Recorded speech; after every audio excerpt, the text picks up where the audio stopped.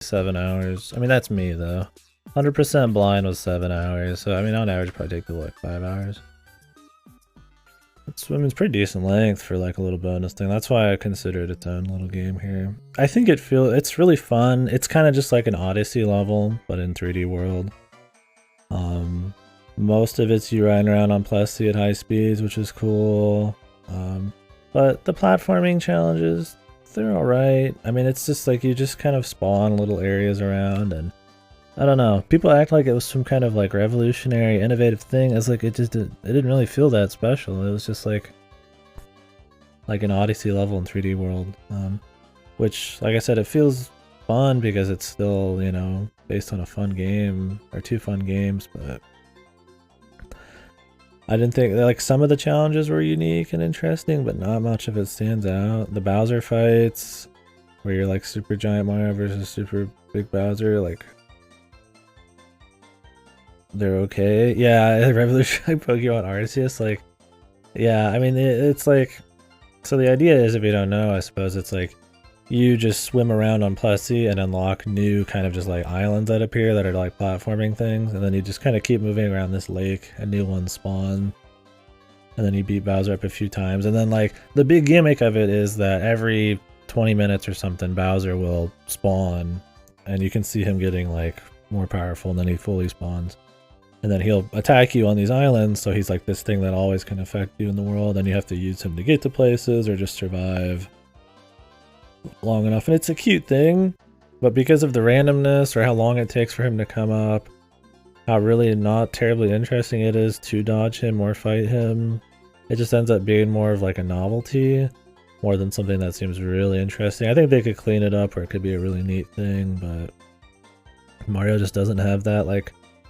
open kind of like exploration feel where you're just kind of always out there, and like something spawning like that is just like, oh, it's always gonna be interesting. Like that would maybe work in like a Breath of the Wild more, right? Like, but I don't know. It feels like them just trying little things, and it just doesn't have that level of polish a normal Mario 3D game would have. It feels like them just kind of trying shit, and like a lot of it kind of just landing okay. But I think this series is such high standards in the 3D platformer department that it's weird that people put Bowser's Fury up there. I think people are like, because it's like a bonus game and it's actually good, that's like amazing. It's like, well, how about we just compare it for what it is? It's not like that fucking special, man. Like, it's cute because it's an add-on to another game that's actually halfway decent, but it's not anything I would consider like extra awesome.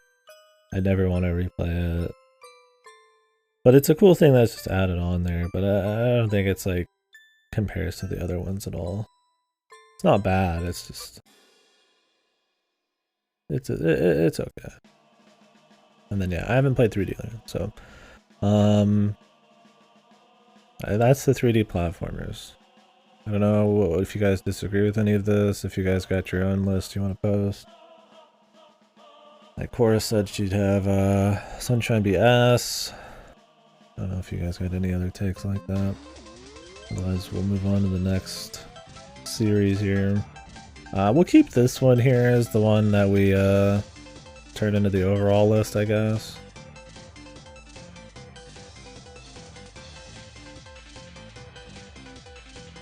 So let me combine these.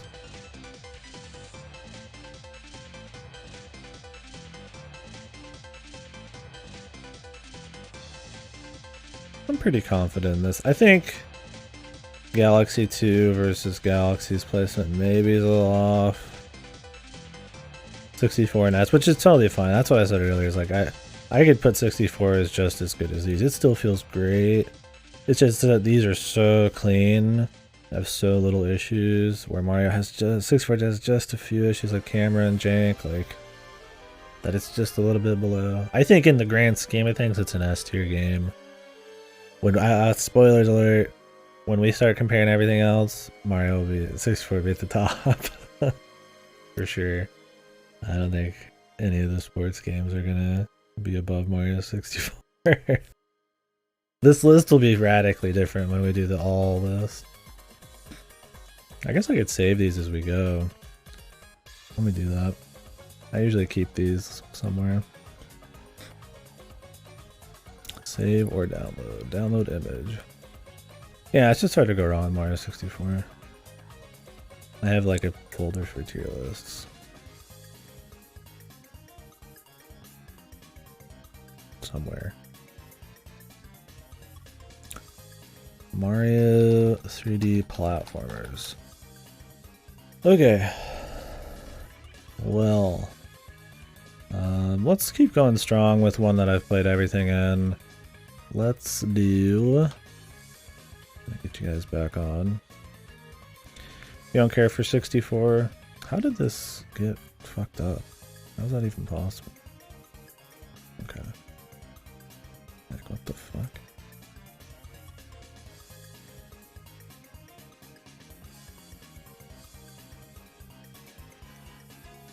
I don't understand it. I guess that's fine. I think Mario 64 is really fun. Like I said, the variety, I feel like the weight of the platforming, the hub, the music, Koji Kondo's probably definitely his best Mario soundtrack. I think it's just really clean.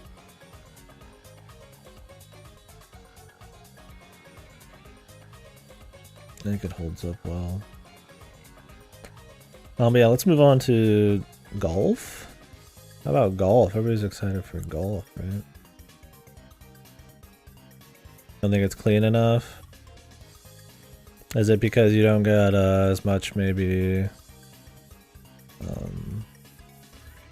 like jump correction and stuff like that? I mean, that's one thing, is you don't have much air correction, you don't have any like little spins or anything to survive, so it could make it a little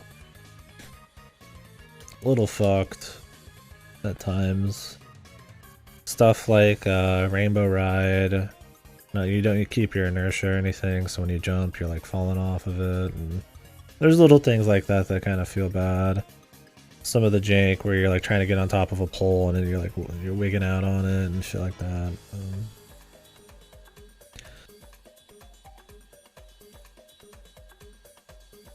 Alright, so let's do the golf series now. We can keep talking about the 3D platformers by all means, but let me get all the golf ones. This is a Mario one? I didn't play that one.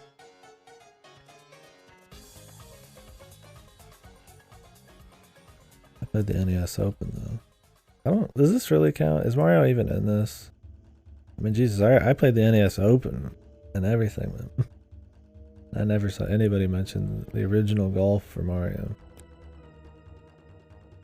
Okay, where's the rest of the golf ones here? Put them in order of release. All the golf is D tier? Well, I don't know about that. We're going to compare them relatively. We'll compare them to their overall quality later, but I'd say one or two of them get up there for sure, but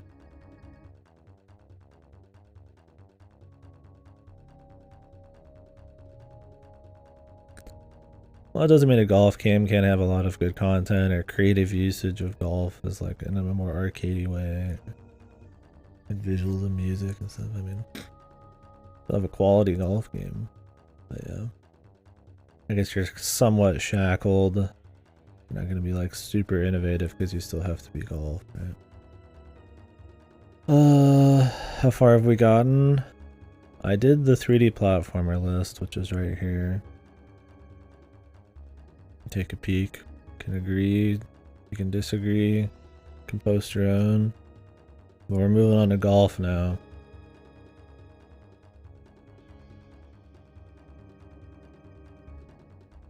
I have to find them though. What's up, Rocky? Where the fuck are the golf games? So hard to tell which ones are the golf games. Funny, there's more golf games than fucking 3D platformers, man. And like I said, anything that doesn't really have a whole lot of games in it, we'll just do when we do the general list, like the Mario and Rabbids games.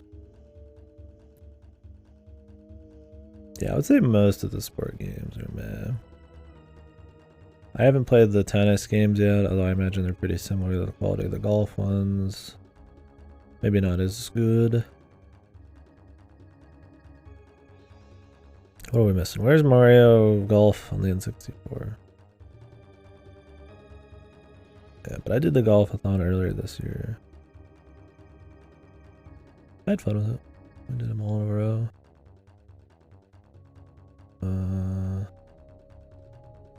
Yeah, NES Open holds up pretty well. Like obviously it's obviously it's like objectively not as good, right? I mean it doesn't have the depth of like, you know, ball movement and features and, you know, creativity of the tracks and stuff, but for a game of its age it's still, yeah, a pretty fun little simple golf game. Yeah, I mean I have fun with golf games. I liked playing all these.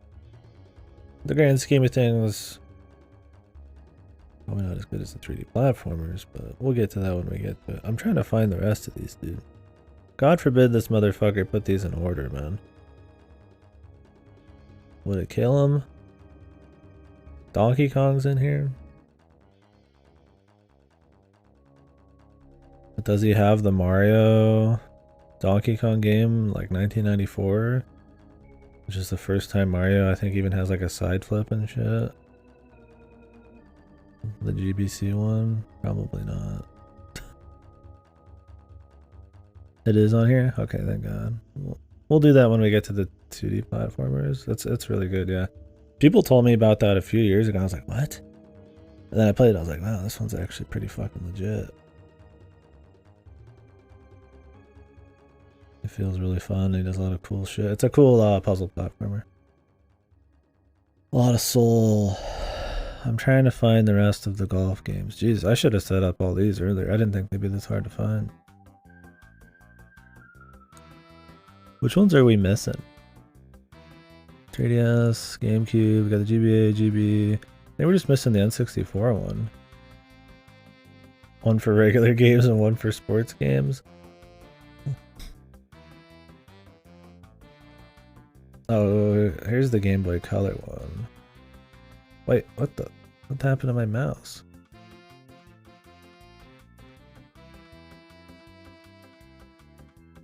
Where was it? Where did it go? God, my mouse is such a shit.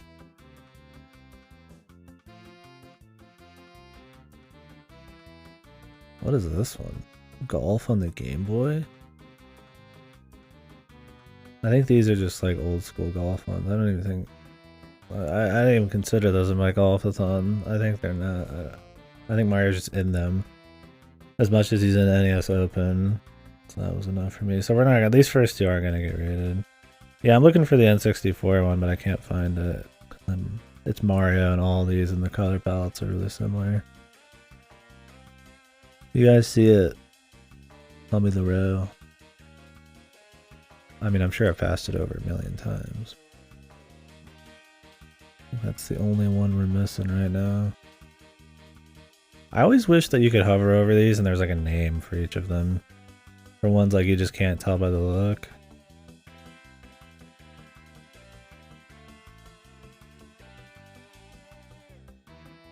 Where is it, dude? I don't think I have it yet. Yeah, or a search option. Especially these ones that have like millions of games in them. Like, Jesus Christ, man. Well, I just kind of wish this person put them all in order. It wouldn't even be that hard.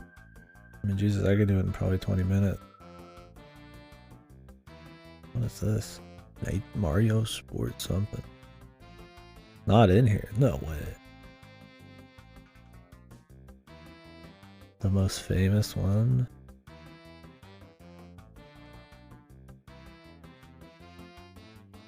That would be funny, huh?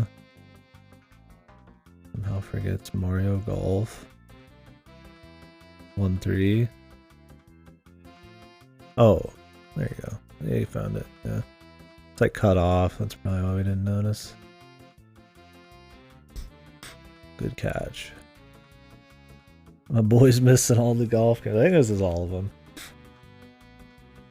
If there's some ones I didn't play, then whatever. Alright. So I'm pretty sure I already did a tier list at some point. I might have just discussed it openly, not made a real tier list. Oh, I'll just blast through this one, I feel like. Toadstool Tour is like easily the best. deepest mechanics. I figured. I mean, once I didn't see it in 3-1, it was 1-3. I got columns and rows and all that. Toadstool 3 is the best. It's got the deepest mechanics, most interesting ball physics, a nice mix of arcadey, kind of like Mario inspired levels, like the Bowser ones, but also kind of more real tracks. The greens, everything looks really nice. It's a great looking game. The greens are all really nice. The grass isn't shit. Good character list. A lot of courses. A lot of extra features. I would say this is the closest one that actually feels like a polished, like 3D platformer type. Do the Wii Sports games countify to Mario Wii? Sure. in your own little tier list for sure.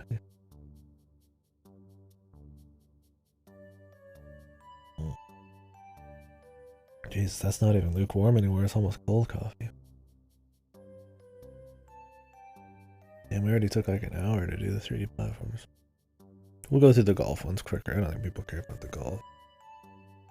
Yeah. This one's easily the best. I don't think it ties any of them. Toadstool Tour is just by far the better golf game than all the other ones. Next up, I'd probably put World Tour. It leans a bit more into the arcadey. A lot more varied visuals. A lot of fun little modes that aren't just about normal golf. There's a lot of like little shortcuts and power-ups and stuff like that. They start having 9 courses with different visuals as well as the big 18ers, so there's a lot of variety there. It feels really good. Like I said, this one leans a bit harder into the arcade, which I liked, and that's what I thought the whole series was going to be like. But it's not as deep of a game as Toadstool Tour. It's also on the 3DS, which kind of limits some stuff. It's a huge pain in the ass to play on anything but hardware, but that's not to its own fault. I think it's really good. Had a lot of fun with it. Next, I'd probably say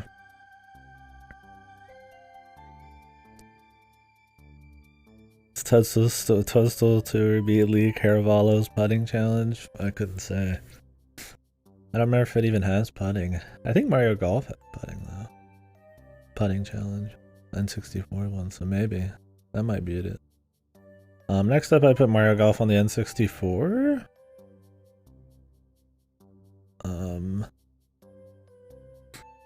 It has obviously ball jank. It's harder to read the wins. Not an assload of courses, but they're all still pretty good. It has that kind of charm of an N64, the low poly kind of charm, so it's very casual. It's like super fucking hard. Toadstool Tour is really hard in its raw like mechanics. You gotta think a lot more, but Mario Golf is like bullshit. Like the NPCs are unfucking holy. I think it took me the longest to beat at all these. We even did the Bowser ball jank, yeah. Ball jack. But yeah, I did the Bowser, the rival fights in it, beat Bowser. I think we did all the courses too. There might have been some unlockable challenge mode maybe we didn't get to, but all of these have a bunch of like extra challenge modes and stuff you can do. Toadstool Tour is definitely got the most features there, but yeah. So it just kind of has jank, and some of the difficulties kind of just like not fun. But it's still a really solid golf game. Definitely would recommend playing it. Like I said, not as arcadey, but also not as realistic because it's N64 physics and stuff. So it kind of doesn't hit any of these sweet spots, but it's still a good time. I would put the GBA one up there with it. Did I like the GBA one or the Game Boy Color one more? They're pretty much the same thing. Yeah, so the Game Boy Color Mario Golf and the Game Boy Advance Mario Golf are just Golden Sun Golf. They're RPGs with a world you walk around. You can level stats up and pick stats, and there's like little bosses, and it's not as deep as like a golf story. That's probably my favorite golf game ever. That actually goes really hard into the idea that these Golden Sun golf games did. where you actually just use golf to do like RPG kind of story, adventure game type of things, right? It tries to use golf in a more fun kind of gamey way outside of just doing courses. So these kind of have a bit of that. They have stories. You can pick between characters. They have Joe. Joe, the most important Mario character, period, I would say. I don't think anybody really is as good as Joe. Let me get Joe on screen for us here.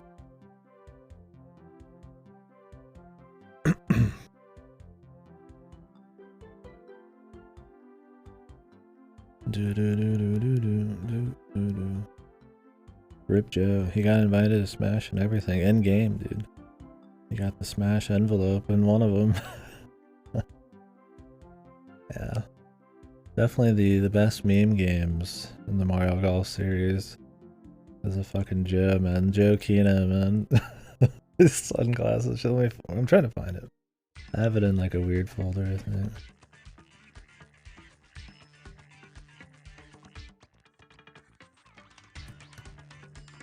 There we go, dude. Joe, man. This is the final screen when you beat the game with Joe. Just Kino, man. Yeah, the cornerstone of the Mario Empire. People are like, oh, I want Waluigi in the next game. Joe. You want Joe in the next game.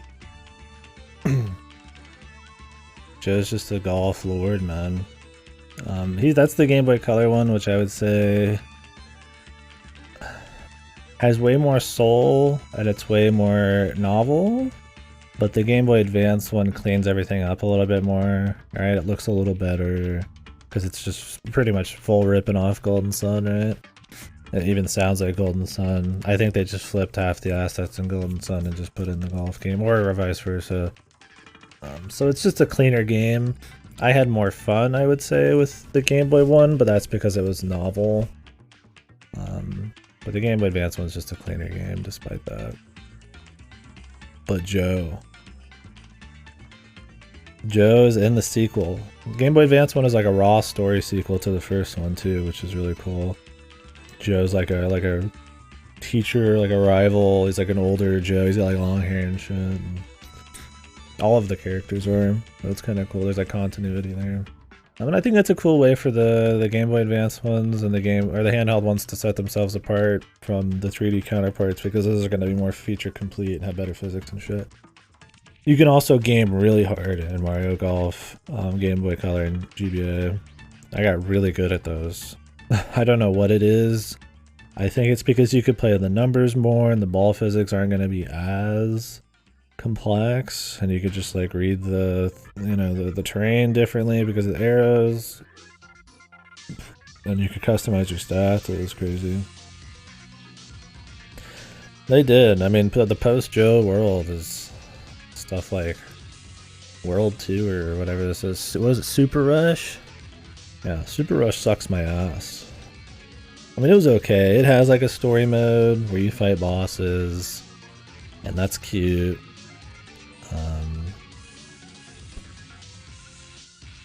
But it's so focused on gimmicks, and it has so little actual courses, and while the golf is still pretty fun, it just doesn't have the depth of Toadstool Tour or the arcadiness. It kind of focuses weird on weird shit. Like it's kind of like the Mario parties, like with 8, where instead of just the core mode, they start adding like Monopoly and like weird shit. And then like that's fine to have on as extra, but as a core thing, it's just not cool enough. Oh yeah, well it looks nice, and it's still fun enough to play. Yeah, Super Rush is more focused on like running to your ball and like beating people up on the way, and I think it's a cool way to take it to kind of make it stand out, but I wish the golf game was a bit more interesting at its core. We did a little online. I mean, it has online and stuff, so that's cool. I guess it's not shit. I think all the golf games are pretty decent, but it's definitely like your lowest, right? Yeah, Joe should have been in Mario, honestly. NES Open. I mean, okay, man. Like, NES Open is good. It's a really good NES golf game. but it's an NES golf game. I think it's great. I think I'd recommend it. But it's got like 3 stages. They're based on the real world. So, you know, you're not going to get any arcadey. You're not going to get any Mario Flair. So it's all focused on just raw golf. It's very hard. The timing to hit things really fast, hit things far is like ultra fast. It's super crazy, which is neat, but it's a little bit more about timing than it is really thought. I mean, you do need some thought, but you also, it's kind of like leans too hard on execution. To beat the game, it's just kind of a grind, which is kind of whatever. But if for an NES game, it's got really clean golf. It's really cool. I'd recommend checking it out. It wouldn't take you long. I think it's on the Nintendo Online thing, but in the grand scheme of things, you're gonna probably have a better time with all these other golf games. I would say, whatever. I'm put above Super Rush because at least it plays a clean game of golf. Mario's Super Rush is kind of, I don't know, gimmick city.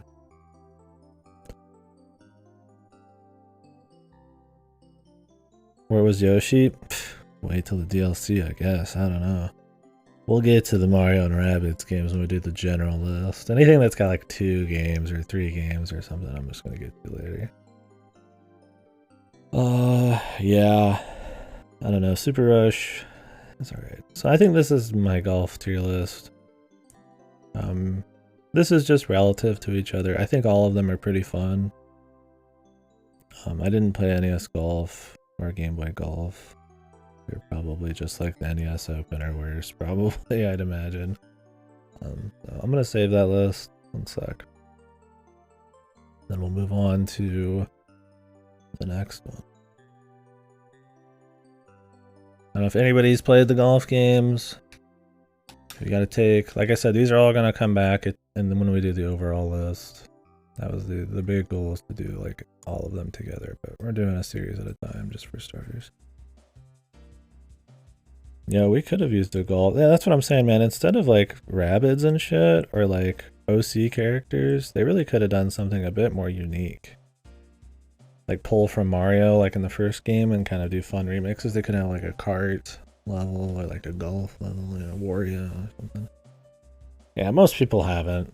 The tennis games are made by Camelot as well, the Golden Sun people, and I think those ones, the Game Boy ones, are also RPGs. So we'll do a golf or a tennis-a-thon at some point.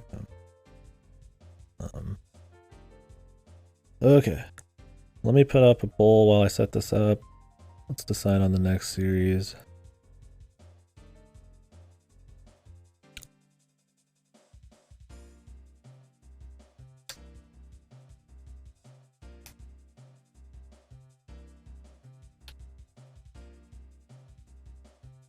I got 3 minutes on that, so vote at the top which one you want to discuss or see or whatever next.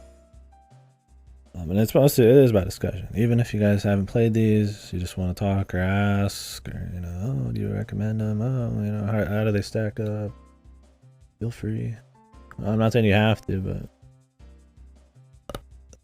we're here for the talk. I mean, yeah, maybe I'm here slightly just to the exercise and thought, but you know, I like the conversation too.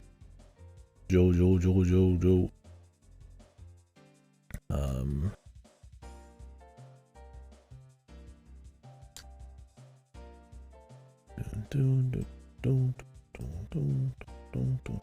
Looks like party might be the next one. I'll get it set up while we're sitting here. But I have not played every Mario Party game. I'm gonna be fucking straight up. Why did sluggers get it? Jesus. My mouse, dude. I have to press it really hard so it doesn't fuck up. I've played half of them. I have not really played the new ones. How is Mario Kart in here? What is going on, dude? My mouse will like, I'll click it and then it'll like rapidly click as I'm going. I'm gonna be disappointed in some. I haven't played them all. I stopped playing them a lot after 8 and I missed some of the ones in the middle. It's been a long time since I played 1 through 4, but I've still got some take. At least these have numbers on them, right? I can be like, oh, there's 9. What is this? Is this a Mario Party? Anybody tell me what this one is down here that I'm holding? I don't know what that was. Because there's like DS ones, right? Is this that like Mario, like Monopoly one or something?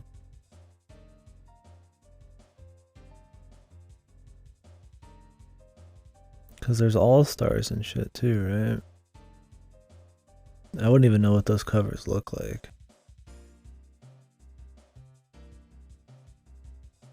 You guys even hear the music? I just don't want the music to be overpowered. Under Sunshine. Oh, this is a Mario Party game? What even is this one, dude? I actually have no idea. Yeah, if you guys see any Mario Parties I missed in here, by all means. I know there's a bunch of like weird ones. Here's 10.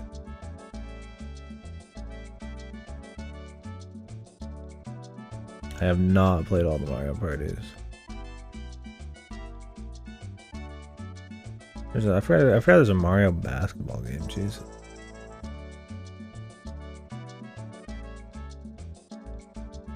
Oh, here's Super Mario Party.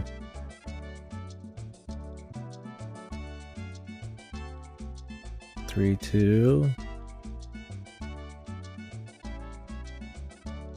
This one? Is this the minigame one?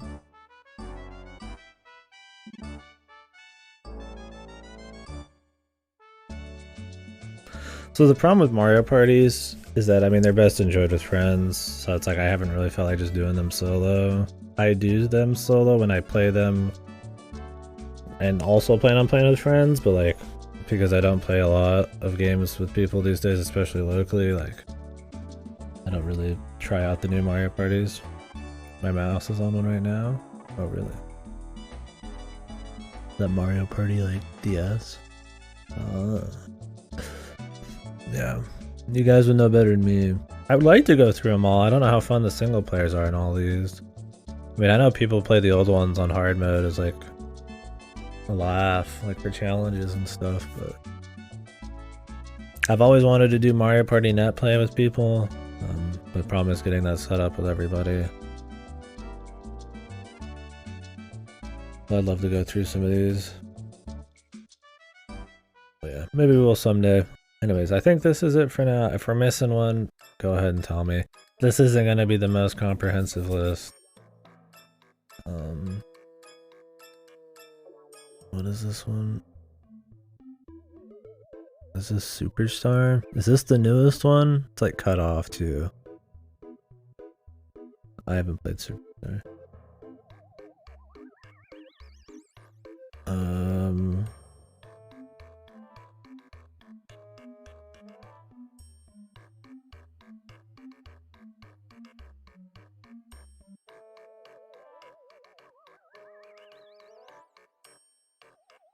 Yeah, see, I don't remember 4 very much.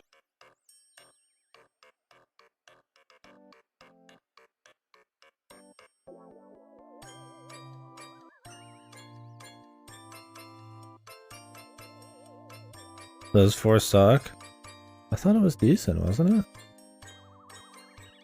Wasn't that like the core, like, first 3, but on the GameCube? Or am I misremembering shit? Maybe I shouldn't even put 4 on here, I barely remember it. I could drop it to A, but that's just me influenced. The item changes. 5 was the one where they have the capsules, right? That's the one I remember. Because I played that one a lot. That one had issues because of that.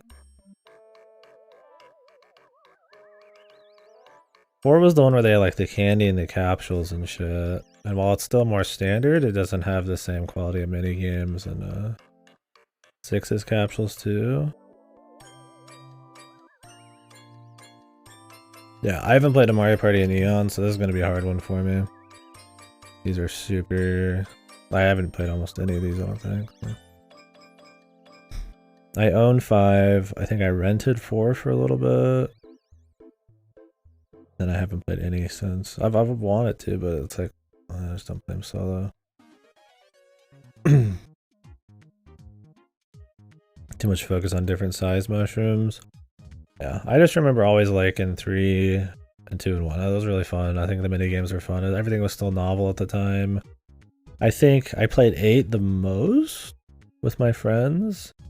A lot of the Wiimote mini games were really entertaining, but there's way too many gimmicky boards, like the vertical boards or the linear boards, excuse me, the Monopoly stuff. It's cute, but nothing ever really competes with just that basic Mario Party board, and they only had like one of those. I also feel like as the series goes, it really should have more content than it does, better online, and they just don't really do it. I feel like they always release these almost like on a budget. Like the first few make sense to not have an insane amount of content because they're the first few. But like as you go, there's just like less and less content for something that's building off previous entries. So I feel like the series, this is one of the series I think has like gradually gotten kind of shittier, where they always have to go for more gimmicks and stuff. And only recently have they gone back and done like the Superstar versions where you do all the old boards and stuff. And even then they don't have enough, and they've only recently gotten it online. And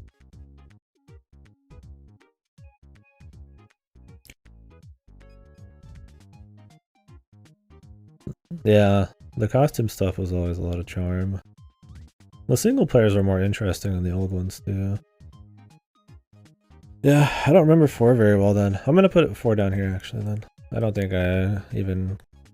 So really the only ones I feel confident in rating somewhat are these ones.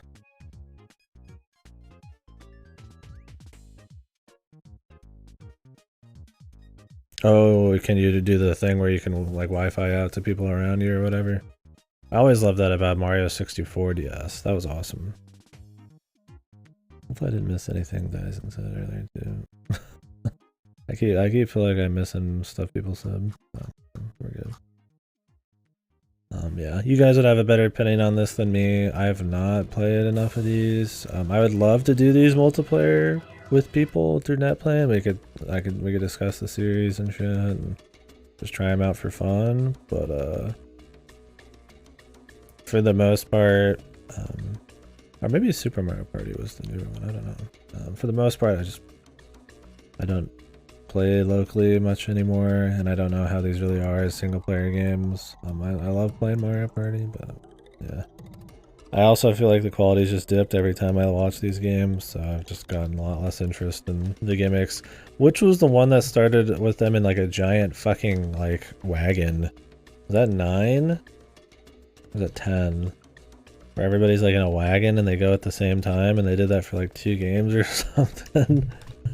It's like, okay.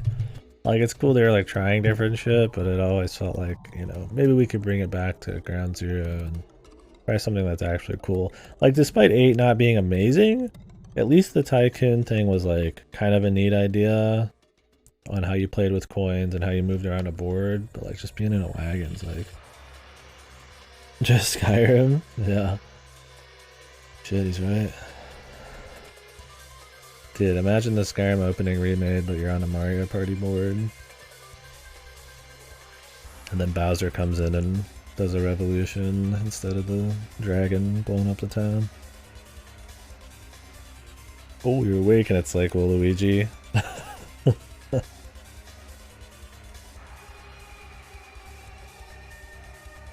Spirit of Mario, giant Mario Kart. Well, which one was the wagon one? Do you guys remember? Was it 10?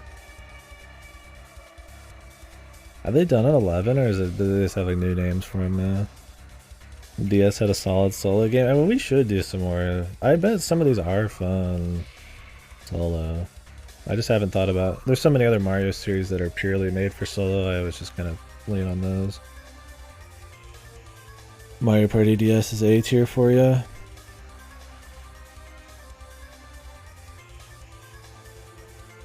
So 6 is that good, huh? I thought that everything just got worse after like 5 and 4. So is 6 go back to the basics or something? Why is 6 so good?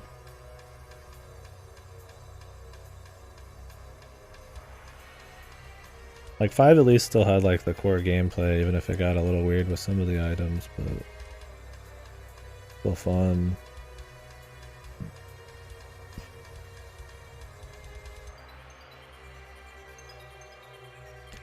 The day-night cycle? Does that like change the boards? I don't think I played 6. I don't remember that at all. This would be back in the Blockbuster days, probably.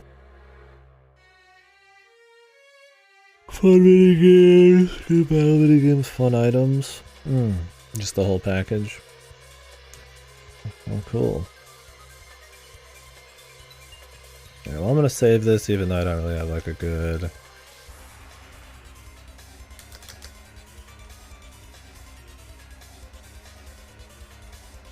take on these.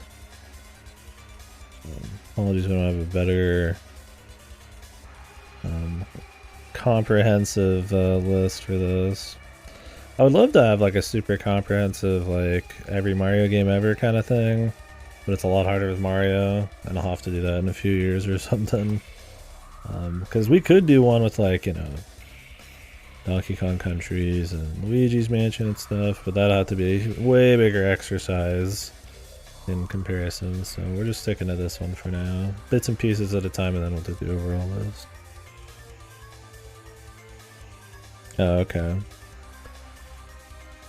I remember DK being a lot of them. Which one had the gold genie, man? Where you like fly in the air on the clouds and there's like a genie and shit? Was that like 3? Or was that 2? Ugh.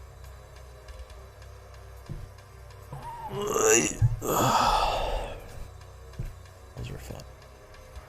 Oh, that was another thing with Mario Golf, is the models didn't look really good. Everybody looked like shit, especially Bowser. 2 or 3.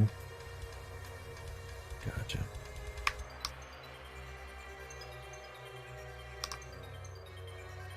Alright, well I'm gonna grab a drink. Let's vote on the next one. If you guys have anything else you want to say on Mario Party, feel free. This one was never gonna be, personally for me, something we're gonna have a lot to say.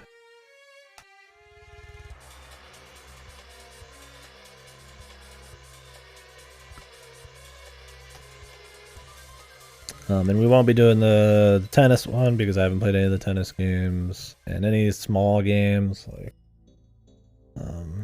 Donkey Kong. Well, you could count that in the 2D platformers, I guess. We'll count those. They're a little harder to count because they're not like a stage based, but we'll do it anyway. They're 2D platformers in a way. They're just more arcadey. There's not that many arcadey Mario games, so I'm fine throwing them in there. Am I missing any series right now out of these 3 that we're gonna do? RPG, 2D, kart. I think that's about it. Otherwise, it's a bunch of sports stuff that I'm not gonna have it be its own thing.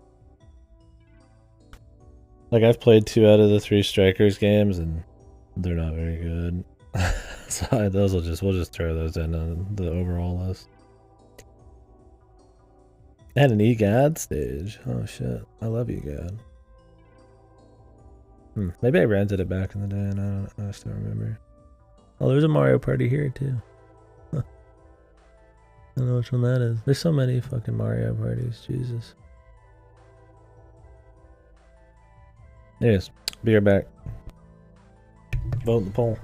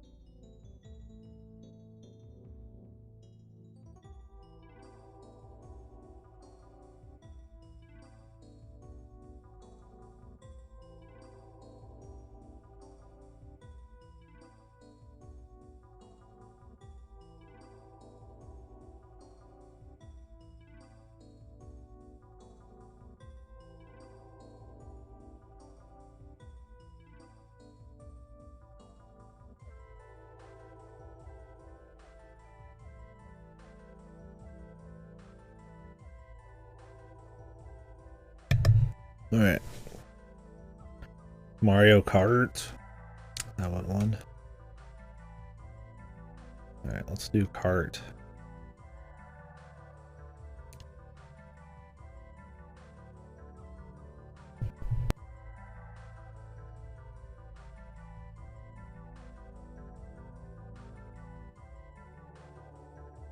So I played most of the karts, except 2 of them. I've actually wanted to do a series playthrough soon. Play all of them. Although I'd probably skip the SNES one because we played that most recently. Be kind of fun to go through all the games on all the different courses and just kind of compare courses and mechanics just side by side.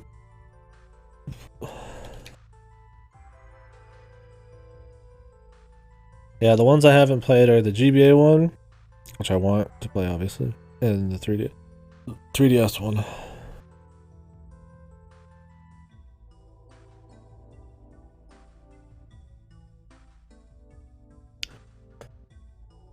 Let's get all the Mario Kart games in here. I don't really count. I'm not gonna count 8 and Deluxe as different games. We're just gonna leave the original down here. We'll just do Deluxe.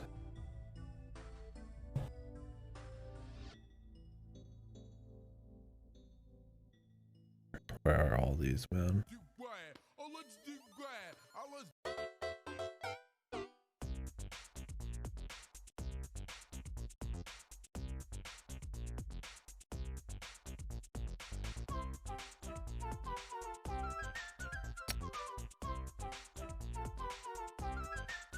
What? How did that end up there? Jesus, this mouse, man.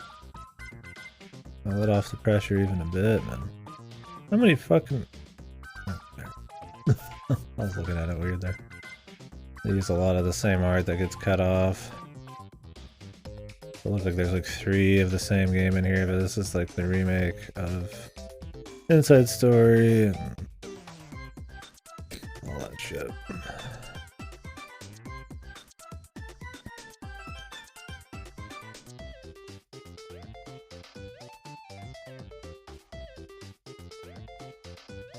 A lot of people say DS is their favorite. I think it's got some of the best track lists for having the first one with online and everything. I hate controlling that game with the fucking D-pad though. But I think it's really good still. Where's Double Dash?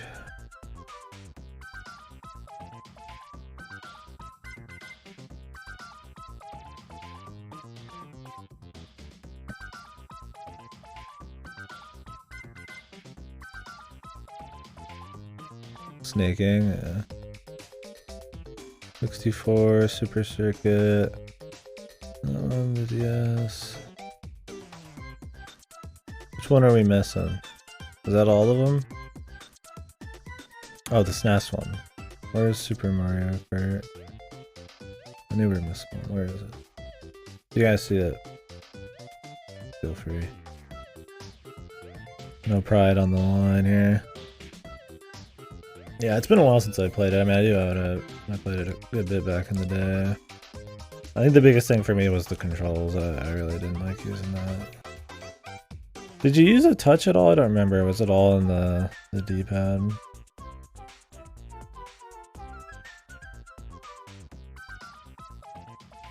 I like the gradual movement you can do with the stick in a driving game a bit. But the track list was insane. Yeah, it was definitely one of the best track lists. One of the reasons I like to replay them all. Why does Beastie Boys keep popping up? They're like some fucking...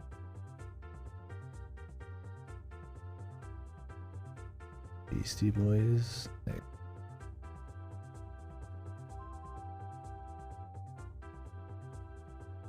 Seriously, they're not even, it's not even on this list. Oh, there's a few songs. Jeez, there must be some fucking like Mario. His name is in one of those. Mario Kart 7's in the top left. Mario Kart Tour. I forgot about that. Where's Mario Kart 7?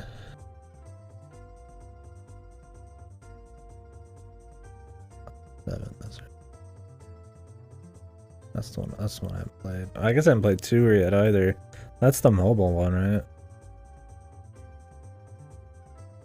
I'm looking for the SNES one though. There might be more Mario Kart games I'm missing too. Like I said, I haven't done like as comprehensive a playthrough as like Kirby for Mario Kart yet. We'll see if I even bother with the mobile shit. Oh, here it is.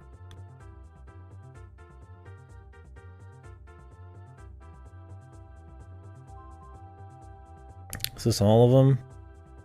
Am I missing any? Is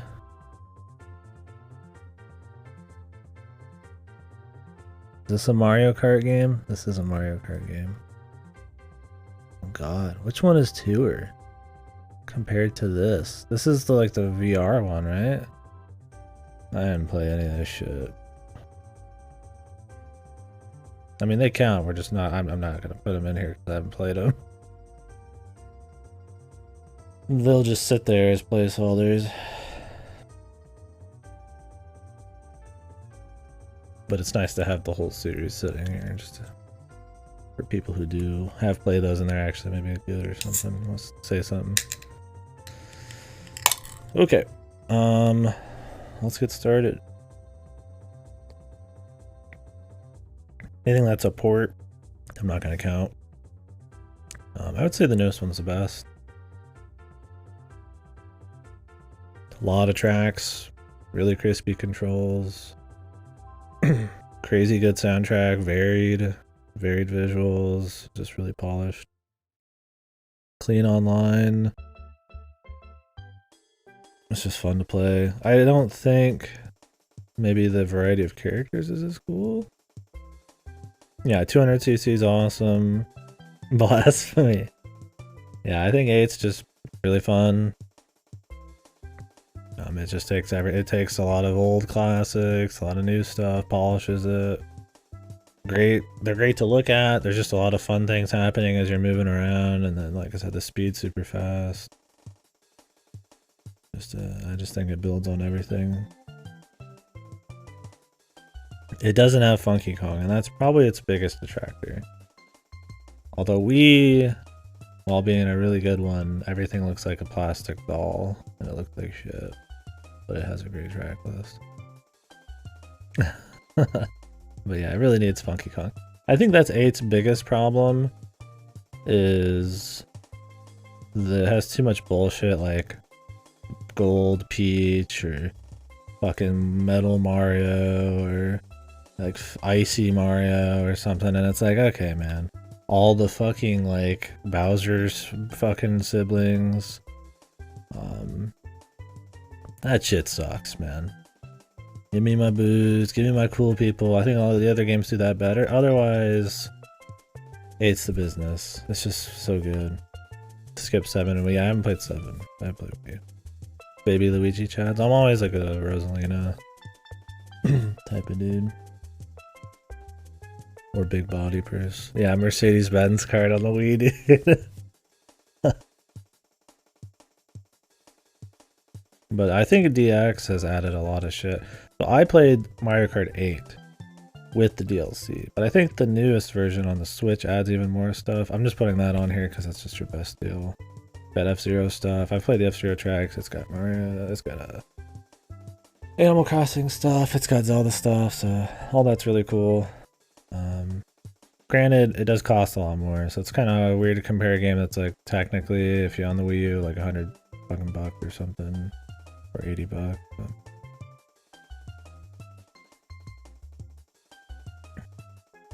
So, but if you get the DX version on the Switch for the flat price, it is the most stuff. So. Oh, 2 items? Okay, yeah. Yeah, I always like Rosalina on a bike on Wii, or Funky Kong. Funky Kong's the speedrun, or the time trial character, I think. Yeah, the Mercedes Benz, man. DLC though is so goofy on Mario Kart Wii. Yeah, it's not a perfect game or anything. That's why I'm always looking forward to the next Mario Kart. But it just captures that kind of like versus arcadey kind of feel while still having really crisp controls and fast movement and just really fun arcadey stages. I mean, it's your best arcadey racer. Arcadey combat racer, I guess. I don't say best arcadey racer. And GX is my favorite. Yeah, let's go. Wii, DD, and DS. Yeah, I would say my next favorite would probably be Double Dash.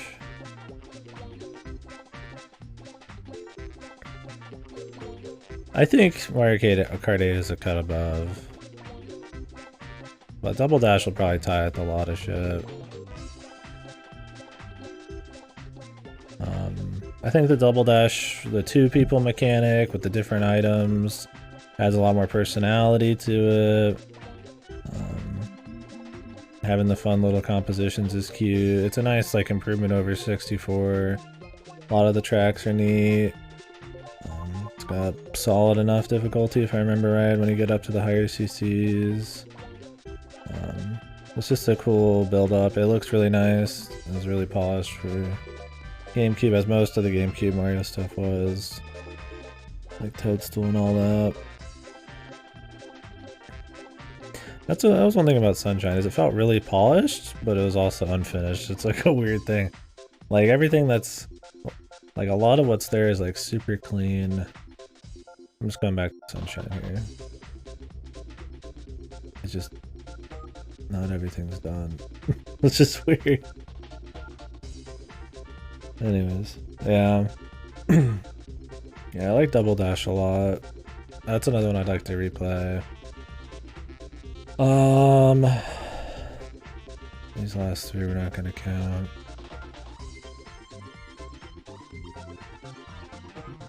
What would I put up next? Oh, these last four we're not gonna count.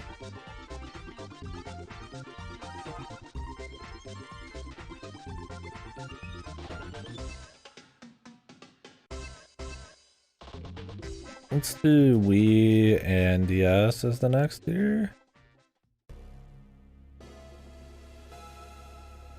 Maybe these could be tied with Double Dash. Oh wait, I can't do the GBA one either. This is probably the list. Yeah, I think Wii... The DS one's really good, but it doesn't look super great. I don't really care for playing it with the fucking D-pad as much, so that's not a huge deal. I do like the more minute movements. I think stuff like snaking is cute and stuff for like online, but it's more cancerous if you want to play just like a clean game of normal ass Mario Kart. Mario Kart Wii has a really good track list. My problem with it is it's just like it looks really bad. That's my biggest problem with Mario Kart Wii. Like everybody looks like this kind of like nasty cheap plastic. Hey later Rocky. I've been hearing great things about the Modern Warfare 2 campaign. I'd love to play it, but I can't pay all that money for it. Yeah, I like the bikes. I thought it was interesting. I think I went back to normal karts in the more recent ones, but I thought it was a cool mix-up. I just don't like how the plastic look on everything. Some of the new stages are cool. They also kind of, some of these over-rely on some of the old stages a bit too much. I think bringing back like any of the Super Mario Kart stages is goofy. Didn't they do that in the newest Mario Kart? Which Mario Kart brought back like every real old ass stage and they're really shitty? Was that in Deluxe? Yeah, Funky Kong's in there. It has a really good list of characters. I think DS has got like one of the best track lists. But I just don't like playing as much. It doesn't look as nice. And I feel like some of that kind of like presentation is a fun part of Mario Kart. And while the online's really cool, like I said, some of the stuff's a bit cancerous. Deluxe does have those. Oh shit, yeah, I haven't played those. But yeah, the track list is definitely the best part. You could argue probably is the best track list of all of them. Maybe Deluxe has better. Although when you include these like new shitty ones, maybe not. But it has so many good ones.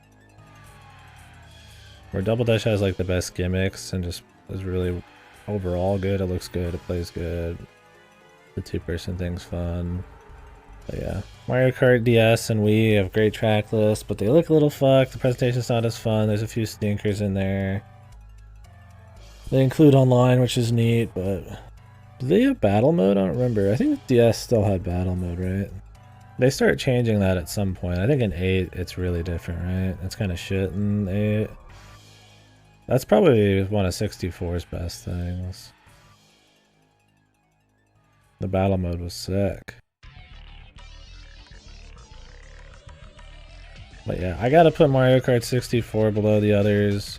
The track list is still all really creative and fun. The music's really good, although 8 has really fucking godly, like, mixed kind of jazzy music. But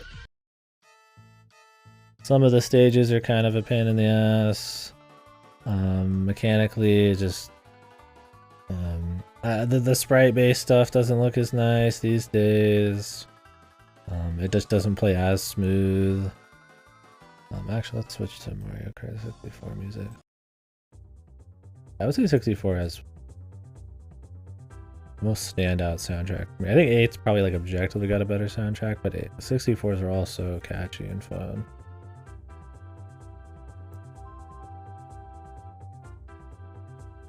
Yeah, a lot of the newer ones have some SNES and GBA tracks, but I heard that the 8 ones are just kind of fucked, like the newest ones.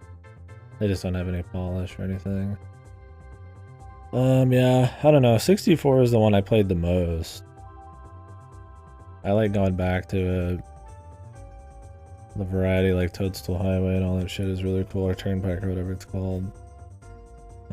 For me, a lot of these Mario Kart games are really close. Despite them being in different brackets, they're all very close in quality to me. 64 just has some of that jank. It has some, not as many courses. Some of them are a miss. A lot of the drifting and stuff just feels a little too stiff compared to nowadays. I think it's a great, amazing leap to 3D, but yeah, Cactus. When I get to the overall list, they'll probably all be very close. But just relative to each other, I would say this is probably my tier list. I don't think Super Mario Kart's a D game. Well, it's not my favorite one for sure. I think there's a power gap between 64 and Super Mario Kart. But so Super Mario Kart's an easy worst one for me out of the ones I've played. The only two I haven't played, well, I haven't played the new mobile ones, but the only two important ones I haven't played are the GBA 1 and 7. 7 was the first one that was flying, right? Which they use in 8, which was always kind of a cool little thing. It reminded me of like Rush 2049. Well, the problem with Super Mario Kart is the fucking AI. Well, the tracks aren't 3D. They're like that, like all the hazards are kind of like flat on the map, and the 3D doesn't really, like, it looks 3D, but it's not really true 3D, and that kind of ends up being kind of weird for racing. There's not a lot of, the maps are kind of featureless. They don't stand out visually all that much. There's not a whole lot of extra crazy controls. The AI just cheats. I mean, outright. If you thought your fucking Need for Speed Underground AI cheated, you should play Mario Kart on the SNES, dude. They straight up cheat.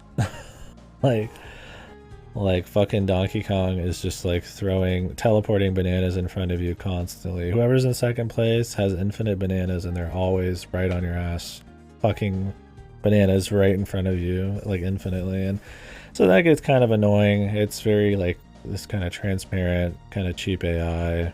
It doesn't feel as much like a race as it is you just trying to game weird AI and this funky obstacle course. And while it's still fun, I had fun with it. We got some good laughs out of it. It's extremely just rough. Like I said, there's no presentation. The music's okay, but visually the presentation's bad. There's just not as much depth with the controls. Great first entry. And the 3D, like the flat maps where you're on like a sprite that's kind of 3D, and it's just, it doesn't work quite right. I think Super Circuit does that, but it's polished up. So that'll be interesting. But yeah, it's hard to really put that anywhere higher than the lowest tier. Still a good game. Great start, but yeah, it's just that's as far as it goes. Ugh. Alright. Let's do a really quick poll for the next one.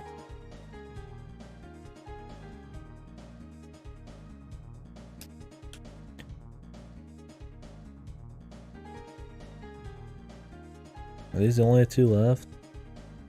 2D platformer and RPG? What am I missing? I'm kind of going through these quicker than I thought. And the big talk will be the overall. Let's do this in 2 minutes. Alright. Be the last poll for now. Yeah, I feel pretty confident in this one. I think there's some contention there. Some people would probably say DS or Wii are at the top. We had the best like time trial scene from what I remember. DS obviously. The install base, the amount of tracks, the first one to really have good online. I think it came out before the Wii one, right? Makes it a really big deal. But I think that's kind of thinking about it as influence. And if you want to talk influence, then 64 is the most important probably out of all these. Because of what it set up for the rest of the games. Same with like Mario 64, right? Like if we just consider its history and impact, it's always going to be at the top. So I think as like an objective, if you just play them right now, I think it's probably the most fun you'd have. This order. Some people being me, yeah, and I think it's totally valid. I don't think it's a bad take. So I think that's probably the most iffy choices on here. Otherwise, I'm pretty confident in everything else. You could argue maybe DS should be like tied in A tier, but I do think 8's a cut above. I think it's just really clean. It's really fun. The amount of content is very large.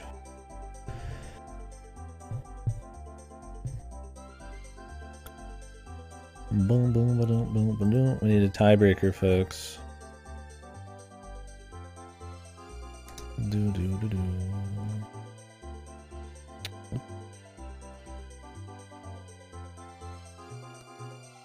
Let me save this.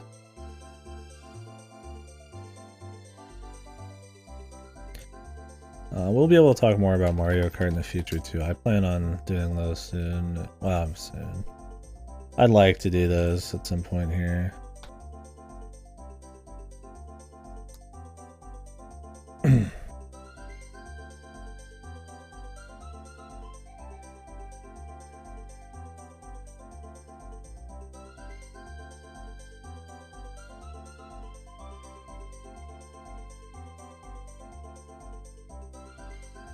RPG next? Now we're talking, dude. Alright, so RPGs. There are a few Mario RPGs I have not played. I plan on it, but not many. So we're not gonna count remakes, really. I'm gonna put the ones at the end that I haven't played or we don't really care about. You haven't played Mario RPG? It's good. It's pretty good. Okay, I don't count fucking Sparks of Hope as a Mario RPG. You can suck me, man. Alright, I don't care if it's got level ups in it. It's a fucking tactical, like XCOM type of game. Fucking Mario Wii is an RPG then because it's got fucking like levels or whatever, or fucking rank or some shit. Like not Mario 64, Mario Kart Wii. It's like we're not even. Oh wait, there's 2D platformers still. Right, that's after. I put that. I was like, for some reason I thought I didn't put that on there.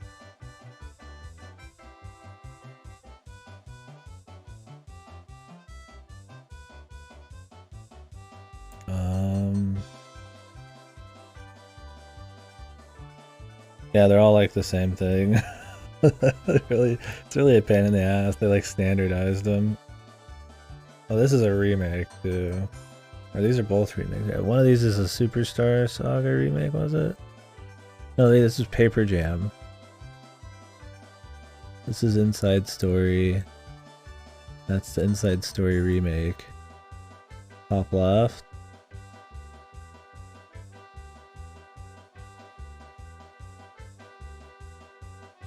Oh, here we go.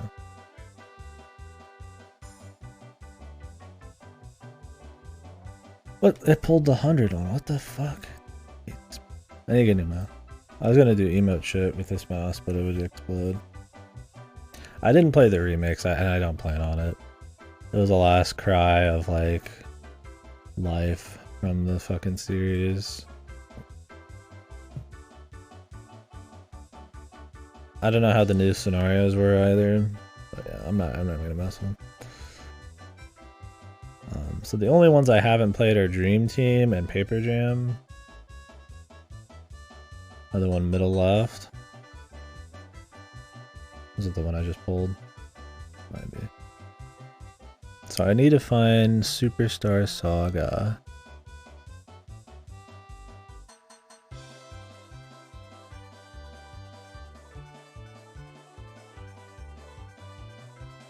Where are the Superstar Sagas? 3 on the middle right. In here. Oh yeah, here we go. This is Dream Team. I think that's Dream Team. Where were the other ones? Am I blind? I thought I just saw some. Oh wait, here's Color Splash.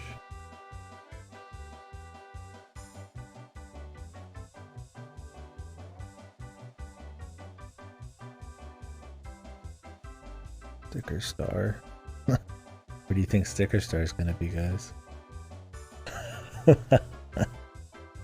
do you think that's gonna land?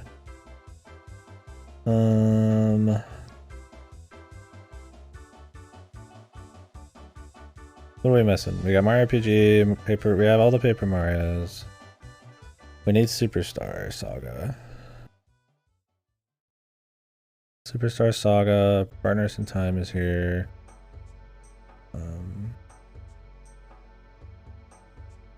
Oh wait, this is Superstar Saga. Wasn't there a remake for Superstar Saga too? Maybe that's what I'm thinking of. Is that what this is? Is this the remake of Superstar?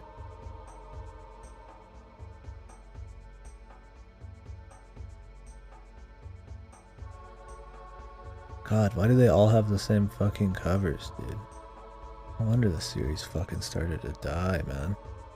Jesus. This is Dream Team. This is Paper Jam.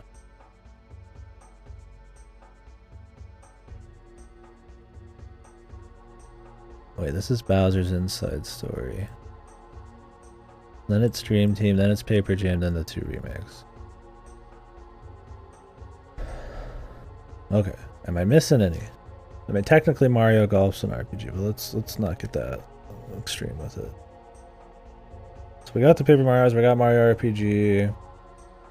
We've got the 5 Mario and Luigi's and the 2 remakes. Are we missing any? I don't think so. I think we're good.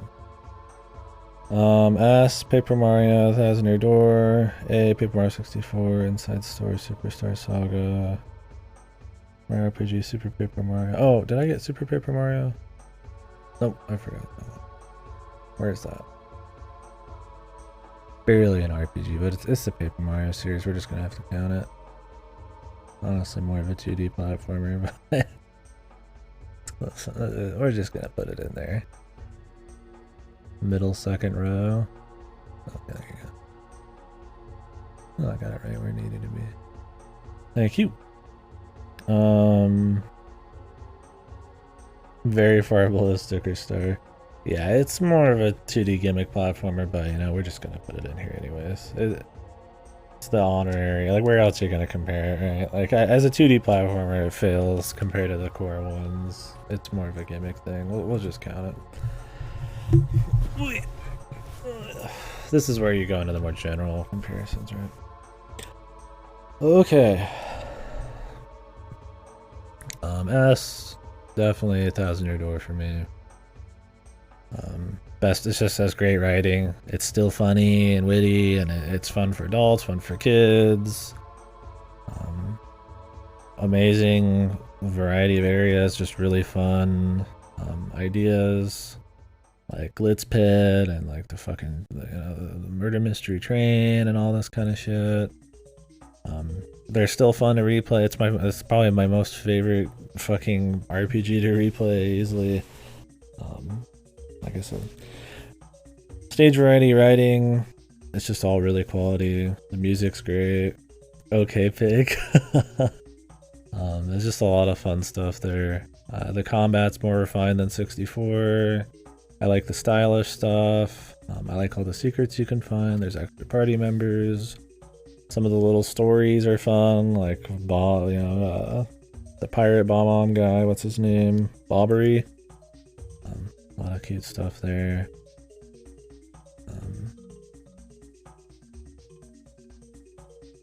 I like the set, the how it's all displayed, where it's more like on a show, and you have they have the crowd, and like you can build them up, and there's just a lot of cool ways to kind of add presentation that still mixes well with the gameplay over what 64 does, while still having like a bit more out there and like inventive environments than like your typical Mario game.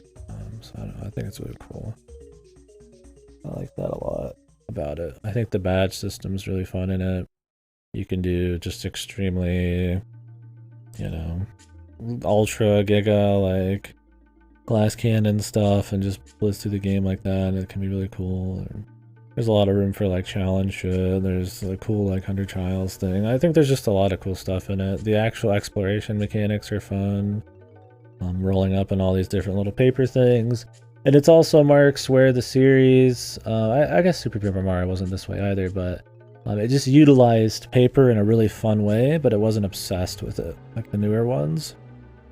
And I think that added way more charm to the paper aesthetics. It wasn't all paper jokes. It wasn't all paper this. You rolled yourself up and did paper things, and everybody just was made of paper, but it was an aesthetic with a light bit of humor to it. It wasn't really, it didn't draw attention to itself as much. So for me, that's the God RPG, man. The God Paper Mario RPG. So those are my reasons. I probably have more reasons. I think every time I play, we talk about it forever. So. Lavio glitch is pretty good.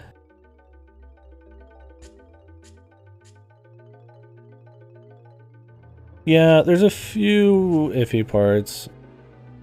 General White can be a little annoying. Some of the side quests, those are a good RPG.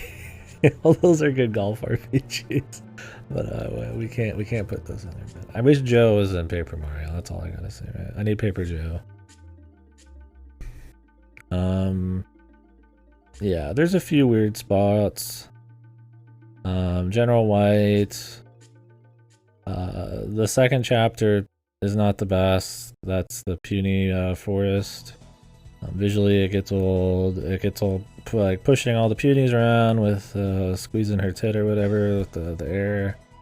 Whatever her name is, I don't use her for shit except on Rockhawk. Because she can hit people hanging from the air. The Dupless chapter is a good bit of going back and forth, but it really only hurts on replays. For the most part, though, it's just hard to avoid a lot of the enemies. It's not a super long trip. It'd be cool if you could get the Dupless stuff. without having to get like the P, or you could get the P on the first time there, or maybe you could just turn around immediately, but that would kind of kill some of the story. My thing is, while there might be a few weird little bits like that in Thousand Year Door, the general quality and the highs are so much higher than Paper Mario 64 for me. I put Paper Mario 64 as an A though. Like Mario 64, and I haven't played it in like a decade. I'd love to replay this. I watched Cactus play through it again recently, but I'd like to do it again myself. Like Paper Mario 64, they're all really quality, but they all feel also like they never really like punch above like super hard. Like a lot of them are just kind of like basic zones you'd expect, like your little desert bit or your little lava bit or something, or kind of like some of your more basic Mario areas. And while they still have cute writing and decent enough gameplay, none of them are ever just like, damn man, you know, this one, you know, there's no glitz pit, there's no train, there's nothing that's really super cut above. So it's like, while Thousand Year Door has some iffy parts, I feel like just the general overall, the sum of all parts quality is just higher. 64 just doesn't hit any lows. It's just very clean the whole way through. I think some of your good standouts are like the toy area and stuff like that. I don't remember what all other ones I consider standout. It's got a good hub with the Toad Town and all that. Although, that's what I mean is like, Toad Town's cool, but Rogueport's like way cooler. Like there's got the whole sewer section. It's much more unique than just like a basic Mario Toad Town, right? You're getting all the different gangs and the comedy that comes with it, like the Godfather shit. How they introduce side quests through like these like bounty boards is kind of cool. There's more secrets to find.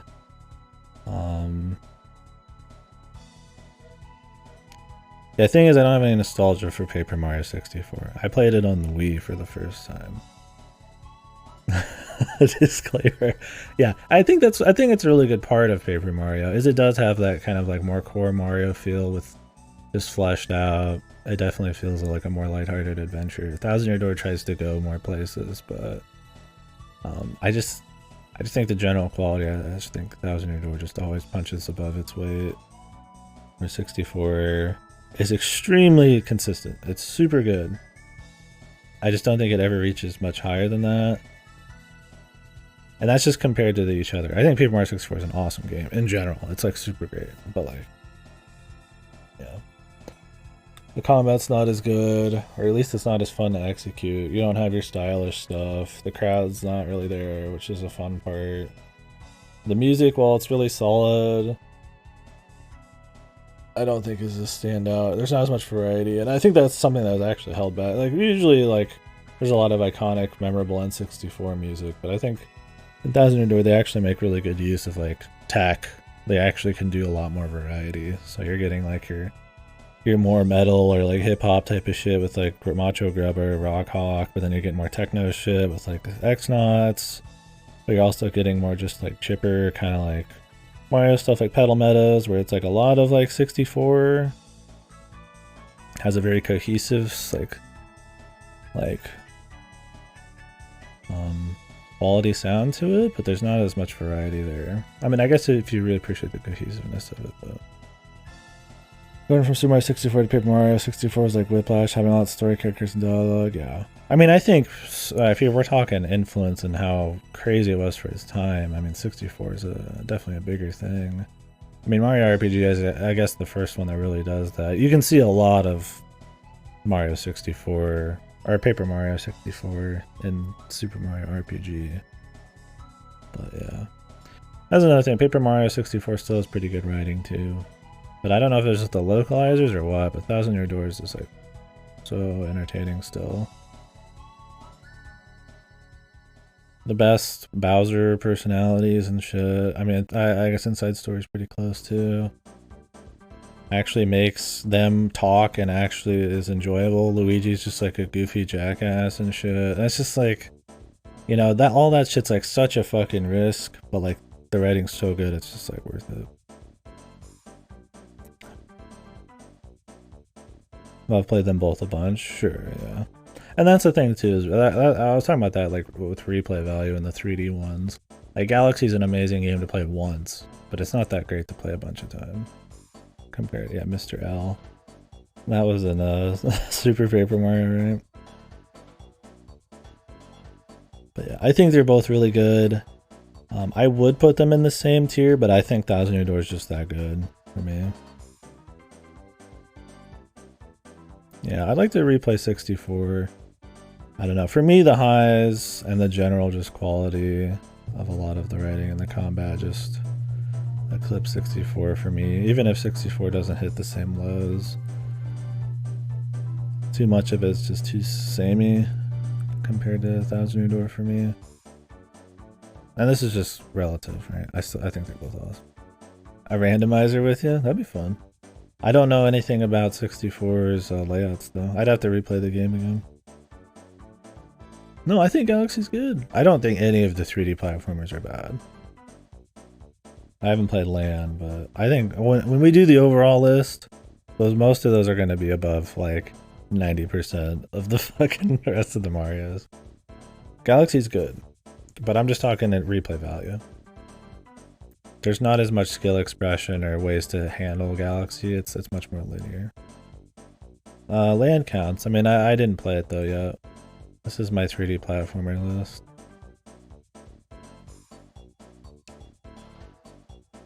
I have to play Land still. I want to.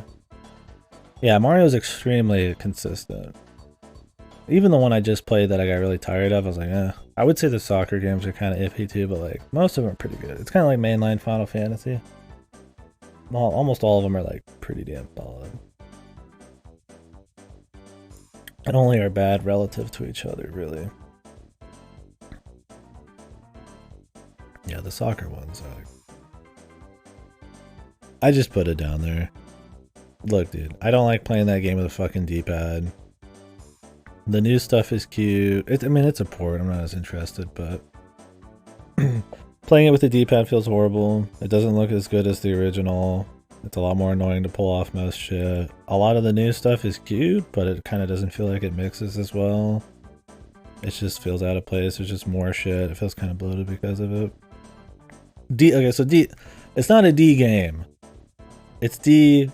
Don't even look at these fucking letters, dude. I don't look at the letters. I just think that it's a cut below Galaxy and Sun. That's all. I think Mario Kart D, like, this will probably end up like A or B tier when I do the whole list.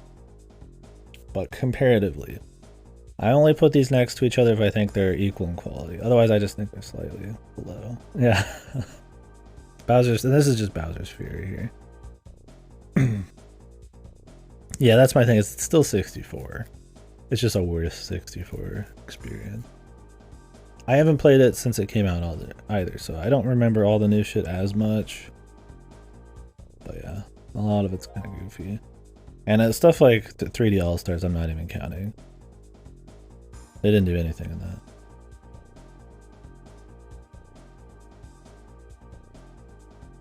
that. Fucking pay. Next up, we gotta do Superstar Saga next. Right?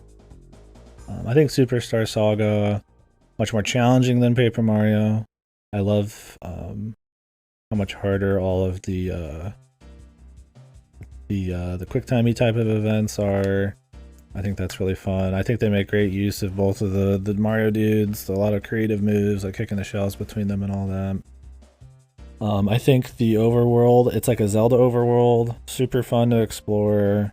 It's cool to just run around. The writing's still pretty solid. It's fun. The Yoko Shimomura music adds a lot of like unique charm to the Mario and Luigi series to help like keep it feel different from Paper Mario. It's just a clean-ass game. It's fun to explore, fun to fight, a little bit more challenge. It's just...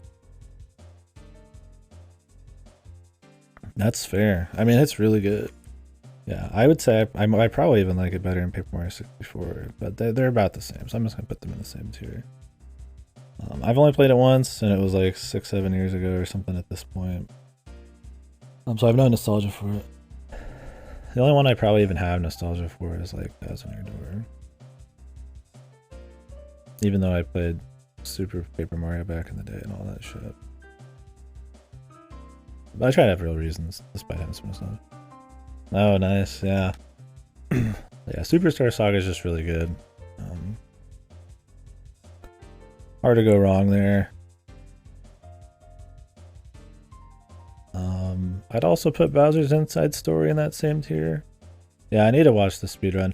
I don't remember Bowser's Story as clearly as these other ones. I played that when it came out, and that was it. I think the Bowser dialogue was really great. I think running around and exploring all that shit's still really fun. And obviously the more difficult kind of combat was really cool. It's a cool idea where you're getting bored. I don't remember all the super details, just the big takeaways of what I like. So I'm not as confident in this, but I did really like it a lot when I played it. I would like to replay it probably at some point, but maybe we could do the 3DS remake. Gimmicks, yeah. I don't remember how much touch there was in it. Oh, I need to put this on shuffle. Or we could go to these.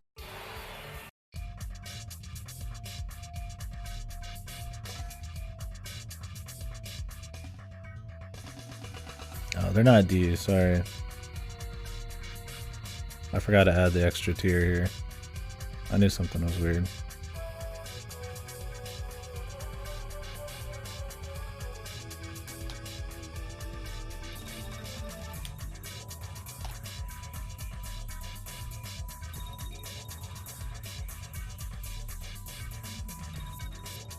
Yeah, don't worry about it. I just forgot to add.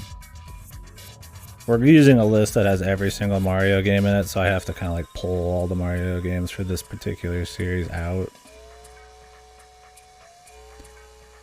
Yeah, I just haven't gotten to it yet. Don't worry. That'd be a really weird looking tier list, huh? Where it's just like, all these are good and the rest are horrible. that'd be the hot takes for sure. Yeah, I haven't played Dream Team yet. So the ones I haven't played are Dream Team, Paper Jam, and the remakes. All the new ones, I guess. No, using Bowser's Fury to proxy rank Sonic the Chronicles of Dark Brotherhood. God, I want to do the Dark Brotherhood so bad. I thought about doing like a comprehensive playthrough of all the Sonic games, but I think my mind would break. I did a comprehensive playthrough of every Kirby game this year, but like those are at least all decent, if not all really that great. They're like all at least good enough, right? But like I feel like Sonic, there's so much shit, man.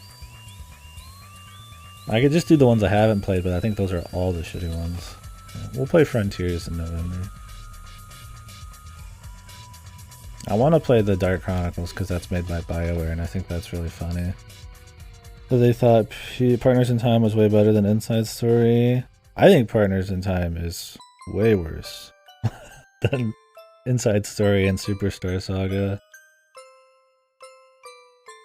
Out of all the Mario and Luigi games I played, that was my least favorite for sure.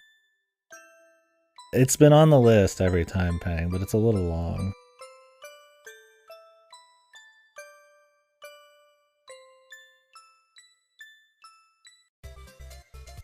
I don't think it's a bad game, no, but it's... So Partners in Time gets rid of the exploration, right? It's all linear.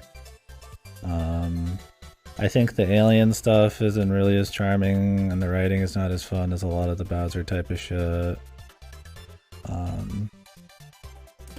It's really easy to get fucking leveled weird because you end up just wanting to skip all the fights because it's not really fun exploring and shit. It's still fun, but yeah, I think it's mostly in the linearity.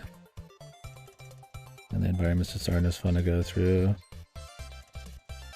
Yeah. It was hard for me at the very end because I skipped every single fight, but yeah, it just stopped being very interesting for me.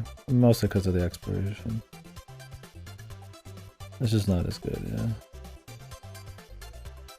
I like Bowser Inside Story for reasons. Is it the vor, dude?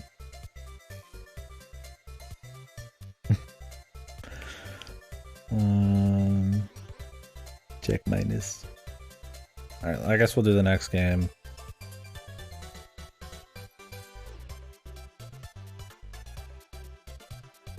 EU version fixes. Yeah, I remember the last boss taking a really long time. I respect it does. What's the next one I want to do? I mean, Mario RPG, I guess? I would say Mario RPG is probably right underneath these bad boys. Obviously the most influential. You can feel a lot of this in Paper Mario 64. This one's made by Square Enix. It's got fun enough writing. The art style is really different because Mario didn't have a really like hammered in art style yet that was used everywhere. They got a little bit more experimental. It's kind of got that like Donkey Kong Country like real object kind of like look going on, but also like not. It's the most bizarre. You have like, yeah, some interesting OCs like Gina and all that. So it already had started with the OC stuff like Thousand Year Door and all that goes into, especially Super Paper Mario. You can use Bowser, you can use Peach, which is really cool. I don't remember, did it have like QTE type of combat? I don't even remember. It's been a bit. It's been like 5-6 years since I played it. It plays a bit more like a standard JRPG, but it has a few little quirks. Good variety of areas, but it's just, I mean, while it's clean, it's not as memorable. I don't even remember a lot of the areas. I remember some of the bosses, like the Smith guy and all that near the end. That might even be the last guy. I don't remember. It's very unique. It looks very unique. Like I said, there's cool, unique zones with some fun little minigame things, like the fucking, I think there's the thing where you like dodge the logs rolling and shit.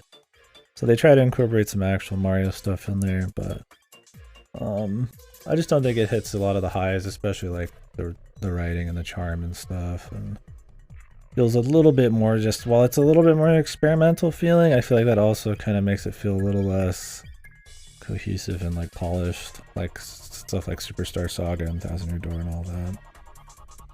Paper Mario and stuff, they really nail a cool aesthetic and type of writing and tone and really hone in that battle system, where Mario RPGs are just doing shit. I mean, there's a fucking like, there's a Final Fantasy super boss in it, which is really cool, but it's like, you know, it's all sorts of crazy, and I think it's a really good game, but yeah, I think it's just like a little bit less good than these other ones on here already. The QTs are hidden. Okay, yeah. I was like, I thought it had them because you could feel that in Paper Mario 64, but it was like there's something weird about it. I just played it a couple months ago, and yeah, it has action games, but they're fucky. Definitely went hard on the design world, but the gameplay's kind of scuffed. Yeah. Yeah, the music's cool too. It's a really good game, and I respect anybody who puts it super high.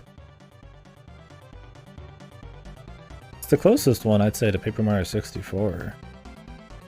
I guess Thousand Year Door would be pretty close too, but I get more of like a 64 vibe from I guess just the more whimsical kind of feel, I guess, of a lot of Mario RPG, where Thousand Year Door goes a bit harder into like more unique and kind of out there stuff, like a fucking Coliseum or like a murder train or something. Yeah, well, Mario RPG is where it all started. And it still holds up great. We'll definitely recommend it. But yeah, I don't have much more to say on that one. It's been a bit, so I don't have a lot of crazy detail. I think the exploration was pretty decent too. Yeah, I was pleasantly surprised when we played it. It held up well. Lived up to the hype. You know what didn't live up to the hype?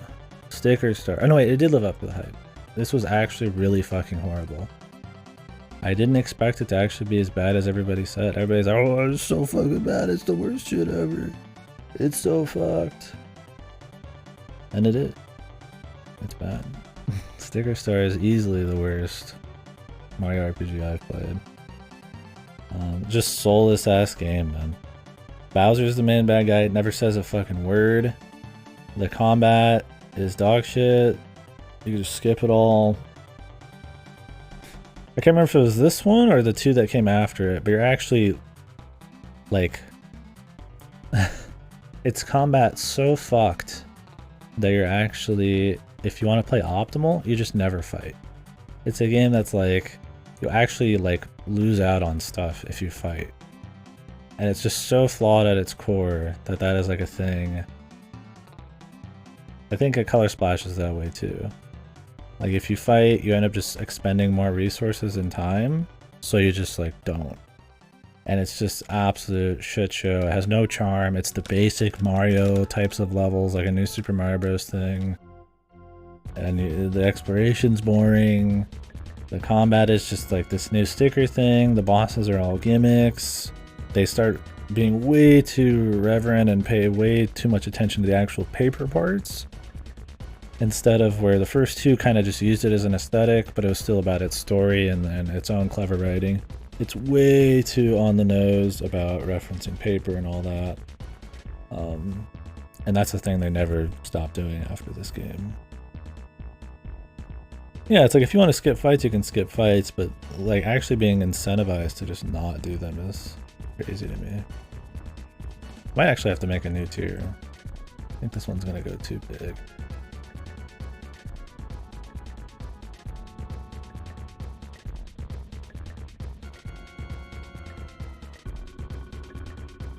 It's in its own tier. I didn't think it would live up to the hype. Everybody said it was like really bad, and I was like, it can't be that bad. It's Paper Mario, right?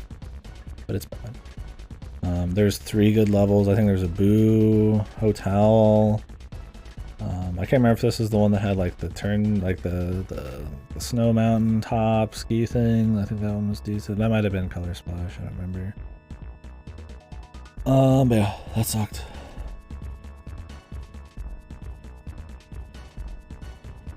For sure.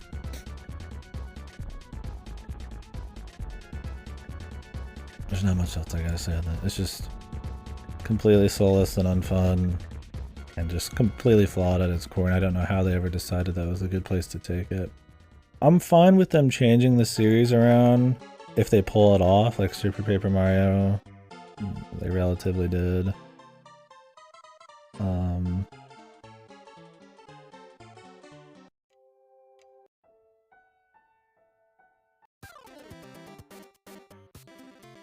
But like, to change it and then have it just be completely flawed at its core and then carry that into another game is just bizarre to me, man. Alright, so what's the next best ones? I mean, people would probably say Super Paper Mario. I'm not gonna lie, dude. I think Super Paper Mario is a little overrated. It's good, but I really feel like a lot of the levels just fucking run together. You get your like special ones like the nerd one. The OCs are interesting and they've got some charm to them and all that. But the general kind of just like look of the game, how do I explain it? Like the main hub where it's kind of just these like abstract just lines flying around and these like kind of featureless, not as interesting buildings just don't. The exploration in the hub and stuff just doesn't compare the first Paper Marios. The other areas are kind of just sort of these like it's cohesive in that it's kind of got this like weird like abstract look to it always, like just weird shapes flying around, but it's just not really all that interesting to look at. There's a few standout areas and bosses and stuff, and the OC stuff and the story I guess is cool, but like it's not that great as a 2D platformer. It does the job, and I think the 3D 2D gimmick is neat, but it's not like, it's not that fucking cool. I think I played it like 5 bazillion times when it came out. I still like it, but and I think it does what it sets out to do well enough, but it just never kind of punches up to the same level that these other ones do. And as an RPG, it just has like no depth to it, right? It's mostly just jumping. It's like very light jumping and puzzling and stuff. And yeah, I think just the general tone and look of it, I also just can't say I care for as much. even if the writing and a few of the levels are fun. I don't know what you guys think on Super Paper Mario though. I'm usually got a kind of contrarian opinion on Super Paper Mario. I'd like to replay it.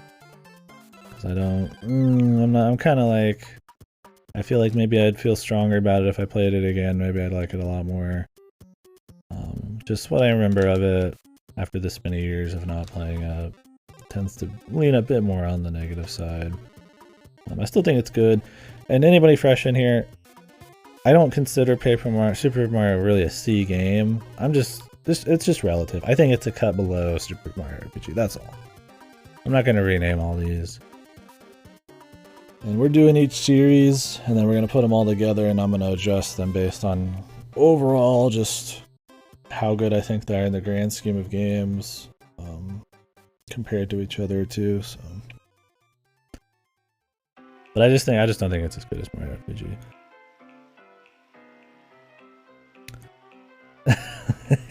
Yeah, I don't know. I think a lot of it, like I said, is just the visuals. I think the gameplay just doesn't have enough depth. It's got cool gimmicks and usage of Wiimote, I guess, but yeah, it just doesn't have that charm that I feel like is a really big deal in 64 and Mario RPG, and all the other ones right above it. Like, it's got your sad, like, story about the Dracula guy and all that, or whatever his fucking name was, and it's like, it's quality, but it's like, okay. This is also the one with like the most OC shit, which I don't have a problem with in Mario if they pull it off, but I just don't think it has. Yeah. The other thing is, it's the first step in ruining it for sure, but at least they did a good. It's still a good game, but yeah, they don't really come back, do they? I'd say the other ones walk it back a little bit, but they still miss the mark quite a bit.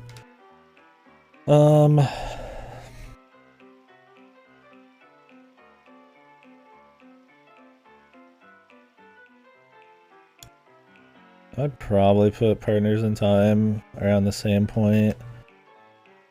It's still fun. It still has that cool Mario and Luigi sound because of the Shimomura music. It still has that fun gameplay.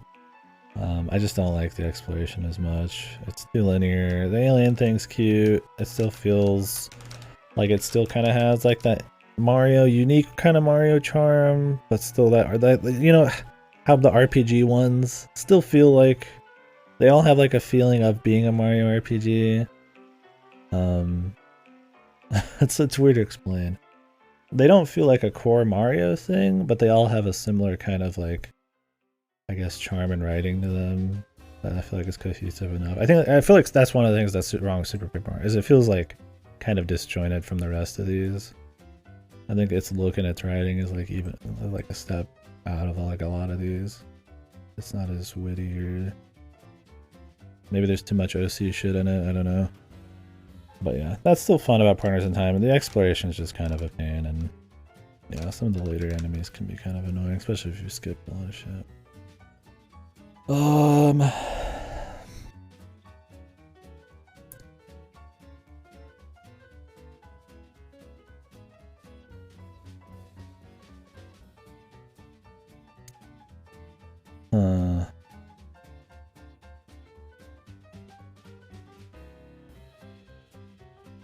These are a huge cut above Sticker Star.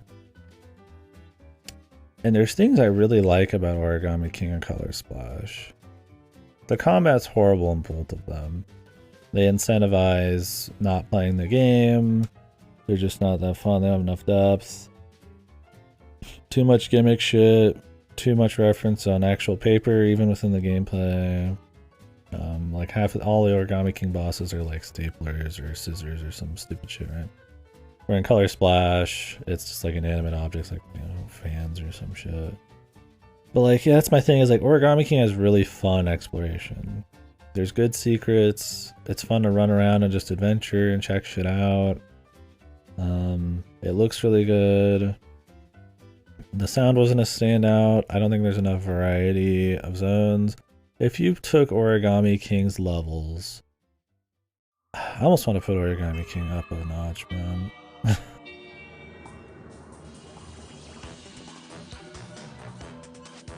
don't think I should. I still don't think it's a horrible game. I think what makes Origami King really good though is its exploration. Yeah, the battles are just fucked. I just don't care for them much, and the bosses and all that. But it has good exploration, a lot of content. I don't think the writing's good anymore at all in those. There's not as many interesting characters. It's all just plain toads. Almost nobody's even named. They're just really boring. It's mostly just it looks really nice, even if it's a little overly referential to the paper stuff. They just take that exploration and put it in an actual, well-written, good battle system kind of Paper Mario, and you got something solid with a better RPG backend.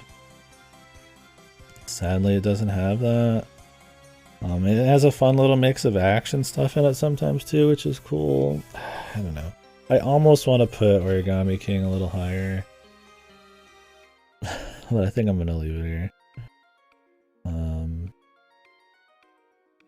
The thing is, well, these are all really good, and these kind of are a little missed sometimes, but they all execute what they're trying to do well enough.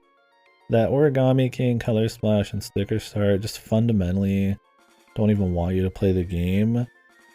It's just such a, it's hard to really, is it really on the same level? I think Origami King's still worth playing, and so is Color Splash. I think the only one of these that's just absolutely, you just shouldn't bother with is Sticker Star unless you're just really interested. There's at least good presentation in these other two.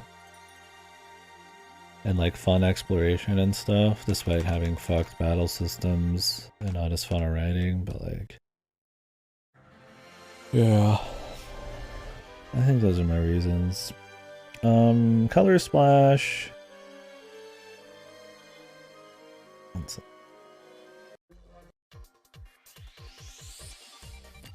Color Splash is kind of just a slight step down. Color Splash has the same combat as Sticker Star, essentially. It's got the cards and all that shit. It's cleaned up a little bit, but there's still a lot of weird shit. You can soft lock the game a lot. It's just weird. It's better to run from shit because you just expend more cards than you really get. So that shit's just not that fun. Once again, the battle system sucks, but it's a little less gimmicky than Sticker Star, but it still has a lot of those kind of real world object kind of boss fight type of deals. But the areas look really cool. They're varied enough. Not as fun to explore as Origami King's. Origami King, it's got cruise liners, and it's got hotels, and it's still got your deserts and your kind of Las Vegas areas, and it's got all sorts of cool shit. Color Splash gets close on some of that, but it's not horrible. There's elements of Origami King and Color Splash that are worth seeing that could be used in a better system, but it's just a far cry from the quality of 1000 Year Door and 64 and shit like that. I mean, it's hard to live up to those. They have very good writing and just very steady quality the whole way through, but they don't even try on the combat, man. It feels like a Sonic thing where they're always trying to gimmickify it. If that's a real word. Yeah, I think this is probably my take on it. I haven't played Dream Team or Paper Jam yet. I heard Paper Jam's that's the worst Mario and Luigi game. I don't know enough about Dream Team. I've heard it's fine. Obviously, somebody earlier said it was great. I plan on playing it. Both of them. I haven't done it yet. We can update this when that happens. Don't like Dream Team? Yeah, Soulless. I don't hear good things about Paper Jam, for sure. I mean, it clearly killed the series. They just went into remake survival mode at that point.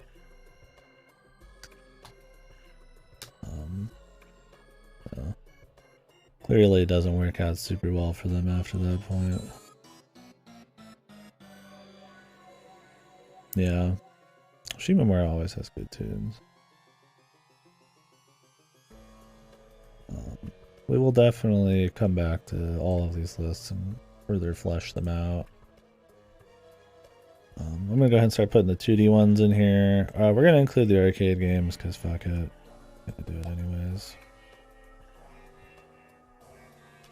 Is this Donkey Kong 94 or whatever the fuck?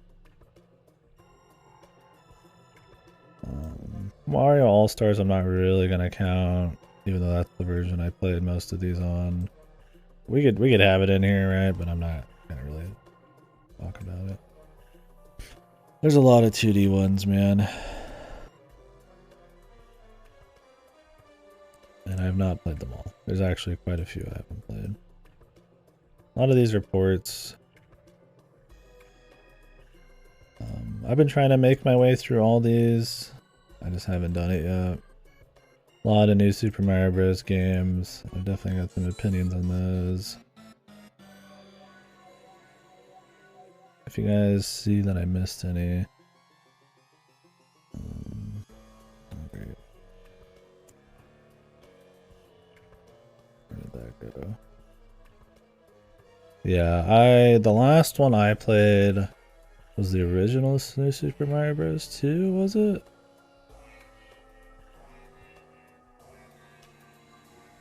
I was gonna do the Wii one. Or maybe it was Super Mario Bros. U Deluxe. I don't remember.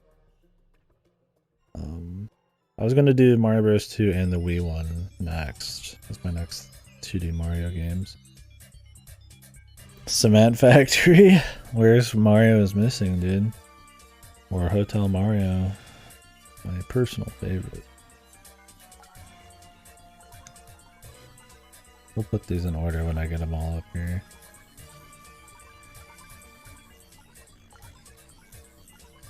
A lot of these aren't gonna count as anything.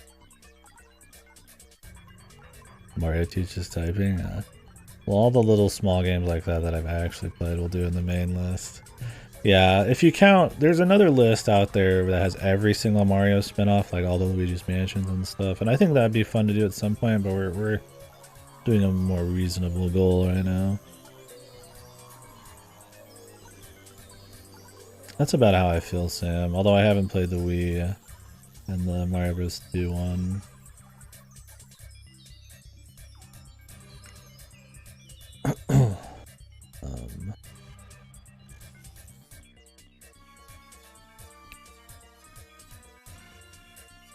Where's Mario Land? Is this Mario Land? What is this? God, there's so many Mario All-Stars ports to organize the shit out of. Is this Mario Land 2? That's Super Mario Bros. Deluxe. Is that just the Game Boy Color port? I didn't play that. Oh, Mario Hanafuda? It might. I mean, this one has Mario Dance Mix. Alright, what 2D Marios am I missing? There's a bunch of weird 2D Marios. Yeah, I don't plan on playing any of the ports, but we'll put them on here just for in the arcade games, just for completion's sake. Is Mario and Donkey Kong, isn't this like more of a weird puzzly game? There's this Wii U game, I don't know if these are even platformers. Mario Picross. Yeah, that's a platformer, dude. Is this Mario Land? I can't even tell. Those are like 94 puzzle platformers. Oh, I could put them up here, but I haven't played them, so. Super Mario 3. Is that just like a Game Boy Advance port of Mario 3? There's a lot of those, huh?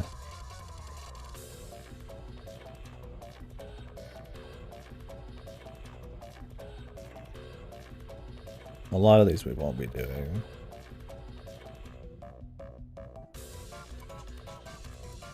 Jesus, how many of these ones are there?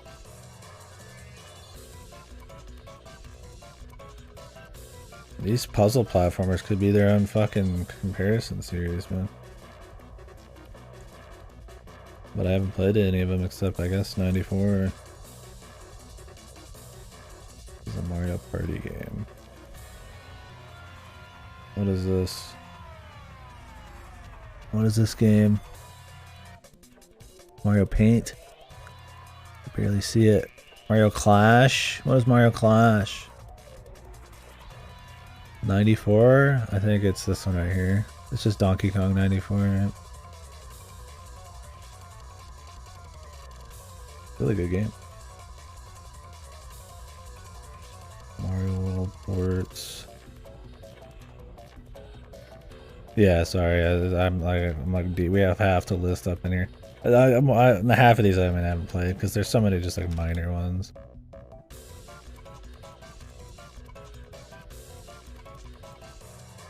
The only Virtual Boy game I've played so far is the Jack Brothers, which is whatever. I don't know what this is, but we're just gonna put it in here because we already have the other one. I haven't played it, so it'll just sit at the bottom. Are we missing any?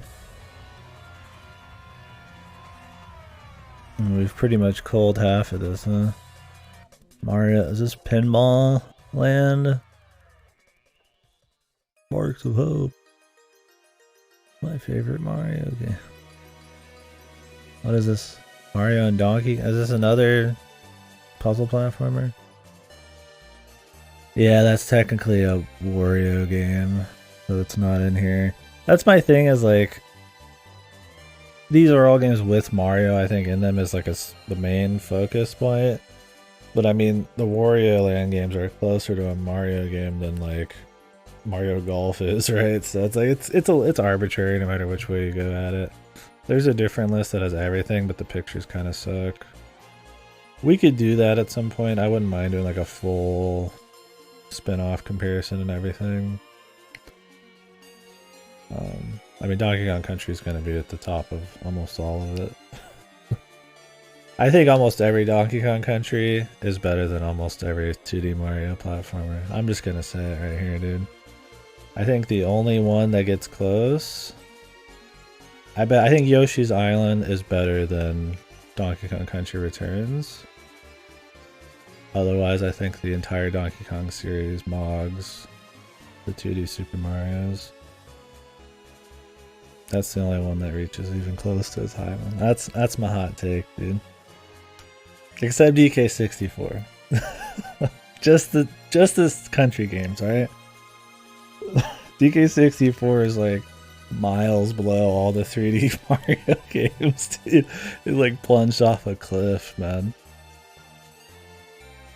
Yeah, so that'd be a weird one. Like, Tropical Freeze takes a fucking insanely steamy, smelly dump on New Super Mario Bros. And it's not even funny.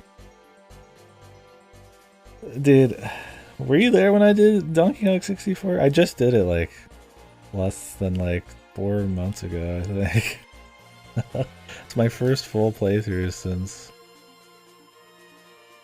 Okay, I don't remember. Yeah, I think Yoshi's Island, Super Mario World, and Super Mario Bros. 3 get close.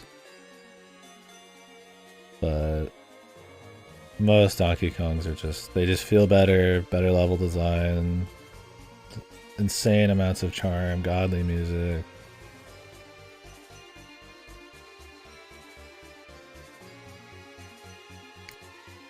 Tough to compete. Where is Yoshi's Island in here? I gotta put these in order too, because I need to know where the fuck we're at. I think Wario Land 4 is better than most Mario, 2D Marios too. Yoshi's Island isn't on here? Oh, that's right, you said that. Are you fucking kidding me? Mario's in the motherfucker, man. Doesn't it say Mario Land at the top and everything?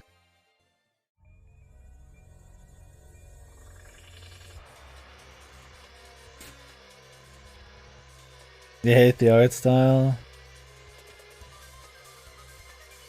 Yeah, I mean, that's personal. I respect it. Yeah, it's Super Mario World 2, and you're telling me this shit's not in here? Yeah, that's a little silly. I mean, come on, dude. Yoshi's in, like, a bunch of games. And you fucking are on him all the time. Just because it's mostly Yoshi doesn't mean shit. Well, we're gonna include it in here as just like a bonus thing. I don't know if I can add pictures to these. Probably not. Right?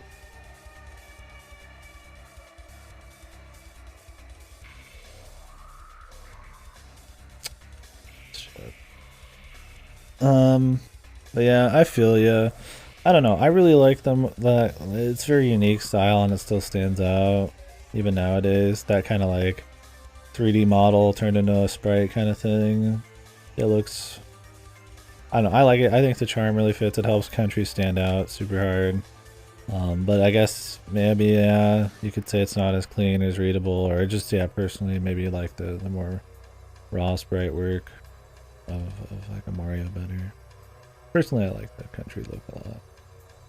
I mean, obviously they change from that look to something else with the reboots, but or Goemon. Yeah, I haven't played Goemon yet. Just 64. Yeah, it does the ghost trick thing, because I think they said with ghost trick it was all done in 3D and then they compressed it down to like a 2D stills or some shit. It looks all clean. How is Yoshi's Island not in here, dude? Are you kidding me? Yeah, it's kind of this like claymation-y 3D thing, and I think it's pulled off pretty well. And it was a pretty big deal for its time for sure, but I get not liking it. It's a style, no doubt. It's a different style.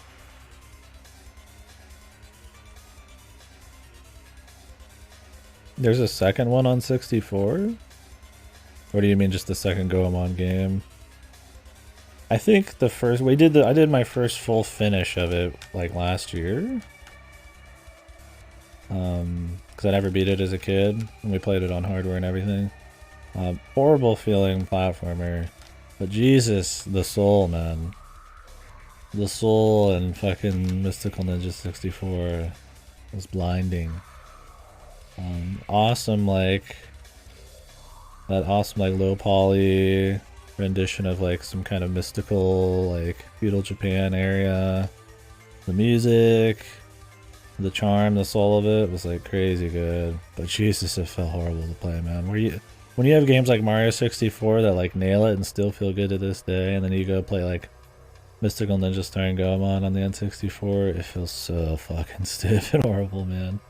I don't know if I just had weird input delay through my capture, but like it just did not feel that good. I mean, there's way worse, but yeah. Yeah, the camera doesn't help. It's a fun little action platformer. It's a cool game. I'd recommend it for sure. It's kind of a similar camp as like Quest 64, where it's got a lot of charm because of its like early 3D renditions of these kind of like, you know, I wouldn't say famous, but you know, it's kind of like a mystical feudal Japan, and Quest 64 is kind of like a classic fantasy.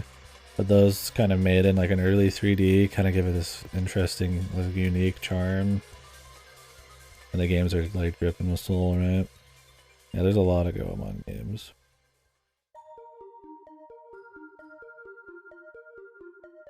In 64? I don't think it's like bad, yeah. I think it's mostly the camera and the controls that are a little rough. Didn't hate it for sure, and the mech fights are really neat and stuff. Let's play some Goemon music.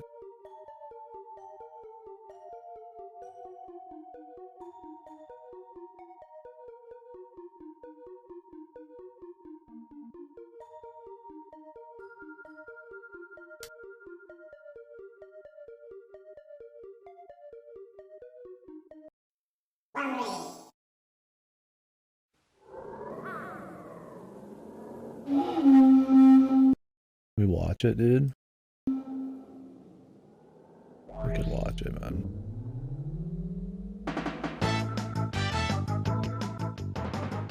Pure fucking soul, dude. Oh, did I? I'm gonna get it after this. Pure Kina, man. Yeah, right here on the N64. Seen this like 5 times. I've probably shown it like 5 times. Yeah, that game's still really funny too. Kulazuma! I like the Plasma Man too, dude. The opening music's really good too.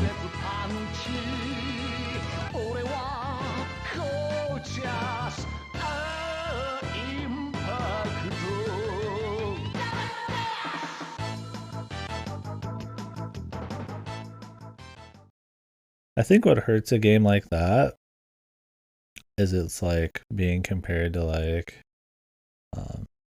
Mario 64. Really rough for any 3D platformers that came out on the N64, man. Mystical. Yeah, dude. There's your drama, I guess, right? Yeah, like most of my fucking recommends are just game shit, and then you get like random Twitch drama or something. 64 opening song.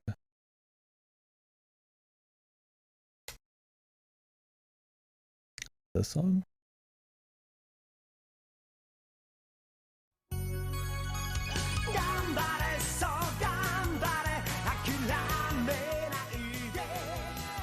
Yeah, like this song, man.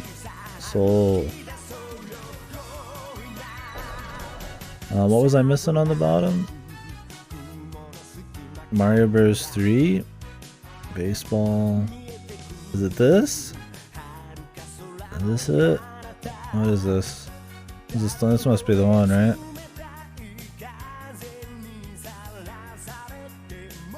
Okay. Because none of these other ones make sense.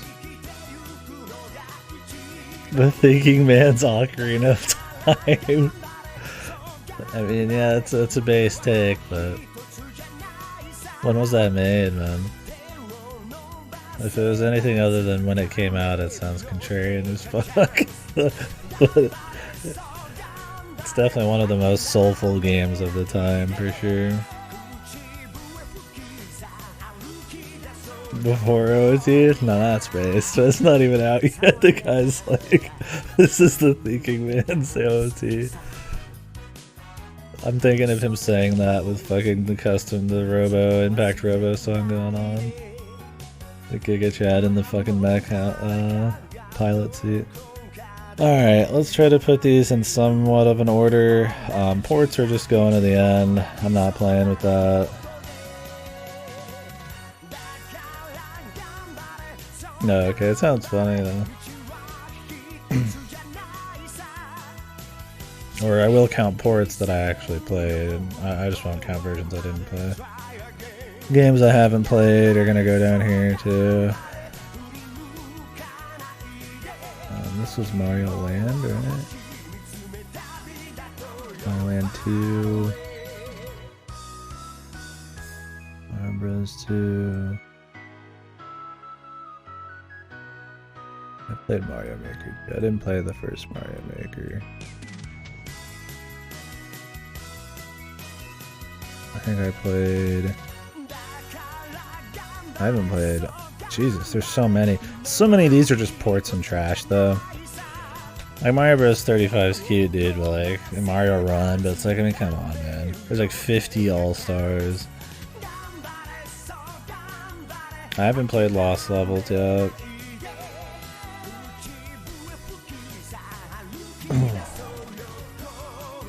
Where's the original, dude? Where's just Super Mario? Oh, here it is.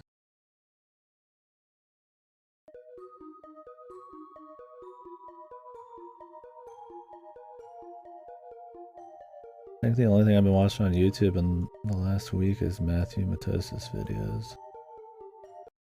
I've probably parroted a lot of his fucking takes on 3D, some of the 3D platformers, without even noticing.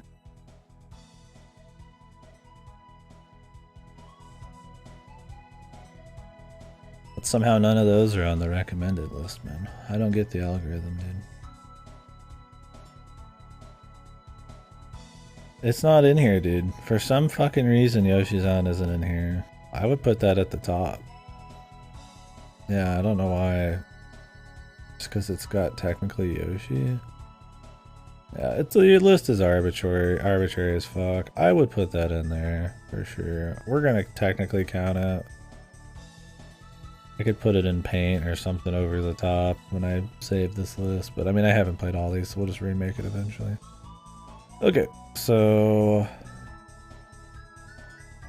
yeah, I'd say that's my favorite, the 2D Marios. That's why it's weird. And it's got like the most timeless art style. I don't know, maybe it's because it's too close to like Yoshi's Story, and at that point you're just counting all the Yoshi games. Because if Yoshi's Island is like Yoshi's Story, then that means like Colored, you know, Woolly's World and all that are the same gameplay, so it's like, eh.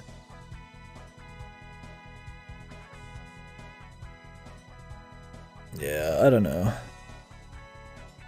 I think it's that it's called Super Mario World 2, but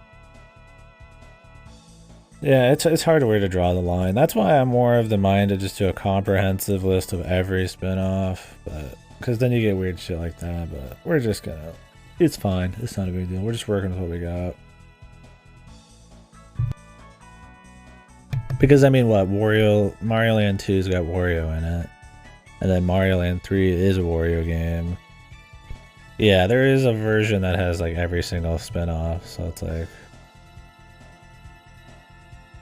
Jesus, I hate these people who fucking... There's these people who gun their cars on the street over there as hard as they can, man. So many times a day. They still haven't caught them, I guess. Hope you don't crash. Hope they do crash, but they don't get hurt. Their car just explodes. I never have to hear it again. Car explodes, but you're totally fine and nobody got hurt. That's what I hope for him. I don't know the release order on all these.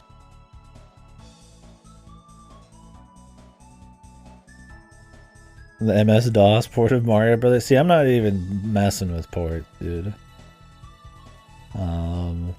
Anything that's just like there's like 50 versions of All Stars. I don't care. We can talk about All Stars. I think it's better than all the originals. It sounds nicer, they look better. You could argue that maybe like Mario Bros. 3, some of the integrity of its art's a little off, but that's how I played all of them. I liked it better. I liked having a save. I'll play lost levels on it, or whatever the fuck. But they still play the same for the most part. But I'm not gonna count those. We're just gonna count them as individual games.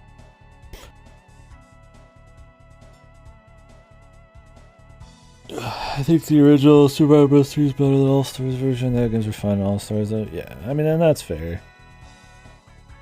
It's just one of those things. Like, I mean, how do I count out All Stars? All Stars is technically better than all of the individual games because they're all in it, right? It's better value. So it's like, I'm just not. We're not even gonna rate All Stars. I wish they weren't even in here because it's like pointless. Same with like the GBA ports and shit. It's like, it's just the same game but like harder to play or something. So I think it's a really cool thing, but it's not really. There's no point in a comparison. Yeah, it's kind of like Dragon Quest. It's like it's just a better version. It doesn't mean the first one's like defunct or anything. Anyways, we'll just start from the beginning, I guess. Or we can start with the best ones and work our way from there. I mean, do I just go with the obvious take? I don't know. I'm not gonna lie, dude. I'm trying to decide here. I mean, Mario World's really good. This will be hard. Mario DX in an insane versus mode. I remember Mario 64 DS had a really cool. I remember playing the gym with all these sorts of people. So the thing is, like,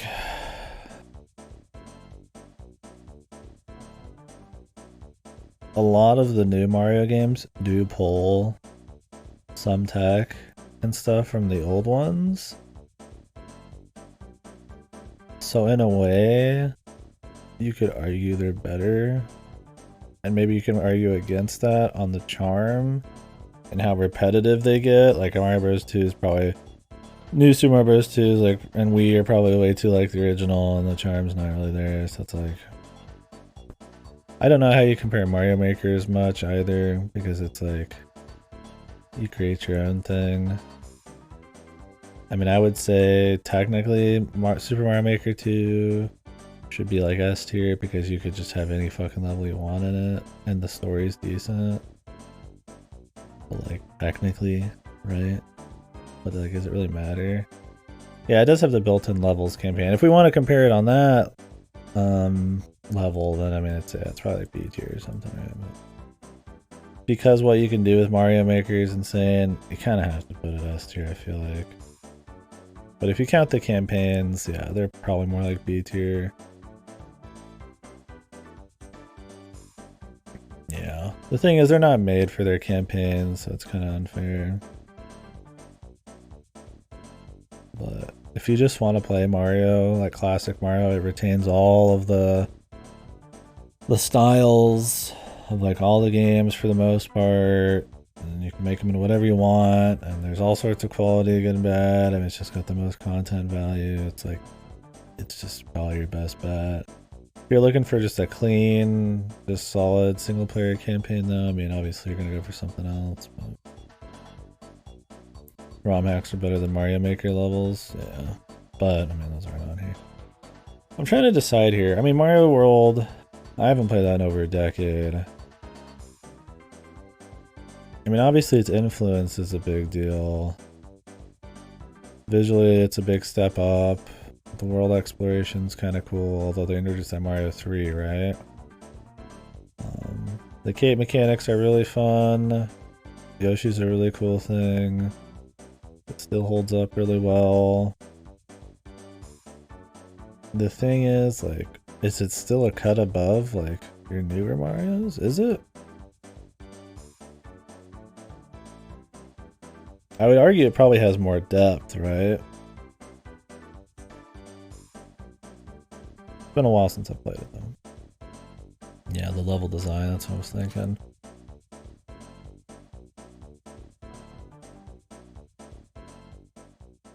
Well, yeah, I mean, if you can... The thing is, if you're using all of the different, like, people's content, then yeah, it's kind of really hard to...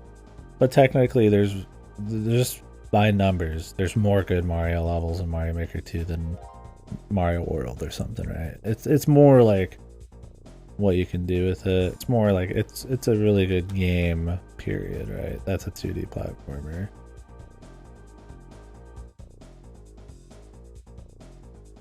The thing is, since it's like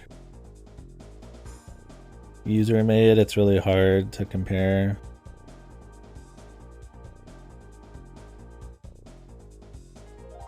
I mean, I guess if you want a cohesive experience with no fluff and you just want to get right to it, maybe it's not as good, especially because the campaign's not that great, but we'll just leave it. It has the potential to be the best, but also the worst Mario 2D Mario game, really, right? I mean, that's why it's kind of like, yeah. I think this will be easier to compare when we're just talking general quality, because it's a lot less about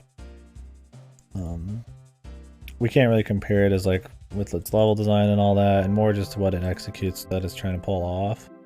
I think it executes custom made Mario levels really well in a really accessible way.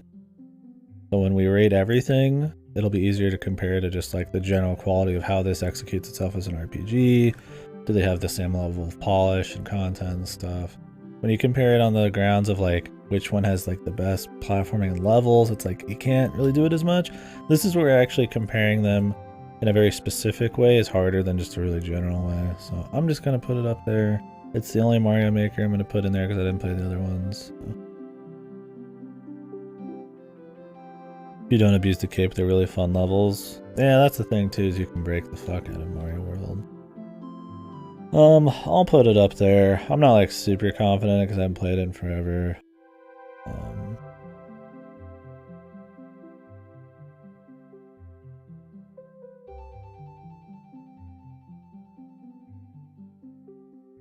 What? I might have to. We'll just get some stuff on the board and mess around with it.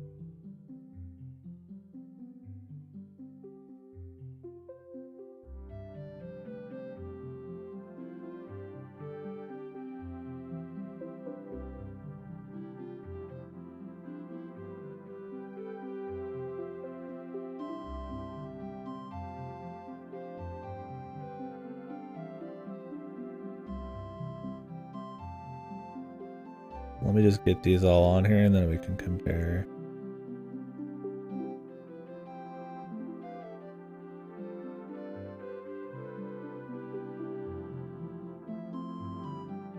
And see what I think. Where's New Super Mario Bros. U-Dog?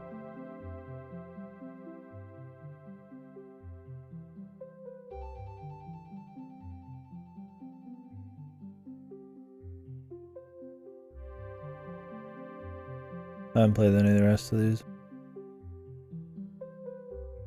Alright.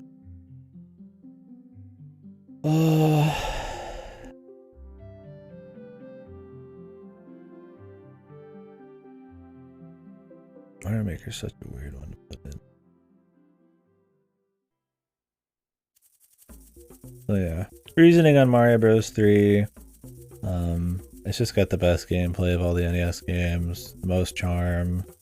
While Mario Bros. 2 introduces a lot of like the classic enemies and shit like Shy Guys you'll see and like stuff like Birdo nowadays. I just don't think it's as fun to play. That's more gimmicky. A lot of the levels are just a pain in the ass. Mario Bros. 3 is just a really clean, good feeling platformer for the time. The world mechanic is neat. It holds up pretty well. But obviously Mario World's a cut above. It looks better, it sounds better, plays better. I'd almost want to put Mario Land 2 higher. You think it's overrated? I think the limit of its screen and the scope hurts it a lot. But it has like an insane amount of charm. A lot of cool creative like aesthetics and stuff for what they try to pull off. Like the miniature world and the toy robot world and stuff. Even to this day in the 2D Marios, they never even try to get close to some of the creative, like just general like idea of the worlds, even on just an aesthetic level that Mario Land 2 does. It's the first time you see Wario. He's really fun. He's a cool like contrast. He's just this ugly freak. It's really fun. I like it a lot. The game's not ultra challenging, but yeah, maybe there's too much walking. I would blame the DS there, or not the DS, the GBA there.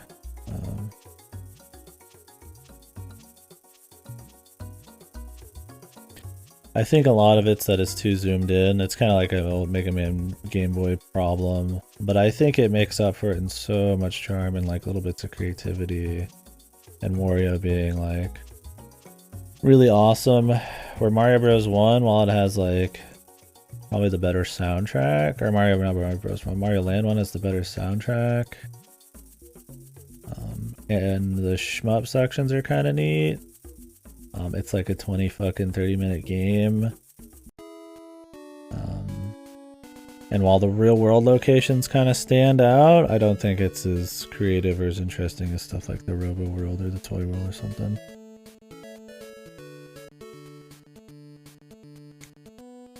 Yeah, we'll get down there. Sorry, I kind of threw them all out at once, which is rough for conversation. Where's my thumbs up?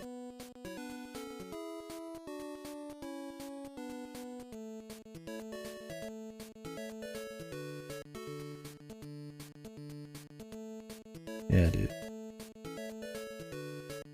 OG Wario.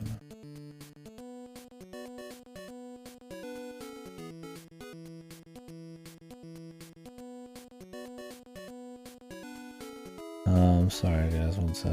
I was asking me a question here in the DM.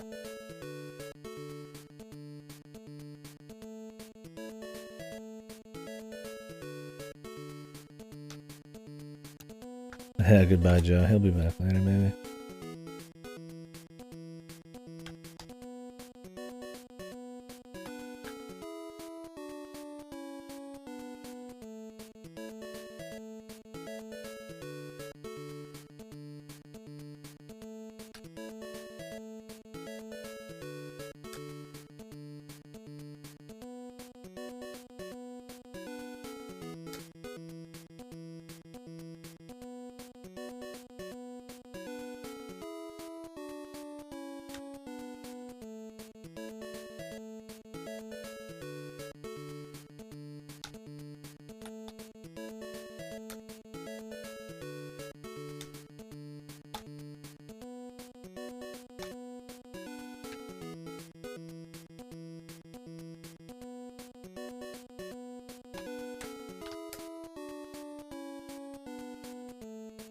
Okay, sorry about that.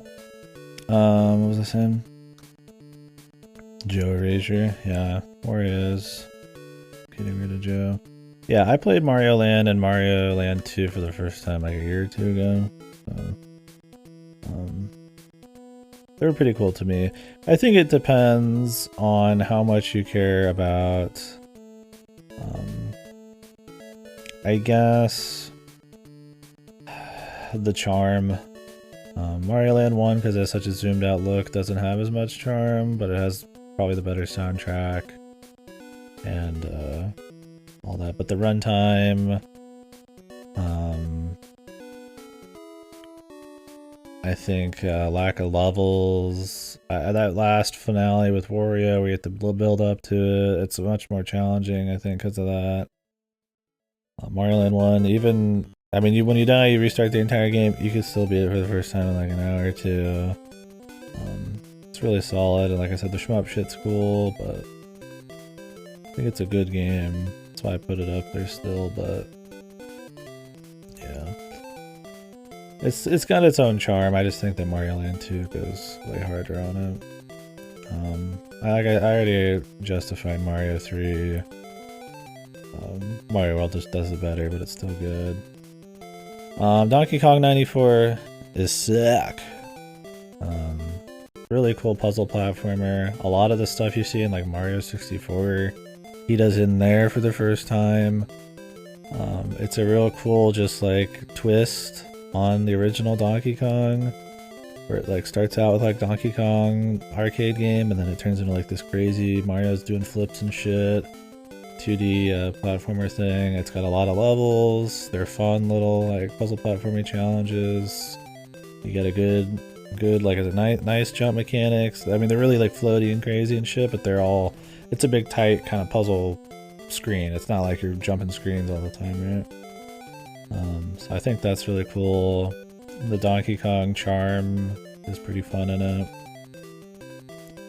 The places you go, how it all ends up. There's a lot of just cool stuff in it. I did not expect it to be as cool as it was. Maybe that was a big part of it. It was kind of a surprise. But yeah, it's just a really fun puzzle platformer. I'd recommend it for sure. It apparently spawned an assload of games later I haven't played yet.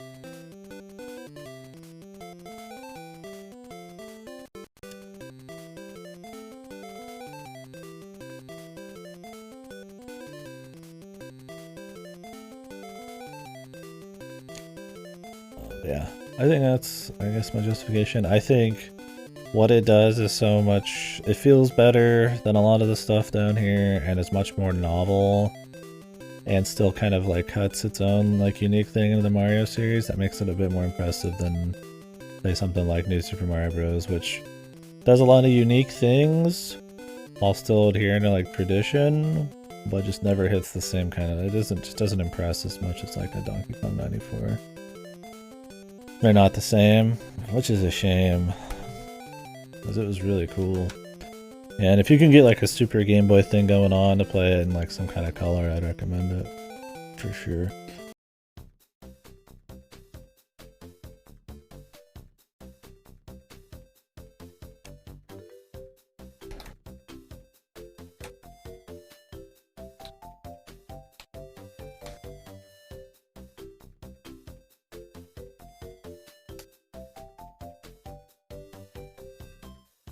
Alright. Yeah, so that was my reasoning on Mario Land. Why I don't like it as much as Mario Land 2. It's obviously not as fun a platform as Mario 3. Not as fun or as unique or anything as Donkey Kong, despite having the shmup levels and obviously the lack of content.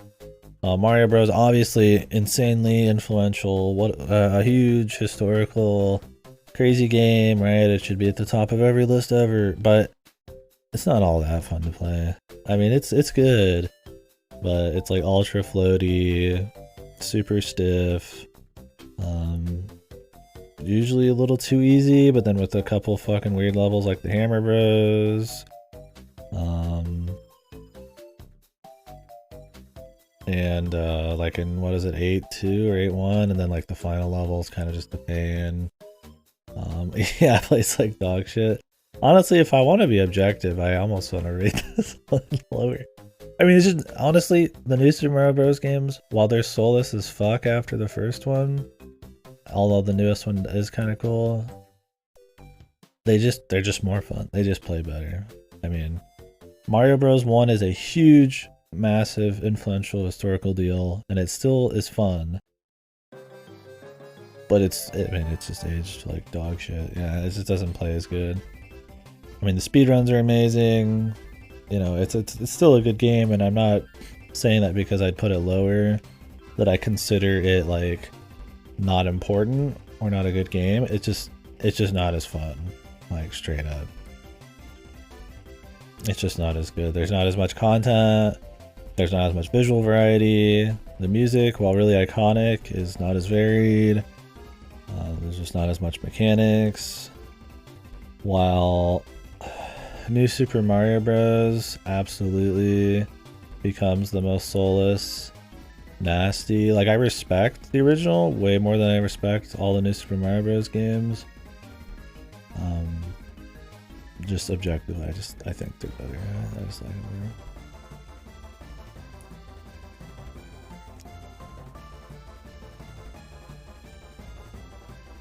I was thinking that's not a good sign where the defining game of your genre 40 years ago lands above 50% of the series in ranking. Yeah, that's kind of my thing. Is like, it's probably, well, I mean, this stuff down here I just haven't played, right? But yeah, I just, yeah, when I really think about it, I'm like, Mario Bros. 1, it's like, it's just not there. Yeah, for that matter, New Super Mario Bros., if you don't think about everything that comes after New Super Mario Bros., it holds up pretty well.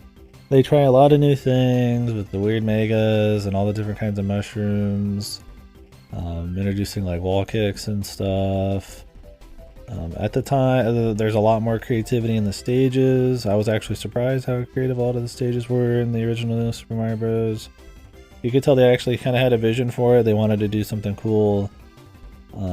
It's only after that, the games I haven't played yet and all that, where they kind of keep doing the same thing over and over, and the multiplayer becomes more of a thing, and way more soulless, and that even leaks into people thinking 3D World's shit, because it just, everybody thinks of it as like the new Super Mario Bros. Bullshit, so. But if you just play it on its own, it's really not too bad. It's pretty fun. New Super Mario Bros. U Deluxe, being able to play like Peach and have all the different kinds of like special outfits and stuff, makes for a fun game to speedrun through. So my thing with the 2D Mario games, alright, I need something more quiet. One sec, I'll get to this point in a sec. Still the enemy.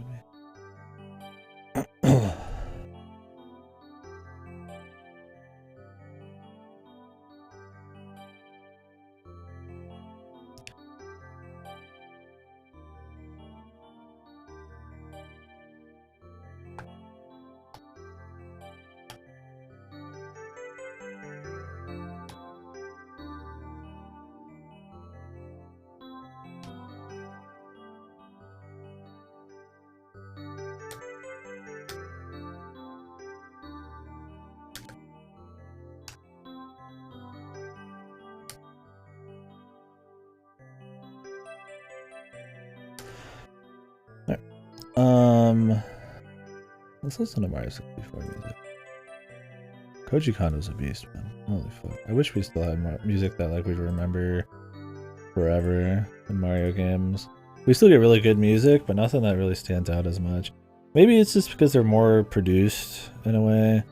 There's just way more instruments going on. Maybe it's just the orchestral, the bombasticness of it. Like, they fit, they're nice, but I think there's something about the simplicity of some of the old MIDI stuff. Maybe it's just more focused on like the melodies or whatever the fuck you call it, that just makes them like more memorable. They stand out more. Like, don't get me wrong, like Odyssey and all that has cool music, but like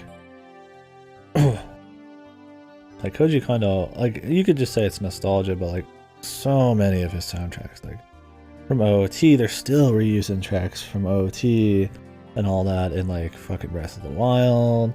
Mario 64 is still getting tracks remade in it. Star Fox has still got shit, you know, it's like, there's like so much of his shit was just like ultra memorable. And I don't know if it's just something about the dude's style, the more simple MIDI music, just the kinds of like instrumentation they use, or what, man. Maybe like nowadays they try to just like make the music fit too much instead of stand out on its own in a lot of Mario games. It's not like the Mario music sucks now, it's just like, yeah. That shit just hit different, man. Like, you'll get a few like your puzzle planks and all that stand out, but it's like,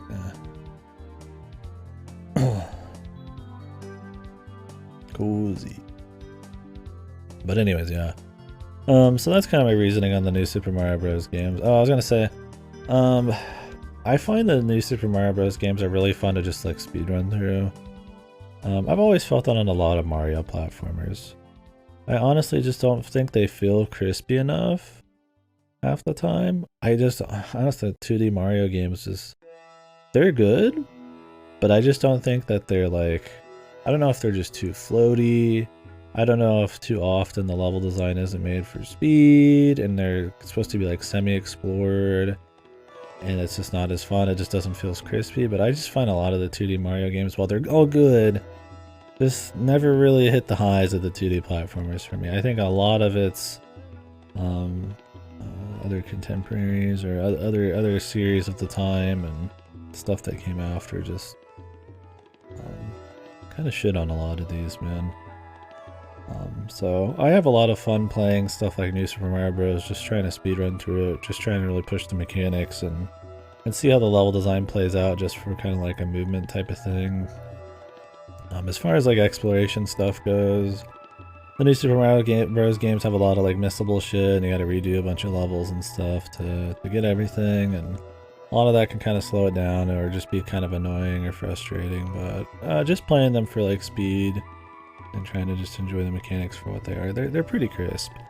And I think that's part of the reason I might like Mario Bros. 1 more than 2, is I feel like it's just more focused on just raw platforming, where Mario Bros. 2's raw platforming doesn't feel as crispy, but it introduces a more action, kind of like boss fight, or just, you know, you're throwing shit kind of element, and it's like,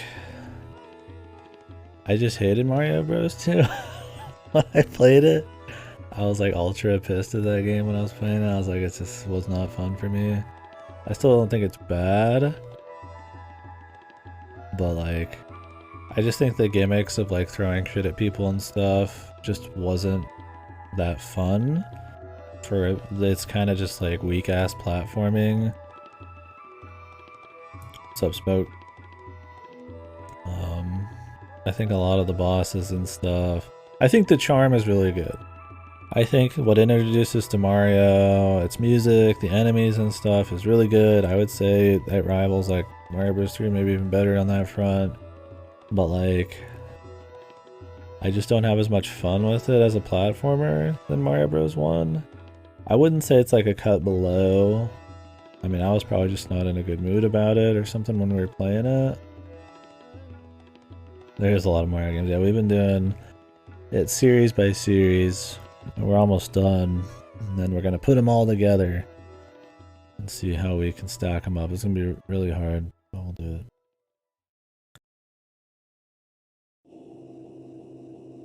it. I'd be sorry too, Outcast. I'd be dead. One of the few platformers of its kind. Like, it seems people are kind of divisive on it. I think I'm in the minority overall, though. Loved Odyssey, the golf and tennis ones occasionally. Yeah, Odyssey was... I put that on the top of my 3D platformer list. That was this one right here. That in 3D World. Sunshine's my favorite one to replay, but objectively I think it's a little lower on the list. I don't know. Maybe I should redo Mario 2 at some point. I just found it to be an extremely frustrating game that was just more focused on its presentation and its like new throw kind of mechanics and shit than just like fun platforming. I just found it to be a pain in the ass.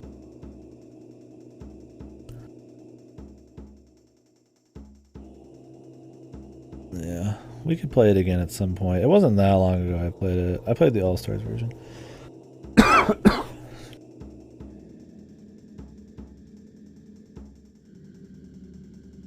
Yeah, it's weird because stuff like Land and Land 2 I played and just liked immediately, and Mario 3.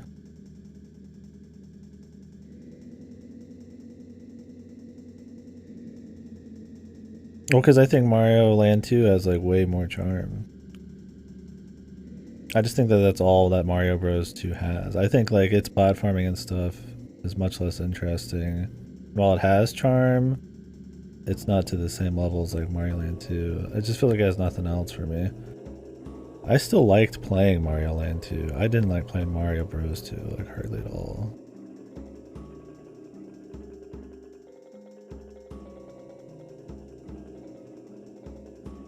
Like it sounds similar, but it's more of like a measure of like extremes for me.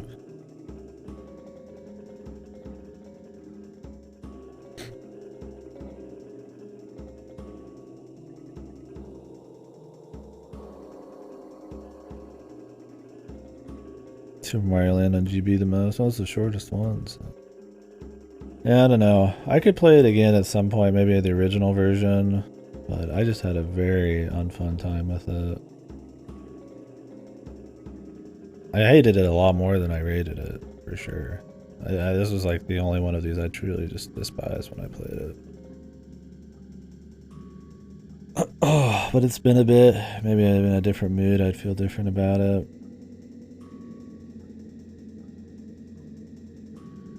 Also, since I did play the All-Stars version, the charm doesn't stand out as much because they kind of equalize a lot of that charm. Maybe that's part of it.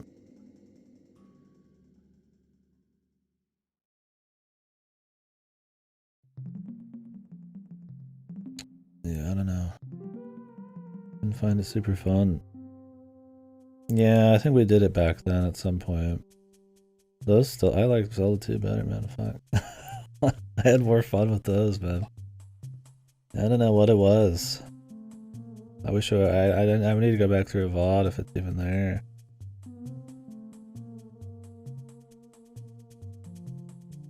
Yeah, I like Zelda 2 way more than I thought I would. Everybody was like, oh, that's horrible. And I was like, I liked it. I mean, I prefer Zelda games how they are now, but you are wrong. That one's super divisive, right? Yeah, I don't know. Well, I'm gonna put a smiley face. Or any smilers in the chat? I don't know. I mean, that seems to be my hot take, huh? Mario Bros. 2, kind of near the bottom.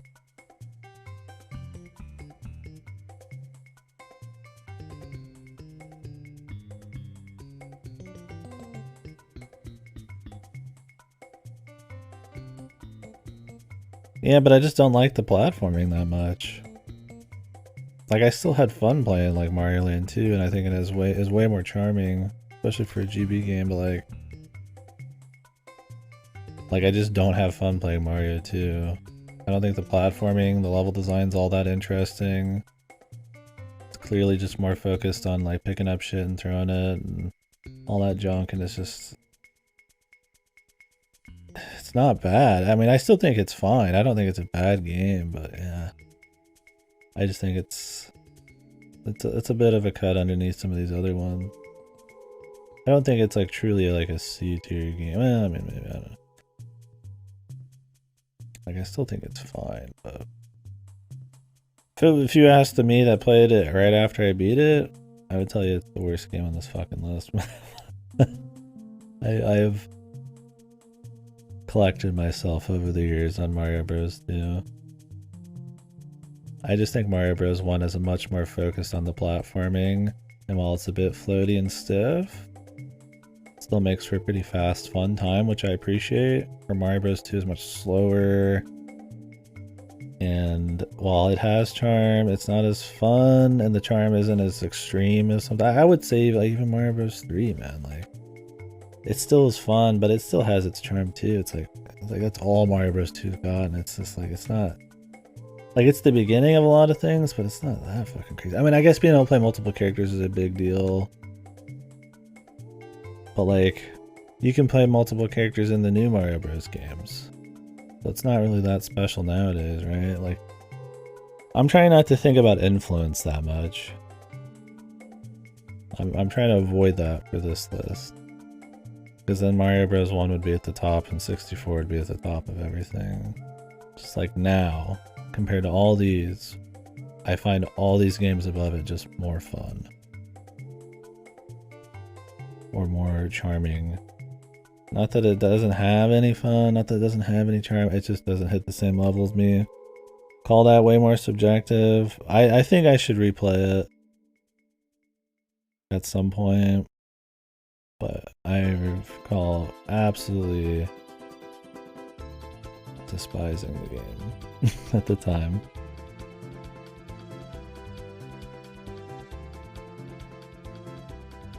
The throw angles? Yeah, I don't remember. Most of that game I don't remember except the like the specifics of it, except like the final boss and some of the deserty levels and cloud shit.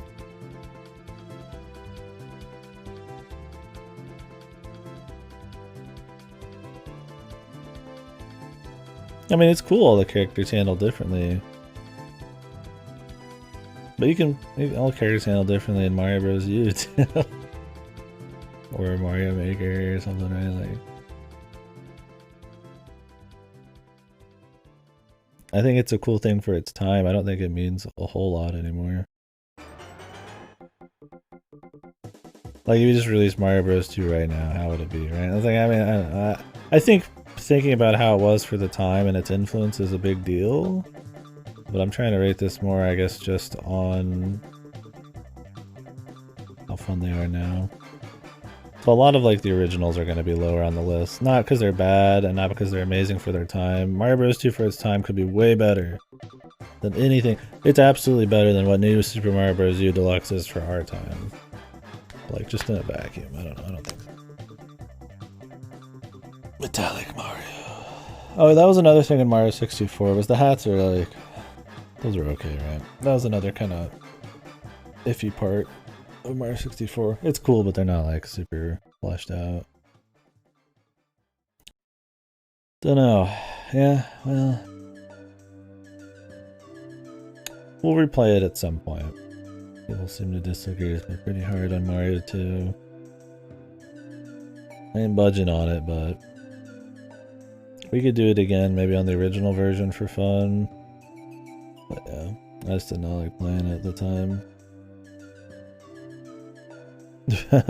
Horseshoe's good. He deserves to be everywhere.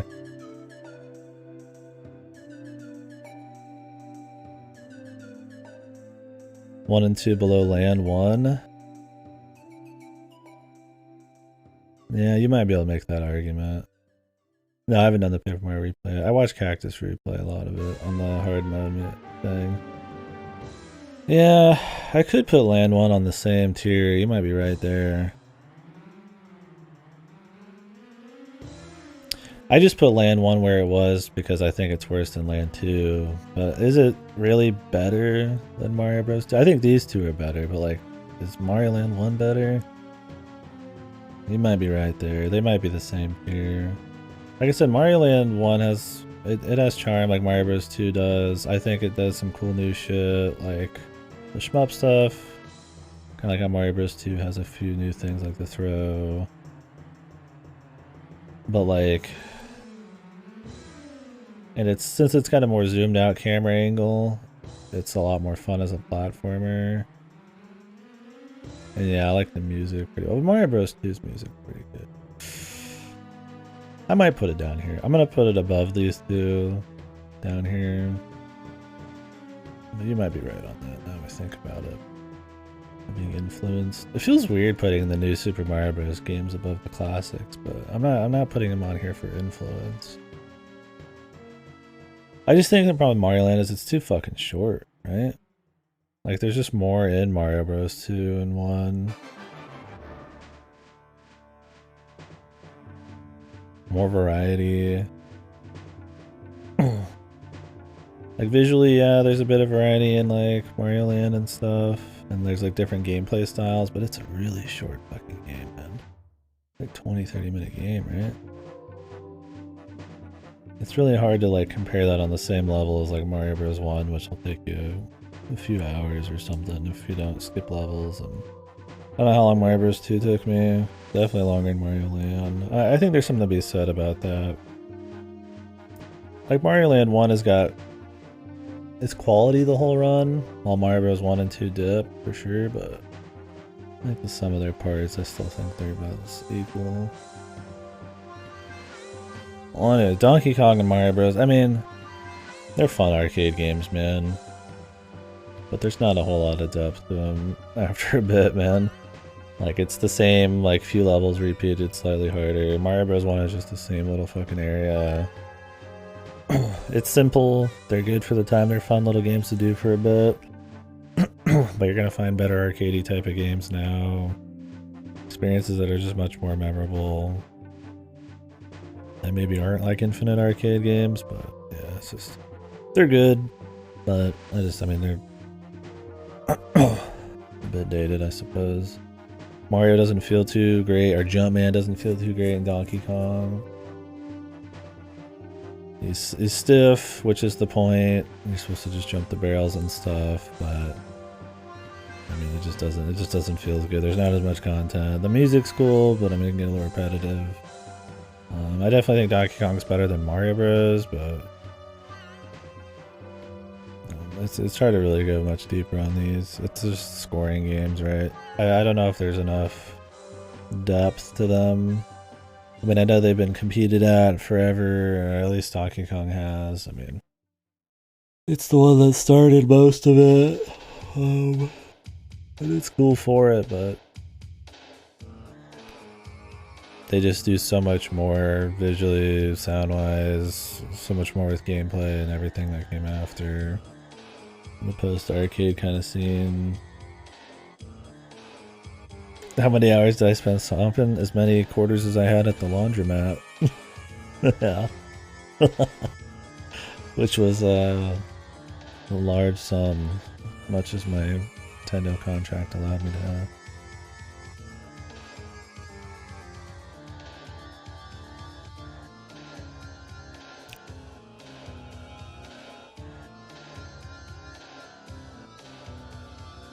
Yeah, so anyways, I would say that's probably the take on it.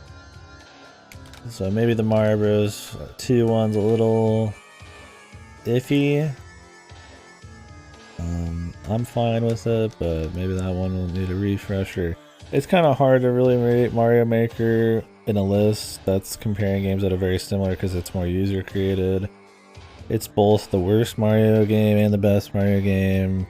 If you just go by its campaign, it's probably down here, like in the B tier, the C tier.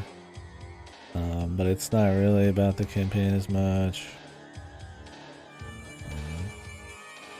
So that one's gonna be more something we could rate back in the overall list. Yeah, we've already been on 4 hours. Let's move on to the overall list, which is gonna be hard to do. One sec. Yeah, dude, it has the famous kind of the best levels ever made.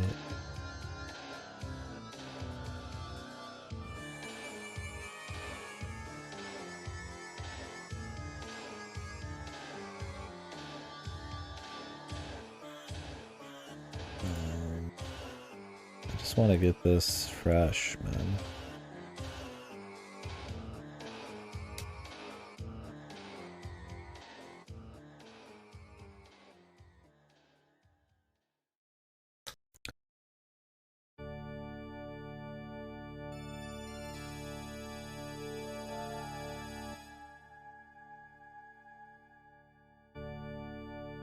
God, I keep saving my fucking shit, dude. One sec. I'm gonna save this. Oh, I can reset it at the bottom here. I'll save this. We'll go back to it. So now what we're gonna do is I'm gonna go through all the lists we did and start combining them, and not just put them all into the same list exactly where the tiers are, but start to place them where I think they are relative to each other and make adjustments. Like, you know, hey, New Super Mario Bros. As good as fucking Mario RPG? Answer's no. But and we'll start to do it there. So we'll be rating that more on just general quality, polish, you know. Do they pull off the kind of genre they're doing well? You know, how much content, or how good they are. I mean, stuff like that, right? We're also gonna start including games that weren't really something we could put in the series list. So like Sparks of Hope, which I just played, shit like that. So this will be a bit more of like a test of, you know.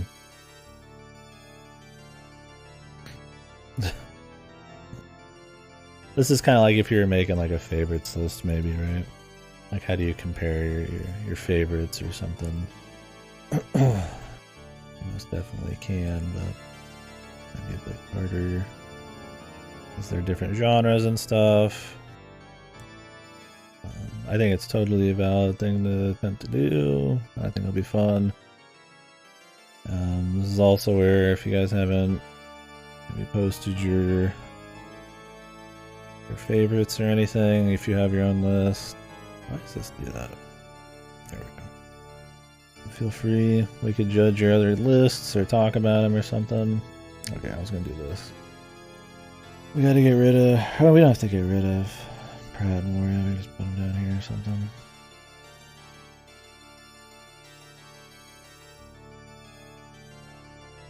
No, you're good, yeah, and this isn't like a full Psycho one either. That's why I said if even you just wanted to do like a platformer list, or you just wanted a list of games you played, or you just want to do a golf list, feel free. We're just kind of discussing the series for the most part.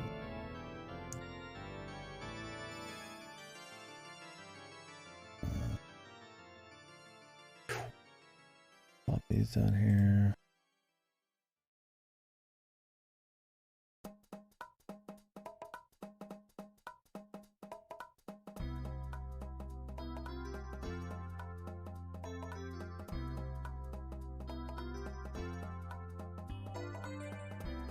Okay, so maybe I should write something here to explain it.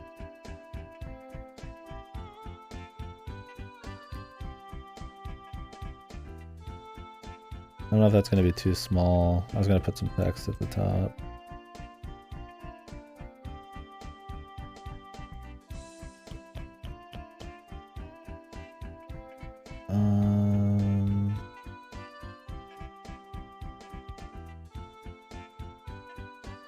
Alright.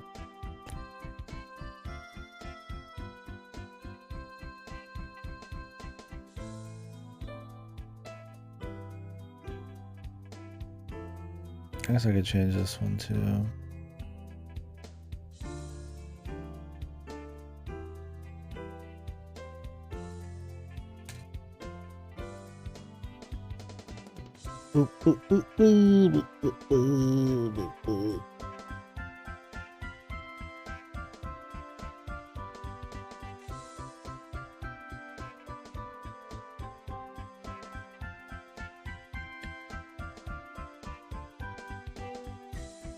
Alright, we'll do that.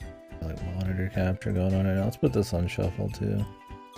So anyways, the goal now is to take the different series and start comparing them to each other.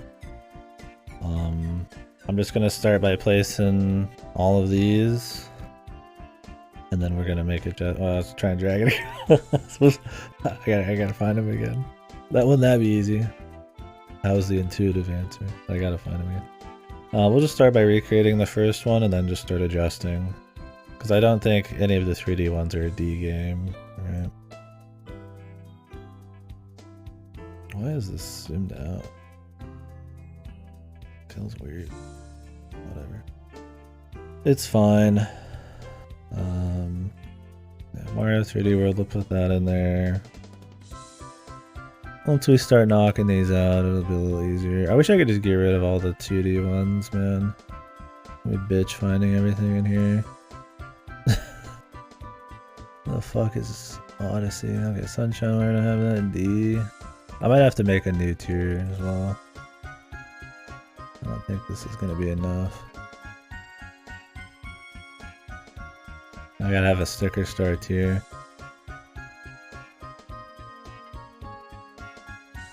Where do I have Galaxy C?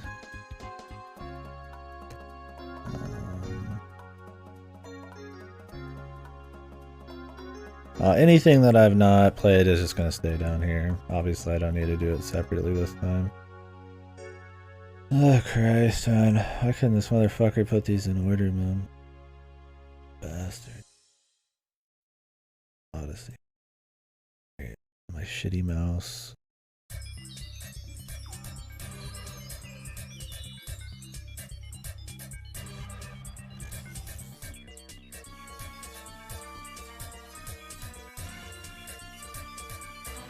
Galaxy 2.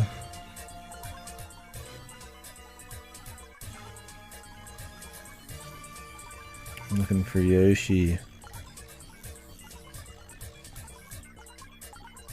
Jesus, dude. I wish they just had the names and I could just search by name. Trying to go off the picture when somebody's picking the picture out for me. Even if it's the cover is like a pain. Because some of these are like cut off and shit. These aren't even fitting correctly.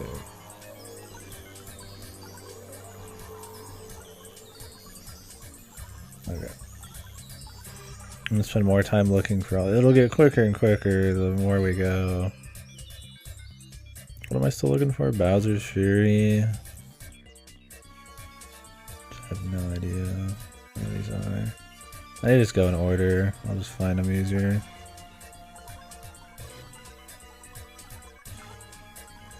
Oh, there's Bowser's Fury.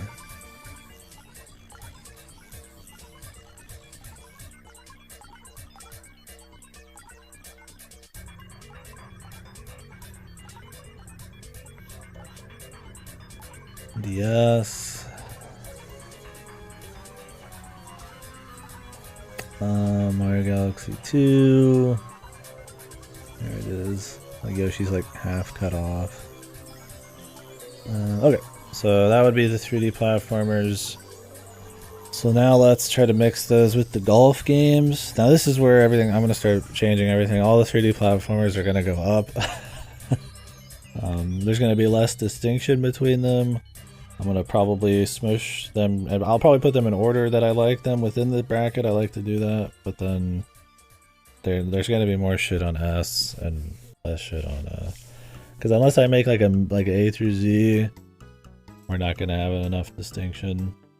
To me, these lists, the series list, it was just relative to each other. Like this one's just a bit better than this one. This one's a bit better than this one, or it's equal. I don't care. It's not a B game. It's not a C game. This is more where we get the how good are they as games in the grand scheme of things. I'm gonna tell you right now, every golf game except Toadstool Tour is gonna be lower than all the 3D platformers. So I would say Toadstool Tour is probably like an A game. I think it's the only one that would probably compare to the 3D platformers. Meaning 64 needs to be better, Galaxy needs to be better. You could argue Sunshine's probably on the same level. And then these need to be lower. Maybe not that low, we'll see. We'll leave them for now.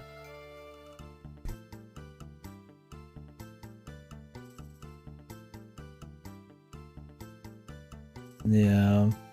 It depends. They might shift again. It just depends on what else I consider something good. I mean, I could put Toadstool Tour as like a B game. So in my opinion, it's that I think all the 3D platformers for the most part are better than Toadstool Tour. But I also think Toadstool Tour is the best of the golf games. So that means all the 3D platformers have to be higher. So it's more a question of where do I put Toadstool Tour. And that'll be the tough call. I could put it in B. I don't know if I feel comfortable putting the galaxies in the same realm as...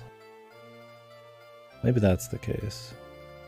Maybe I want to put the galaxies in the same realm Because there's just not, there's too many games here to have like really fine distinctions. I think this might end up being more what it looks like. Let's go with that for now. Now I think everything else underneath Toadstool Tour is like a cut below.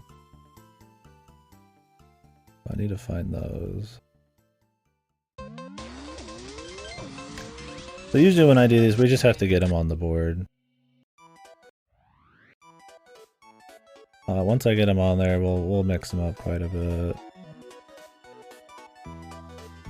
Cause I'll just look at it and be like, ah, that's not right. That looks weird, right? I want to do these in the order. Let's just put them on here. We don't have to think about it that hard. I just want to find them. God, I hate finding all these games, dude. Where are the other golf ones? We're just using EA as a placeholder for now.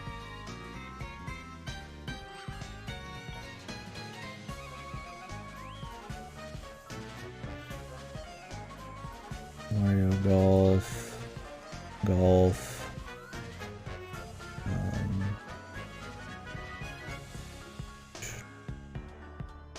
I could add another road too. I think for something this big, you really need to have a lot of rows.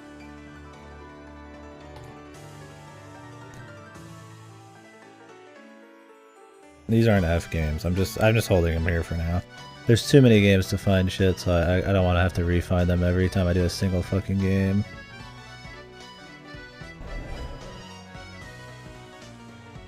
Yeah, see, this is the thing is I think like most 3D platformers are better than most Mario Golf ones. I think they just have better content, like better amount of content. They feel the most polished. They're the most innovative.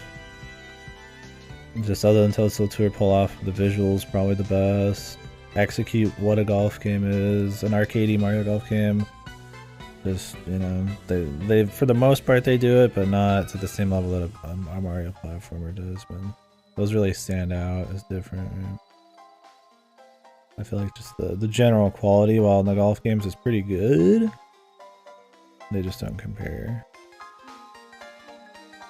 But which is really hard because 3D platformers are like really godly in Mario. It's not that they're bad. I'm trying to look for more of these, dude. Jesus, dude. I need to just compare the pictures. It'll be easier that way. It's hard to find this shit when I'm just talking.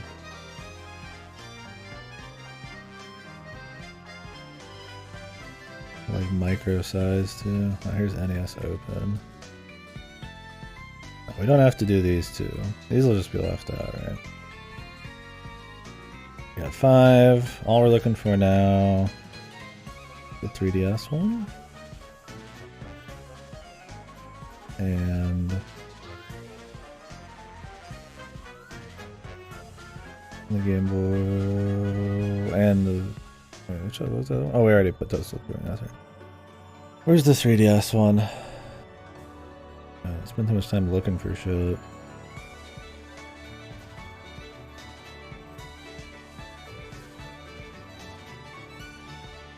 Here it is. Jeez. Okay. So yeah, I would still say that that's a cut below. I would probably say Mario Golf is closer to this level. I would make less of a distinction. Say these are probably better.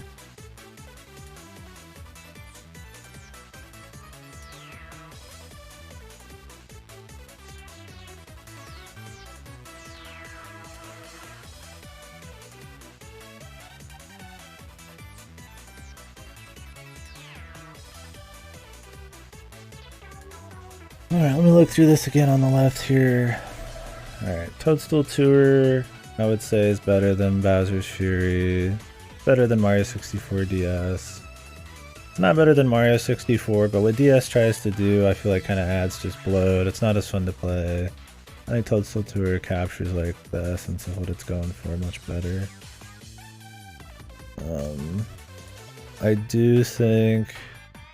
I think Bowser's Fury is better than these two golf games.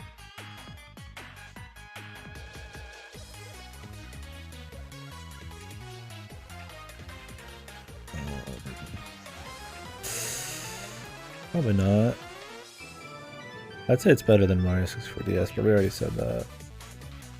I do think it's better than the new one. The RPG ones are good, but they're a little lacking at times. I'm kind of iffy on Mario 64 DS. That's a weird one. And then NES up and still below all these. So this works. We'll keep adjusting it as we go here.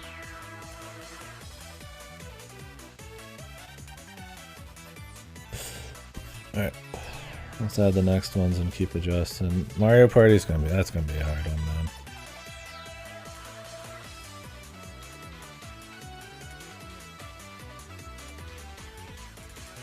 Did I make another row? I mean, the more rows I make, the more fine-tuned the tier list is. But I don't want to have like millions of rows. But it's a lot of games, so... Like I said, there's just going to be less distinction because of lack of rows as we go.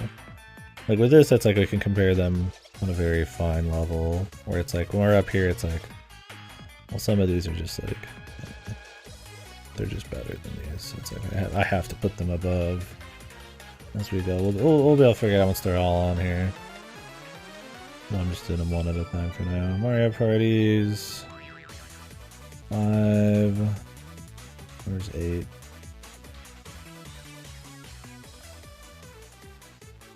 Here's 8. Oop.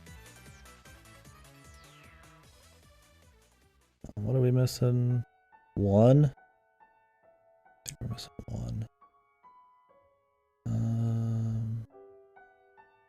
This 1? I think 1. Okay, so where would I put Mario Party 1? I think Mario Party 2, for what it tries to do, is pretty good. I'd probably put that A tier still. Probably put 3 up there as well.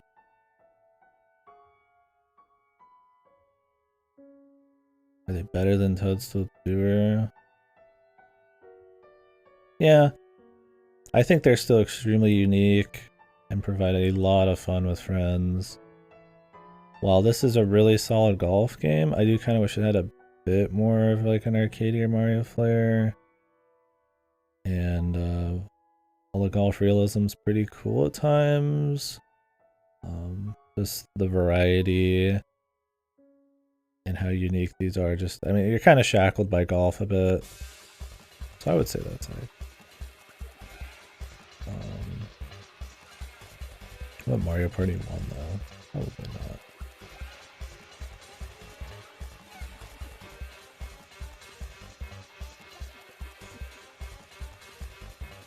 Or is it? I put Mario Party 1 in there with 2. See, I'm like weird on the Mario Parties right now.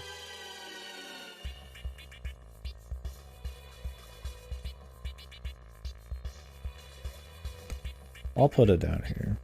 I think that's fair. 5 will drop below though. I'd probably put it in this tier. 8 is definitely more like that tier, I'd say.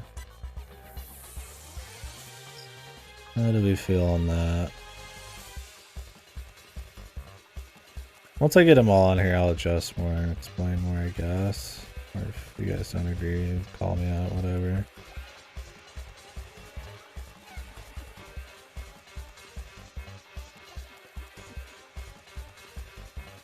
It's hard comparing some of these, but it's been a while since I did the Mario parties. But Mario Party 8, kind of like how this, like Super Rush and stuff, kind of marks sort of like a downfall for the gimmicks and stuff like that. They're in a similar tier as these, because while these are like nice, they're still limited by the hardware, and while they do cool stuff with RPGs, they're not like the most fully featured deep games. They're more cute. Obviously this is just a rougher game because of age. 5 has some weird stuff, but it's still pretty good, which I'd say falls in line with most of these. Mario Party 1 I might be giving too much credit for. I mean, it was an A tier with the 2 and the other one, but I think when I have to put them all together, 2 obviously stands out a bit more. Maybe there was a bigger distinction there. Been a bit though. Let's move on to the next ones. I think the karts are gonna rate all a little higher. I haven't played that card, so we can't do.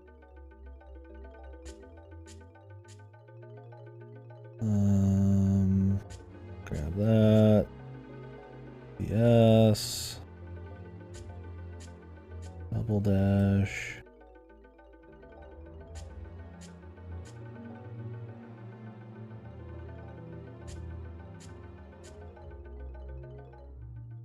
I said it'd be easier, but still quite a few dudes on here, man.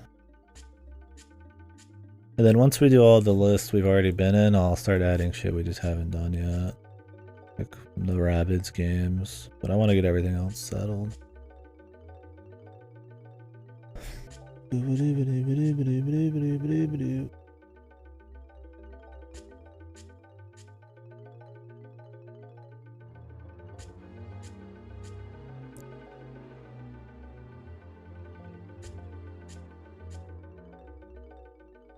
Where's 8 Deluxe?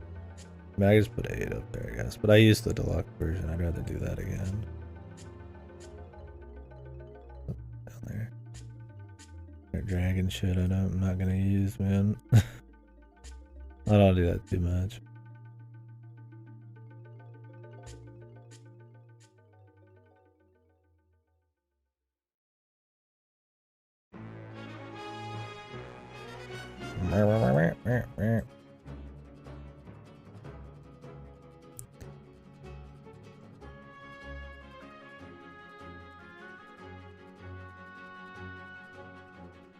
What is this one? Is this the new one? Battle League. Yeah, that's this one. So many of these I haven't played, so I actually take longer this way. I was like, we'll just drag the ones I don't care about, right? And that's actually like half this list. And that's if I don't fuck it up with my mouse. Alright, let's stop doing this. Fucking work out. Where is Deluxe? For God's sakes, alive.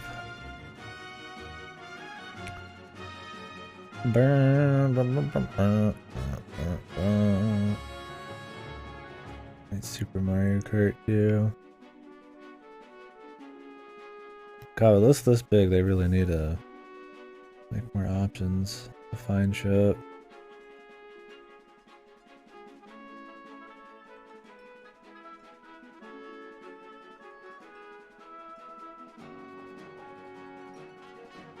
Sorry, I'm being super slow. Am I blind? Yes. The answer is yes. Getting annoyed with myself here. I can't find these, man. My eyes. What happened to my eyes? I didn't accidentally drag it up here already, right? Where is this thing? Oh, here it is. There's Deluxe. I passed right over it. And then we still need Super Mario Kart. I'm also sitting really far away. Something this small.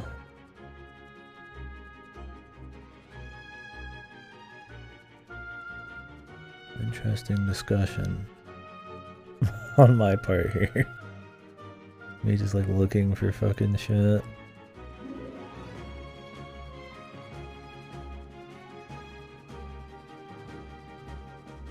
As I'm dragging, I'm like looking too.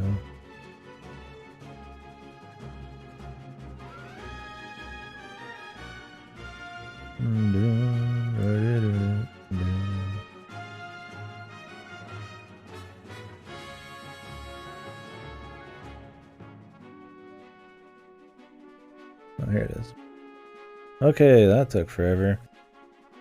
Oh, I would put Mario Kart 8 Deluxe up there in the S tier. I think it's a really fun racing game. I'd put it up with the big boys. I think it's really fun. It's definitely one of my favorite racing games. I think F-Zero GX is probably one of the highest, if not the highest, but It's just really, it's polished as fuck. It sounds great. A lot of stages. Just is really fun to race people in. The online's pretty cool. It has the Mario charm. It doesn't feel cheap. I think it's just it's a top shelf game, baby. Double Dash. I think Double Dash is in there in the A's for sure. I think that stands where it was. I think overall, since the Mario Kart series is a bit more solid than the Golf series, a lot of these are going to place where they landed before. Probably a little higher on the bottom end. Like Mario Kart 64, probably a little higher. Super Mario Kart might not be. Yeah, I think Mario Kart. I think Double Dash. Once again, looks good. It plays good. It innovates. Like a lot of these. It doesn't feel budget. It doesn't feel like something they just kind of threw out. It feels something like fully fleshed out. Stuff like your Soccers, I think, are a lot worse because they don't feel as fleshed out. They feel like they're made by some random developer that just have one good mode, one cool idea, and they don't really go as far with it. I think the overall quality of the series, and especially the 3D platformers, goes above and beyond. So those generally are going to rate higher because they just kind of try like way harder. I mean, obviously it's the first party stuff. They go like they don't outsource them as much, like the golf games and shit. So they care probably a little bit more about them. They have a lot more room to be innovative. I think their kart games and the Mario Party games do too. That's why they rate a bit higher. While they try with the golf stuff, it doesn't quite work out as much. Mario Kart Wii.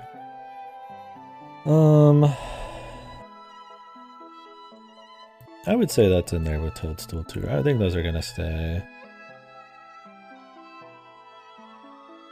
Now I think Mario Kart 64 is better than Bowser's Fury. I like it better. Maybe it's nostalgia, maybe it's the stage variety. I think it's a cleaner game than Mario Golf. It doesn't have the depth, obviously, like we talked about, that the rest of the series does. But it's still got a lot of modes that are pretty fleshed out and fun, like the battle mode.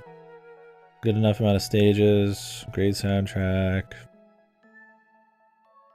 And while I think Mario Golf kind of has a lot of that too, it just feels a little rougher. Everything looks a little shittier. Bowser's Fury's kind of like a testy, kind of experimental game in a way. You know, World Tour, it's got that arcadiness to it, but it's also like, I mean, it's 3DS. There's some weirdness with some of the online stuff. The Avatar me shit is a little less charming than just something that's just pure Mario and shit. Obviously, the DS and Wii ones are going to be up here because stage selection, pretty solid online for the systems they're on. They just feel really good for the most part. I mean, I don't like playing it with the D-pad, but it makes up for it in other ways on the DS, but they just feel good to race.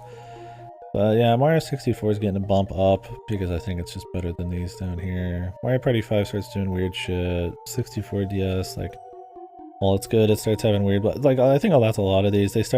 They kind of have like a few too many weird flaws, like they kind of, some weird additions, or they're too experimental at times and they don't really nail it. I think maybe World Tour could be higher, but I think for the most part, and for me, the Mario Kart games, I mean, when we're getting into this kind of shit, it's hard to be really, I'm gonna get even more subjective than usual, but I just have more fun with the Mario Kart games, so. This one though,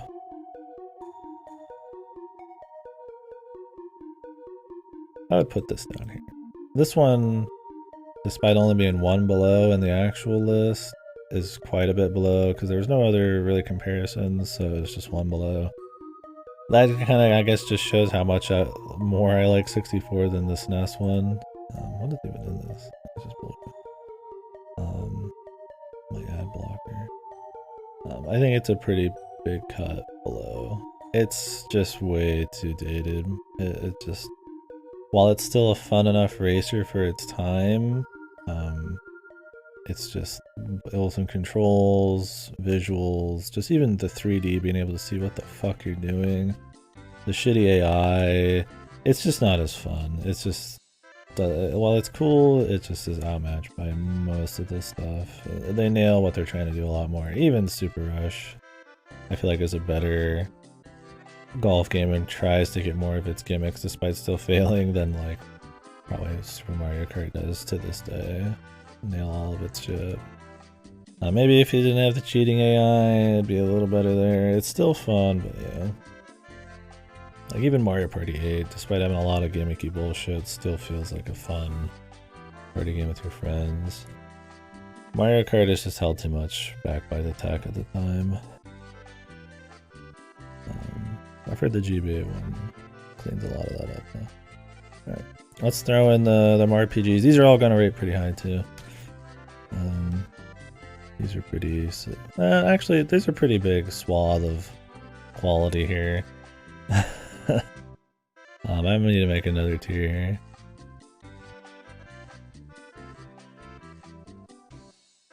here.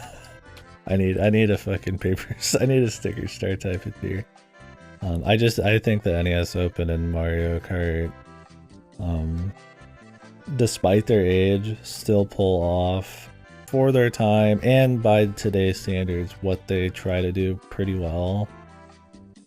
Like they don't pull it off as well as like their more contemporaries, but like they still do it. Where a game that's pretty new can't even pull itself off as a fucking Paper Mario RPG, and it has no limitations, so it's just way more disgusting. It forgets everything at its roots. You know, Bowser doesn't even talk. The writing's not fun anymore. There's no creative designs on people. The stages aren't creative. So this is one where I respect it even less because of its age. And also just how at its core it's just a flawed gameplay system. Even the NES Open and Super Mario Kart, they at least still like do golf and racing, right? This barely even can do RPG battling. These aren't flawed at their core. They just have they just have some date and some fucking wacky jank and stuff. Like they still you still race in this one. You still golf in this one. This one you barely even battle or explore anything. Like it's hardly even an RPG. So I feel like it's got to be in its own cut down. It's either that or I got to raise these others, and I'm just not comfortable with that. So let's get the other ones on here. 1,000-Year Door. That'll be S tier. I'll compare these to each other later. Paper Mario 64. Where's that bad boy at?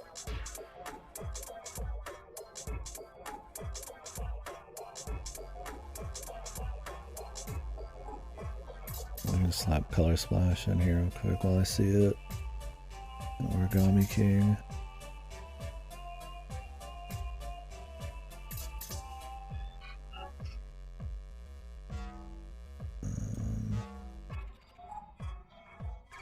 Play Dream Team, yeah.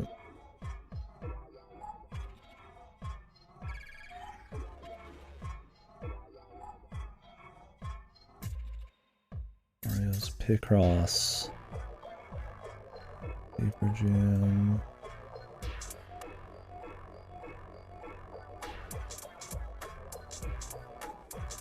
Bowser's Inside Story. What is this one? I can't even tell. Is this a remake? I think this is a Superstar Soccer remake.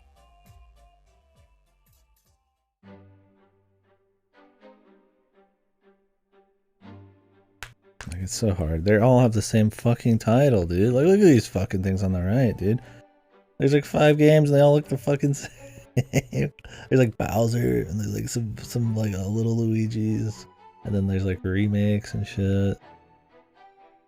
Ay. I'm sorry, I'm trying to drag everything that's like not gonna get used out of here. Yeah, like no wonder the fucking series died, man. Yeah, Superstar Saga looks fucking sick nasty, man. Even like Partners in Time and shit. Bowser's Inside Story was cool for the time, but then they turned it into some soulless bullshit by the end, right?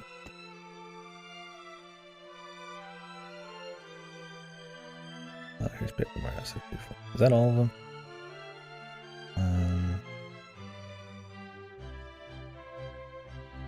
Mario RPG, Paper Mario 64, Bowser's Inside Story, Super Paper Mario, Partners in Time, Superstar Saga, Color Special Origami King. Okay, very good. Okay.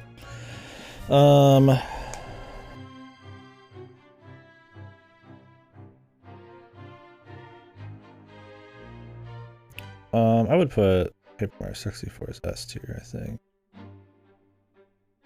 I think while Galaxy games are really fun and ultra polished and super good, have a lot of variety, I just don't think the controls and the feeling of moving Mario just stands the test of time as much. It's just not as fun. They're still super good for different reasons, but when you compare them to something like Paper Mario, which really doesn't have a whole lot of big flaws despite not being just godly at all times, right? Like it could always be better in Paper Mario. That's where I like Thousand Year Door more, because it goes just a little bit harder. There's not really any like big huge flaws with 64 other than being like maybe like I wouldn't even say like it's creative, because for its time it's super creative, and the paper thing is still creative even today. And the way it does the combat, and how showy it is and stuff, and it mixes the QTEs in. You get a lot of games that imitate that, but it's still fun in Paper Mario. I think you could put Paper Mario in A tier, maybe near the top. I think that'd be fair. Maybe I could. Maybe it's not on the same tier as Thousand Year Door and all these other ones. I mean, generally I would say it's worse than Thousand Year Door, but I think it's pretty close. It's definitely better than Sunshine. I would say that it's just way more polished and fleshed out than stuff like the Mario parties and the spin-offs are. There's always something about even some of the best spin-offs where it just feels like, you know, there's a certain level of like budget to them. Whether it's some of the character designs that they just haven't hammered out. You know, the art style is just maybe not all there. There should be just maybe more content or something. Like, while they're good, like Paper Mario 64 just doesn't have that issue as much. It feels pretty feature complete and nails its a more accessible RPG kind of feel. I'll keep it in S tier. I think that's pretty fine. Superstar Saga.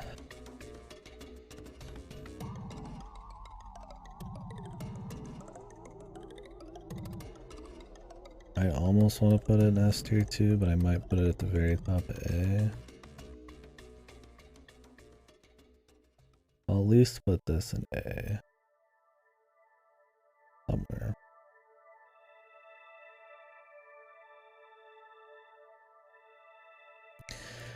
Yeah, my thing is like, I'm trying to decide with Superstar Saga. Like, I like it a lot, but I don't know if it's as memorable on the level as Paper Mario is for me.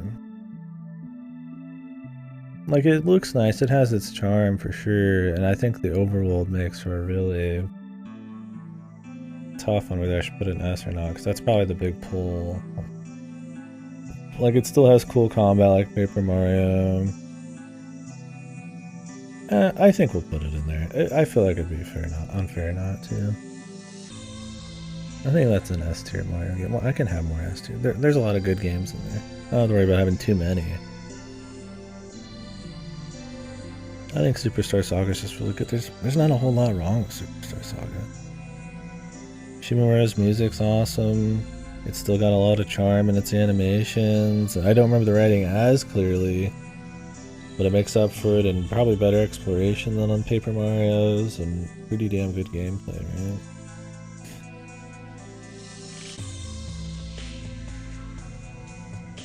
I don't think it hit, like I said, it doesn't go as high as like 1,000 Year Door for me, but I think it's still better than these for what it tries to do. Bowser's Inside Story probably gets closer. I'm not gonna lie, Bowser's Inside Story is a bit more muddled in my mind because I played it when it came out. And that was the last time I played it, so. I could be doing Bowser's Inside Story to service. I don't know. Anyways, Mario RPG. I put this in B before. Does that still stand? Would I put this in the same world as Mario Kart DS and Toadstool Tour? I think so. In fact, I'd probably put it higher up. Well, we'll do that later. I think that's still fine. I didn't like it as much as the Galaxies or Sunshine. I think these Mario Parties and Mario Karts definitely are just more fun. Like I said, it's got some date jank. While its art's unique and stuff, like it doesn't have the writing and all that the other Paper Marios do. I don't think it fully nailed like its style as much, but it's still really good. Just a few issues. Super Paper Mario. Yeah, I'd put that as still in C tier, I think. It's just fine. Partners in Time, does that still stay? I liked Partners in Time better than these. I think I liked it better than most of these. I think they just be at the top of C tier. We'll adjust within the tiers when I'm done.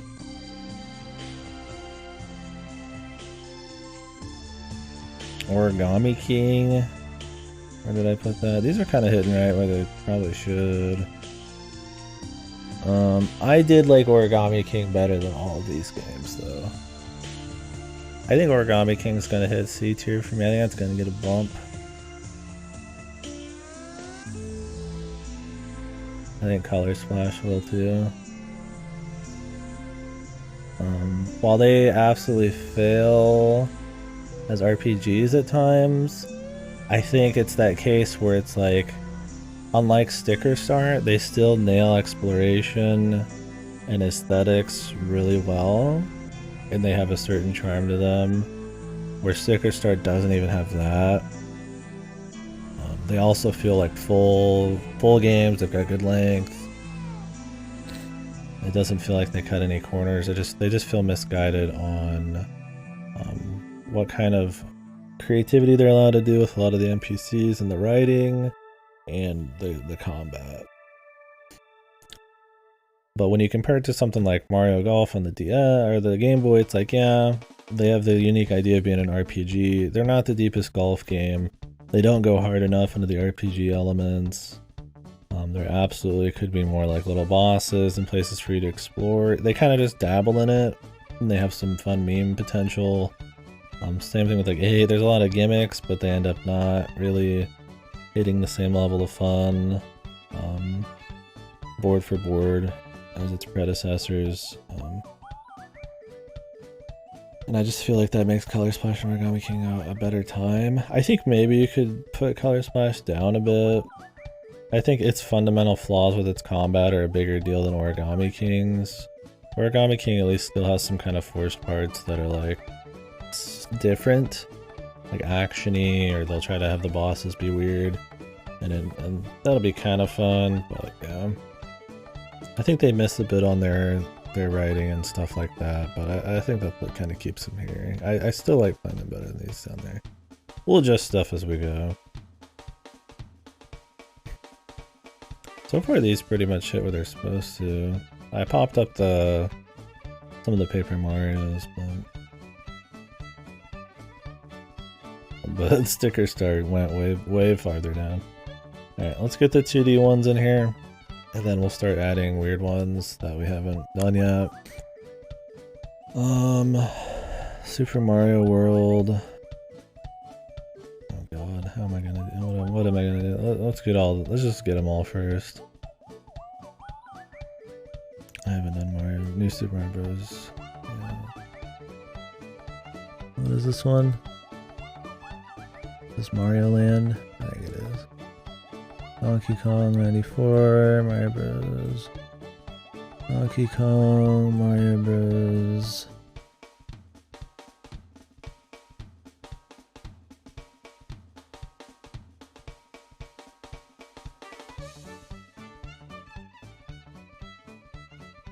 Sparks of hope. I'm not sure where I'm gonna put that.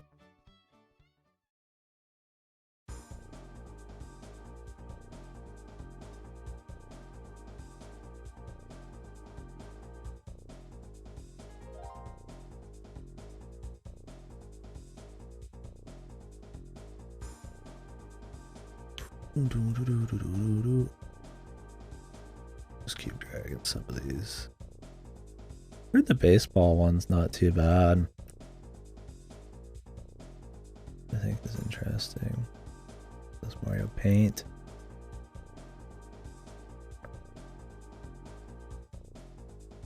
I don't know if I've played Wrecking Crew.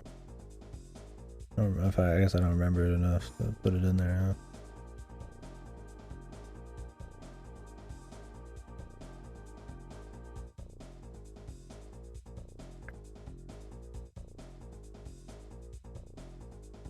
I think all of these I haven't played. Well, I mean, there's a few in here, of course. Alright, let's add these in. I don't know if I've totally lost people's attention on this. That's alright. This is like a 5-hour fucking stream already. I mean, that's how they end up being. I'm trying to go hard into it. Alright. And well, like I said, I'll adjust a lot of these as we go here. I just want to get them in here. Super Mario World.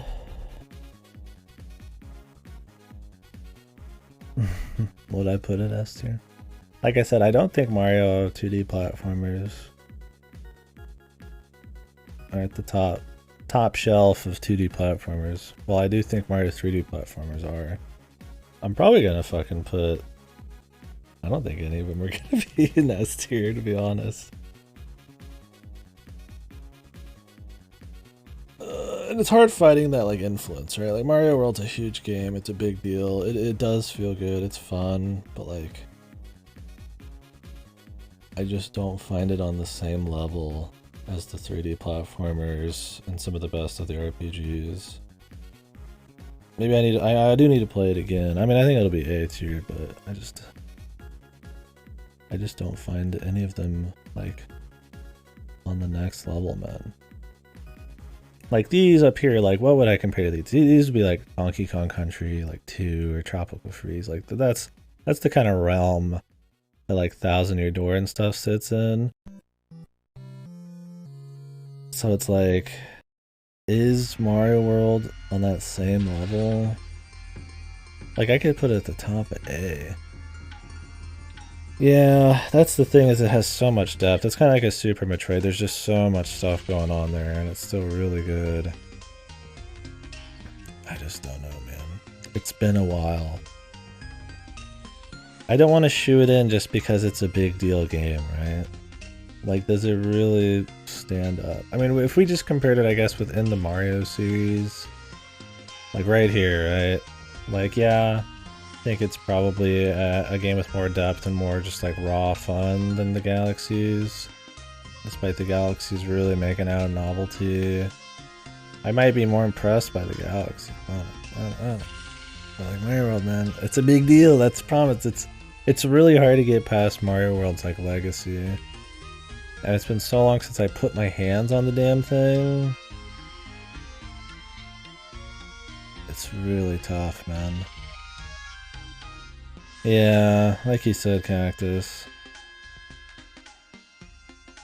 Like I said, I definitely think Mario World's a cut above most of the Mario platformers. I think Yoshi's Island's probably my favorite of them all. I think that one's pace and all that lends itself to the exploration a bit more, and its art style is like unmatched in the 2D platformers for the Mario ones. Well, since we don't really have that on here, like Mario World's kind of the top.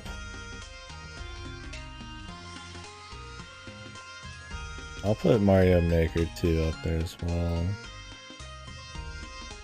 I think, well, you could argue Mario Maker 2 is like S tier, right? Like it provides a really accessible way to make any kind of Mario level you want. You can chain them into worlds and all that. There's a lot of content. The basic levels aren't too bad. It's just at the end of the day, it just doesn't have that, it doesn't have the same level of vision, right? It's super objective, right? It's just a really good Mario Maker. Where something like Paper Mario Thousand Year Door and all that has like a fucking soul, man, right? Like there's a much more personality. It's much more curated, much more just boom, just this an essence. It's more streamlined, straight to the point. And while like a creator is really cool, and it's a really important tool, and I think they really nailed it, I just feel on a personal level like I can't really compare it on the same level to something with like a lot of vision, right? Like a full experience you're supposed to play from beginning to end. I just feel like has a bit more oomph to it. There's just more going on, right? Like you get writing in the RPGs. You get a lot of like audio-visual stuff in the Mario Kart. There's a shitload of actual levels and just budget and stuff, and the platformers and shit. And it's like Mario Maker's like, it's a great tool, but it's I just can't put it in the same level, man. I'll put Mario World in there. It's been too long, man. I would like to revisit Mario World too. I mean, the last time I did anything Mario World was probably in Mario Maker 2. And it absolutely had the most depth to it. They made some of the most fun levels using its stuff. Like I said, I just don't consider a lot of the 2D Marios to be like ultra god tier. Absolutely do I respect them, and I think they're like really, really good still, but like I just don't. I think any of them are on the same level as these games on the top. Like, I mean, Mario World and Yoshi's Island would be the ones for sure. I would be fine putting it in S tier. Maybe I'll do it in a bit. I mean, if I want to like get respect from people, I do it. But if I want to be honest with myself, I don't know if I would. We'll see. See if I buckle. That's your list. Yeah, I don't want to be like a contrarian though, and I will admit it's been a long time since I played Mario World. I played it in college. I've been out of college for a while.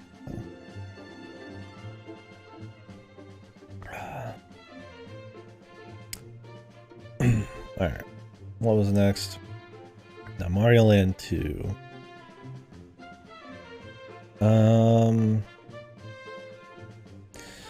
Mario Land 2 is gonna end up in B tier? I think it's got a lot of charm, but kind of like Pang was saying, it's not the craziest gameplay-wise always, although there's some pretty good challenge by the end of it with the Wario stuff. I think it's a really fun time. It makes use of the GB hardware the best it possibly could. The zoomed-in angle's a bit much at times, so it's a little rough. But I mean, we're up against Mario RPG, Toadstool Tour. I think it's on that same level. I definitely had more fun with it than Bowser's Fury, because I didn't have a lot of issues with it like I did with Bowser's Fury and some of these Mario parties. Where are we at? We're combining everything. Kind of comparing general qualities and what they executed for what they were trying to aim at, and the amount of content, the polish, and stuff like that. So I'm just adding everything in here. And then I'm going to adjust everything as we go, and then add the stuff we haven't done, like the Mario and Rabbids games. And then adjust them within the brackets, so we can have the best of S and the worst of S and all that. But right now I'm justifying Mario Land 2 being above Bowser's Fury and all that. Sticker star needs to be further down. I mean, it's at the lowest right now.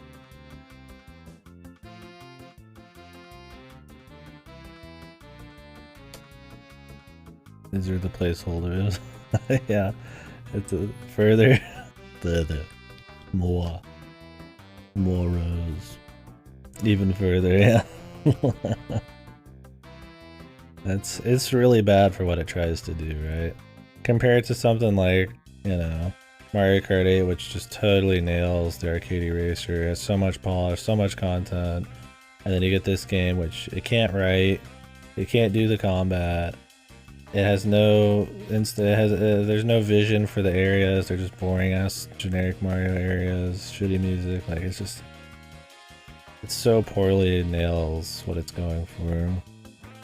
And while it's probably got more polish and like content than something like a Mario Strikers, it's just I respect it so little as a Paper Mario game. If Super Paper Mario is where it starts to change, Sticker Star is where the quality really dropped. So these on the right, we did each series individually. So this is the 3D platformers. This is the golf games. This is the Mario parties. Now I'm adding them all into like a grand list and adjusting them based on how good I think they are compared to each other in just like a larger kind of general sense. So some stuff's kind of going up the list, some stuff's going down the list. Like Sticker Star is pretty low, but it became way lower when you compare it to the whole series. So. Yeah, we got sub-tier lists. Well, that's the thing, is like, there's a lot of fun comparing just the RPGs to each other, and you can have a lot more nuance, right? Like, I don't think these are D-tier games, but I do think they're a cut below these, so I can just kind of keep going down the list. I think these are about equal. But when you get into a massive list like this, with a lot more limited amount of tiers, and the genres are more varied, it's like a lot harder. So it's like I put more in here, but I don't want to put like too many. So it was just kind of a fun thing. Keep the conversation going.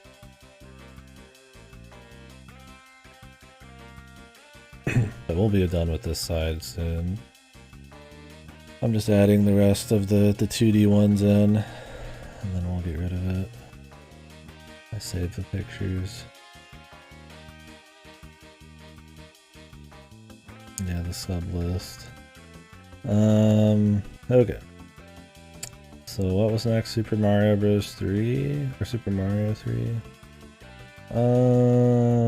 What was Super Mario Bros. 3? I put that in A tier before, right next to Mario Land 2. I think that stands.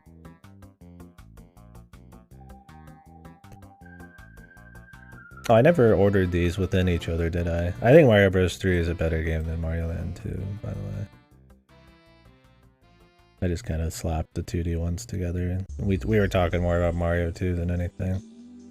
Yeah, I think Mario 3 is just a more fun platforming game, and it still has just enough audiovisual stuff to not be a distractor.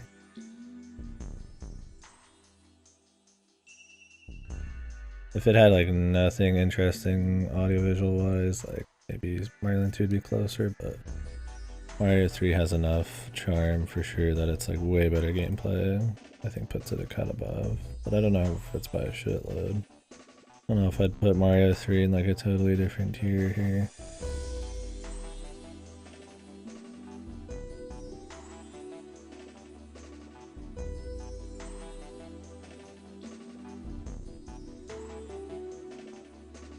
It's real fun. We'll order within later. I'm considering putting Mario World higher, just because it's really crispy. It's been so long since I played it. Like, I don't feel like it's up there, but like, I bet if I put my hands on it, I would. I mean, the only problem is like you cheat every level, which I think is kind of shit. I think that's kind of bad.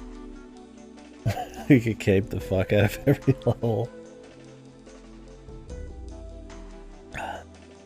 I don't know if you can shit stomp games at the top like you can World, but it's just another feature, really. There's a bunch of ways you can do it. Kind of a big problem, but you can do that in the new Mario Bros. Games too, but they're also way worse.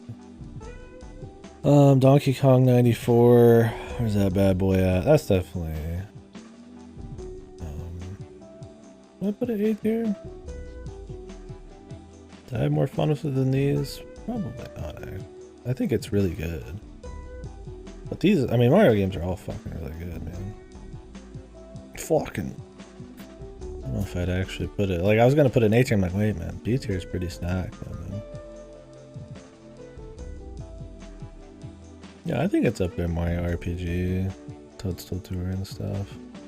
I mean, it's limited by its hardware a bit. It can drag on a little.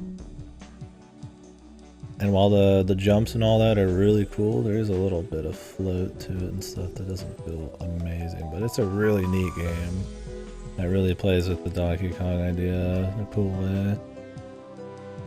But I don't want to let the novelty like eclipse everything else, right? Like these other games are really good still. So I'll keep it in there. And I'm trying not to rate any of these by like influence. It's hard to like totally ignore that. Like Mario Bros 3 and Mario Land are like clearly a really big deal. So it's hard to be like, ooh, this is like this massive, like, does Mario Land not even reach the top tier, you know? Mario Bros U Deluxe. I would definitely put this lower.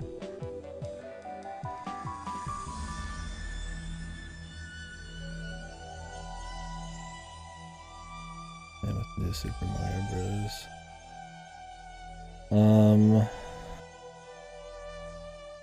I think they'd probably be higher up the C list, but not at the top. Probably in the middle once I adjust them. Why I don't think they're higher. I think New Super Mario Bros. Tries new things and has generally pretty fun level design if you just want to bust through it. But I still feel like Mario 2D platformers have a certain level of floatiness, a level design that's just not tight enough or focused maybe on enough challenge for me to be as interesting as other stuff that's come out. They try to do neat things in it for sure, and the new like art style is not too bad, but I definitely think it's got more vision, is more featured than anything in the D tier, and I think it's got enough flaws that it probably is okay being in the C tier. Because like I said, I keep saying it, I think a lot of like the 2D Mario games just really don't compare to a lot of like other 2D platformers. I think they're still way better than like most, right? I mean, like your random NES game from Joe Blow Schmo or whatever is probably way worse and feels horrible. But like compared to your other big boys like your Donkey Kongs or your newer Raymans or a lot of your indies nowadays and stuff, I just don't think they're as tight. They're fun, but I think that's part of the reason I'm like, is it really like, are they really that high? Maybe I'm comparing too much to like the rest of the video world. These were on the right much more compared to themselves, but because this is more general, I kind of have to like think more general in like the grand scheme of things. So I think I'm pulling a little bit more. I'm trying to compare just to each game, but I think I might be pulling a little bit from outside as well. Not as novel as Donkey Kong. Not as crispy, I'd say, as Mario 3.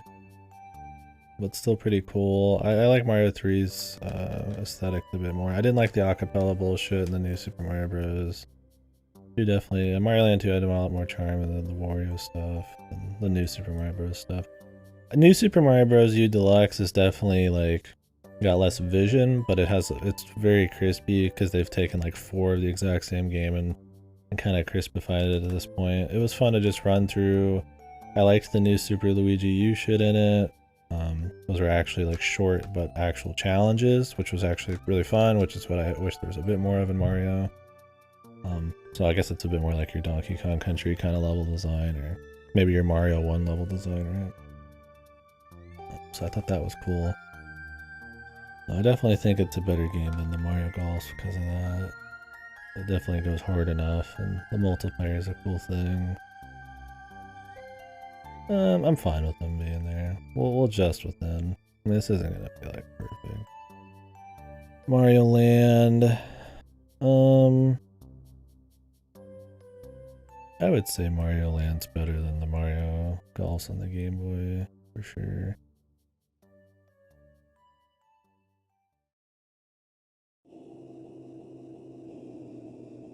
Is it? I mean, I think it's better, but they might be on the same level. I mean, it's a 20-minute game. game. They might actually be on about the same level. It's way too short, and while I like the novelty of the shmup and stuff and the music and some of the visuals, and while the platforming's a bit more crispy because it has a zoomed out list, it's still pretty limited by the hardware, and it's really fucking short.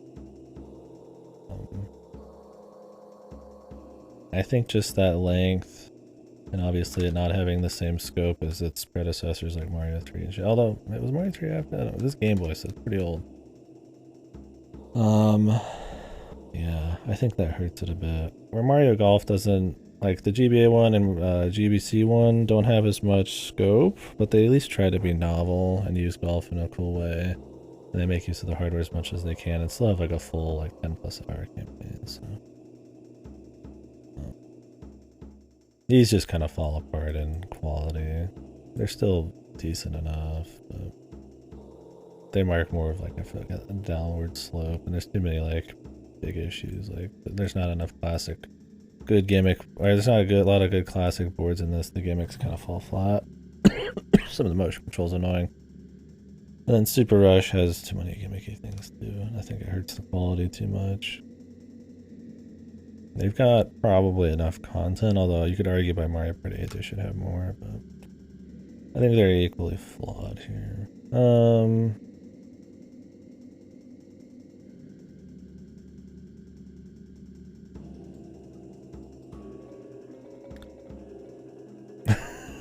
I kind of want to put this in E tier, dude.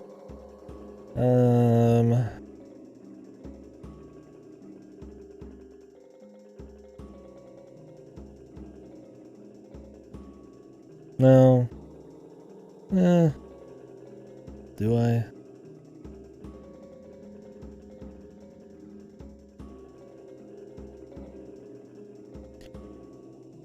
The thing is with Super Mario Kart NES Open is I feel like their technical limitations like severely handicap the kinds of games they're supposed to be. Like not having full 3D environments and stuff for Super Mario Kart really makes the racing feel odd. It's like you're racing like a Hot Wheel car on a mat. And while it's a solid enough game, I don't think really almost hardly any of these except Snicker Star is truly bad. I mean, maybe Super Rush is a little worse. you could argue some of these. It's not like Fox, but like if you just release Super Mario Kart right now, you'd be like, eh. So it's like that's kind of the problem. I think it's like fundamentally flawed a bit with what it's trying to do by its hardware, and while it's still fun, that plus having a lot of jank shit they could have fixed, like the cheating AI, and then the NES Open, like really not having like 3D, like the true ball movement. While you could say these Mario Golf games have that same issue here, because they're not, they make up for it by trying a new thing with an RPG and a story, and like a world map. They try to make up for not having as deep of a golf game as like your Toadstool Tours and stuff by making up for it with like new shit. NES Open doesn't really do that because I mean it's an NES game. I think it's a really good NES golf game, but it's like it doesn't do anything to make up for its hardware limitations, making it kind of just a lesser golf game by today's standards, like the other Mario Golf games do. I think that's what hampers these two. They don't go hard enough into their gimmicks, and because they are on like Game Boys, the golf game's just not as deep as something with like true physics and real ball rolling. It's not, I mean, that's more immersive and shit too. NES Open's just in real places, and it's a little too focused on, I feel like, actual physical execution than like thought. So I feel like that kind of puts it where contrastly, Mario Bros 1 and 2 work just fine for their the hardware, right? They're not limited by the hardware really in the same. I mean, they are, but like they, you know, you just need to jump over stuff. It works just fine with the hardware. They're not as clean, maybe too floaty, too rigid. There's maybe not as much variety of levels or enemies, or you know, maybe Mario can't do enough mechanically. But they're not like fundamentally like fucked for any weird reason. They're just not as polished or as like feature complete as something later on in the Mario Bros. Series.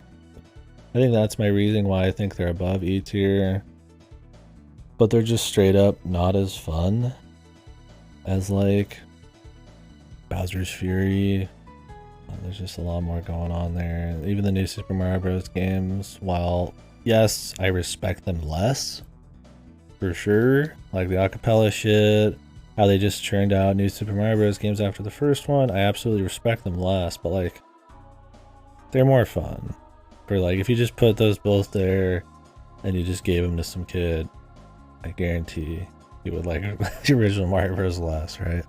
Unless the kid's a fucking hipster or something. Like, it's just a more interesting, there's just more going on visually than the audio. It just has more mechanics, there's more stage variety. It's just, and while simplicity I think is really important, I don't mean to say that just having more of everything is always better.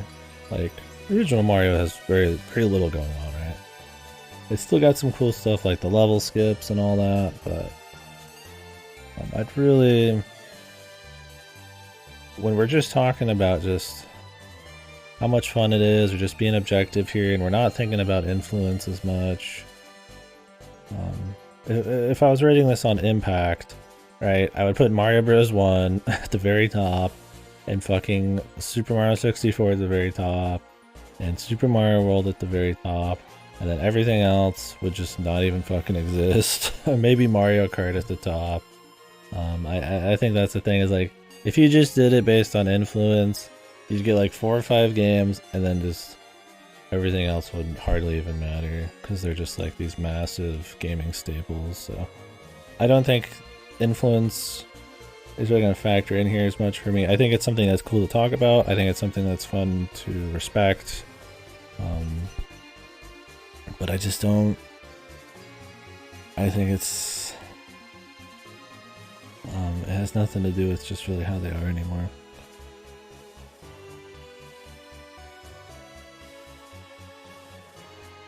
The next series, yeah, I don't know, buddy. I haven't played them out. If the new Super Mario Bros. Games weren't turned out like they were, they'd be great. I think they're pretty good games. I think musically, it's definitely they hurt the most. I don't think they have that charm. I definitely don't think they compare to something like a Yoshi's Island, right? Visually either. But what really does hurt the new Super Mario Bros. Games is that they just kept doing the same thing over and over. If you imagine a world, and I haven't played the Wii 1 or 2 yet, so this is just my thoughts based on playing the newest one and the oldest one, and pretty recently I thought. If you just imagine a world where it's just new Super Mario Bros., it would be probably fine. It's an interesting, different take on it. I think they have a lot of creative levels, they have new mechanics, and I think that's cool. And while you might not like them as much on the charm, like the audio visual side of things, I still think they're like pretty good. I think they're comparable. But man, it's really hard to separate how much they just churn out the same bullshit, right? And it's the same acapella shit, the same level design, not the exact same level design, but the same like visuals. It's always like, here's the forest area, here's the Mario fucking sand area, and it's the exact same look, and it's the most sterile, soulless Mario shit. And it's really hard to separate that from how they just are in a vacuum. And I don't think you have to separate them from it. Personally, I just am, right? That's just something I'm valuing here. Love me some knack. Yeah, I think the big thing is they probably don't have as much tech or as depth of movement as like Mario World. While they have more mechanics, Mario World and Mario 3, especially Mario World, have a lot of stuff like old Super Metroid, where there's just a lot of little things that you can do to improve your gameplay. There's a very high skill ceiling, right? Like you can just do a bunch of weird shit, like the infinite cape stuff, and just how cape mechanics even work, and you know, you get all this Yoshi stuff you can mess with, and it's like, you can get some of that new Super Mario Bros., but they're a lot tighter, but also have a little bit less of that soul that comes from adding like little bits of tech for higher skill players. And I think they remove a lot of that as you go, especially by new Super Mario Bros. U Deluxe.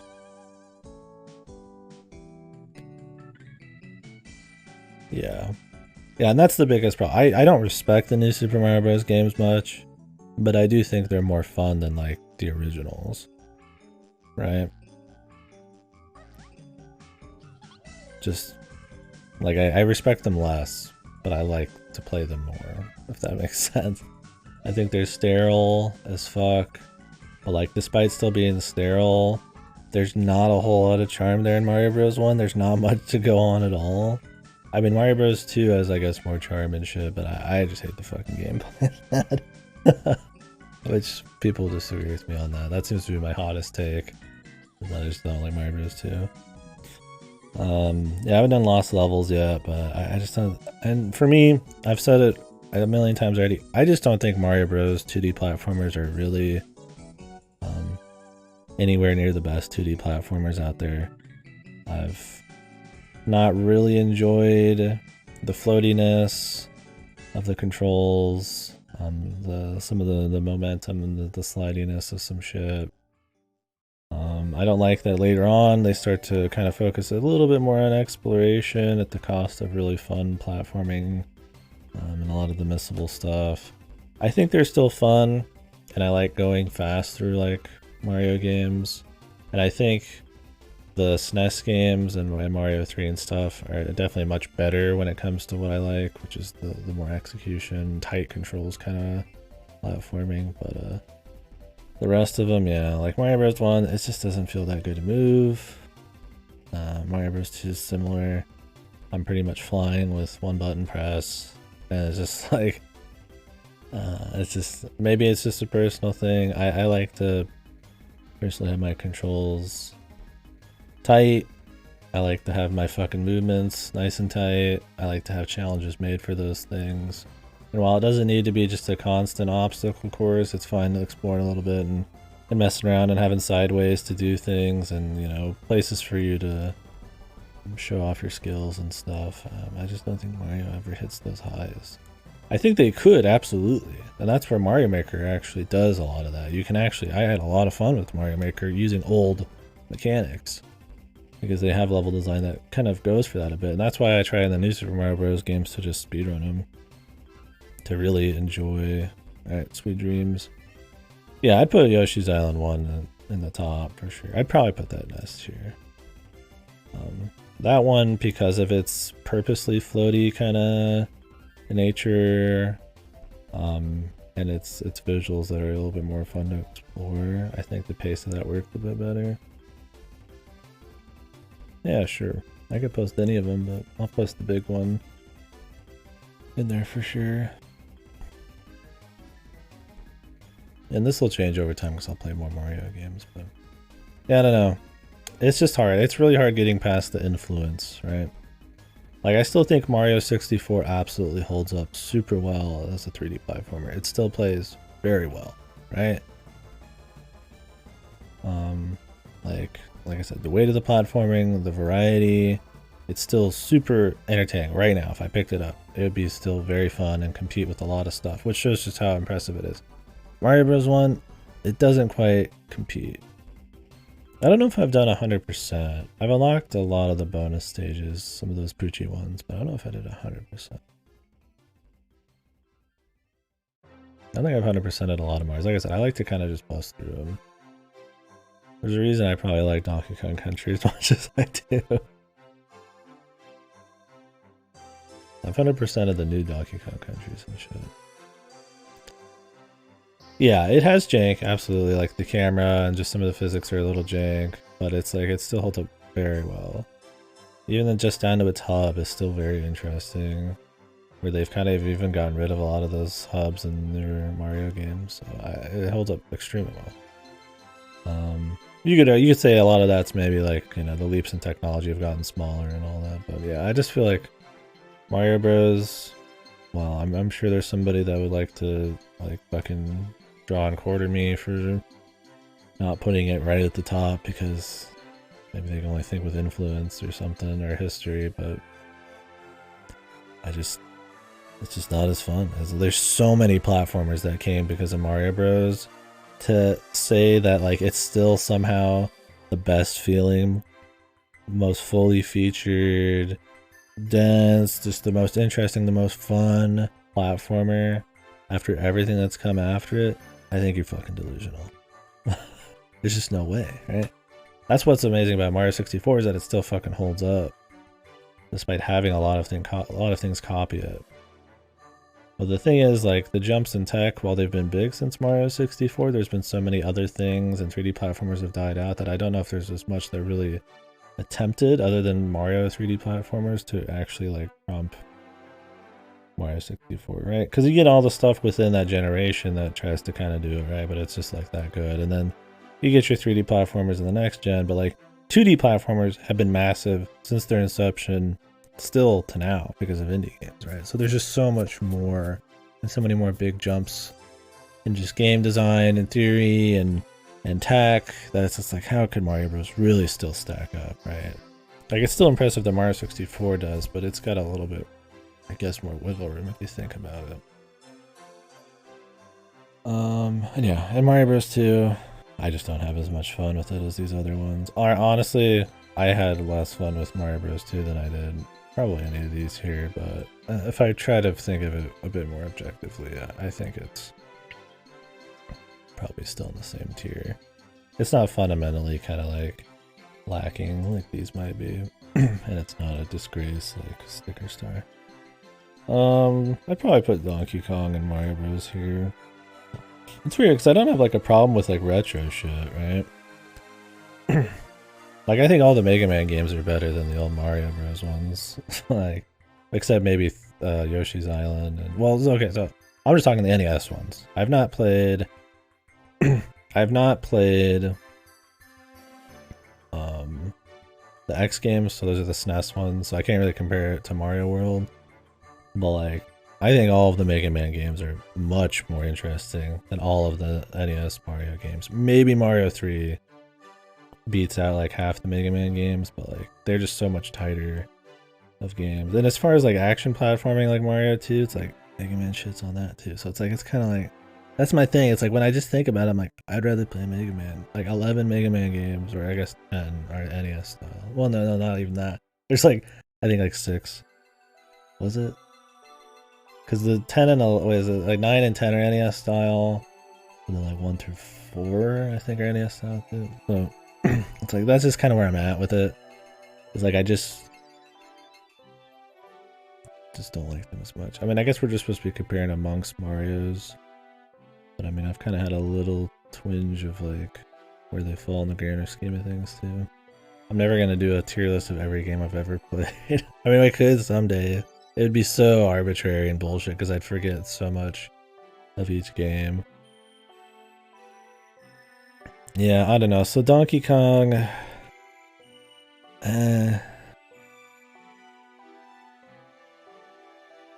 So Donkey Kong...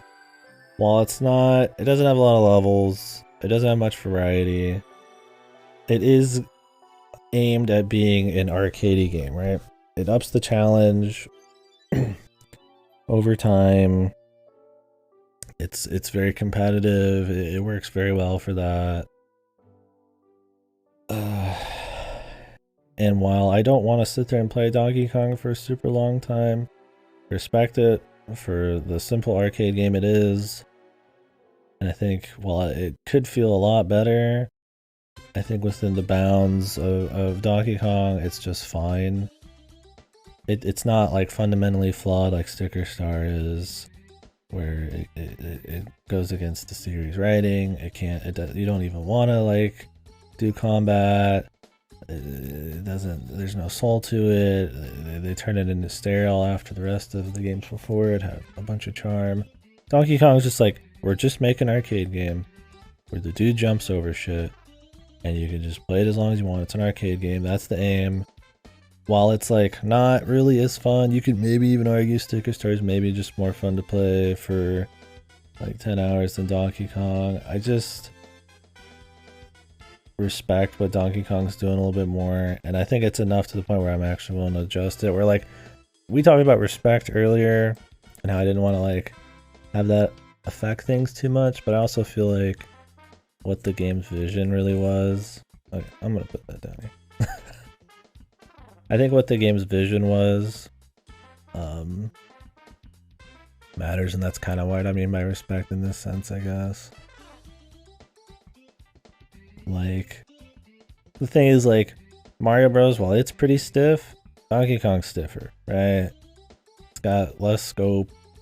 While it's just as influential, it's just as big a deal. If I wanted influence, I put it at the top, right? It's a huge deal game.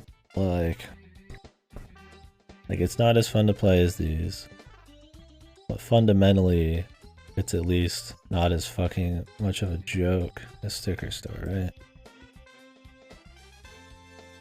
Now Super Mario Bros, it's just not as fun as Donkey Kong.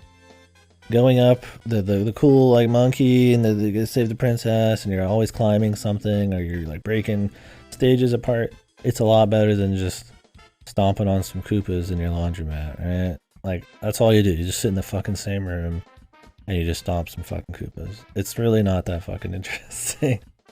It's the first Mario Bros game. That's cool, dude, but like it's a pretty basic ass arcade game. And I don't think the idea of it is as interesting as like Donkey Kong. Donkey Kong like is still somewhat fun, right? Like I had fun playing it in Donkey Kong 64 recently. It was cool for a bit. For a game as small as it is, it's fun the whole time. For a game as long as Sticker Stars, it's not fun. But I think that's kind of my justifications. So anyways, let me adjust shit. That was the single ones done. Now let's add the few games we haven't done yet.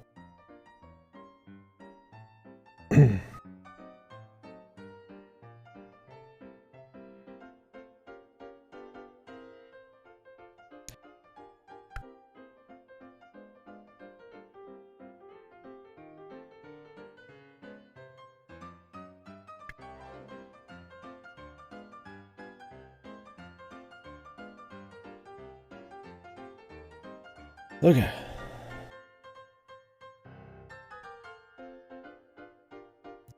Let me close out of this shit. Save the. Alright. So that's where we're at right now. Rabbids. What are the ones we're working with still? Rabbids games, Strikers Charged.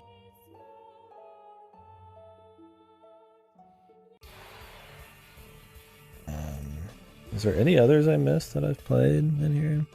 I didn't play the last Strikers game because it disappeared in the mail somehow. I don't count. I'm not counting ports and shit. I don't give a fuck. I might have played most of these through All Stars, but we're counting them as individual games. The gameplay is identical,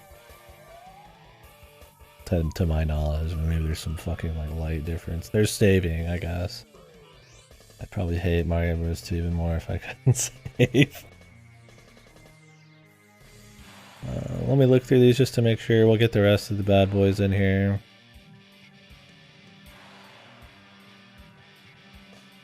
And then we'll move on. We're just looking for kind of like little miscellaneous Mario games. I haven't played Mario DDR Mix yet. Looking forward to it, dude. Can you even play Mario Bros. 35 anymore? That'd be a cool take on the original Mario Bros. Never got to play it though. Don't care about these remakes. Still plan on playing these. Don't think so. Yeah, that sucks. Why did they make it limited? Jesus, God forbid people gotta play fun shit whenever they want. It probably wasn't even server based for all we know. Oh, Nintendo's the 35 player fucking peer-to-peer bullshit. Yeah. They're rough, especially after Super Mario World and shit.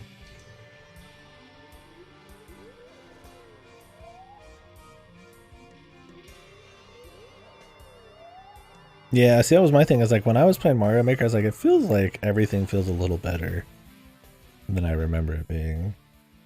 And I was like, maybe it's just the level design, because people are going to use more contemporary level design that works with those games better.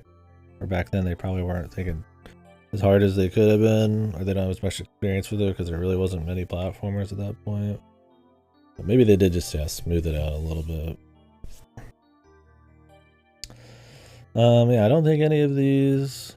I think we got everything on here. I think it's just these 4. I feel like there's got to be another one I haven't played in here. Mostly just tennis games and then Mario parties, right? There's a few 2D ones and tennis games and Mario parties and baseball. There's a lot of baseball. There's hoops and other sports shit, but for the most part. It's weird, they don't put the Mario and Sonic games in here either. Is it because it's not just Mario? Maybe that's the idea, is like it's gotta be like focused chiefly on Mario. I think they said something about it here.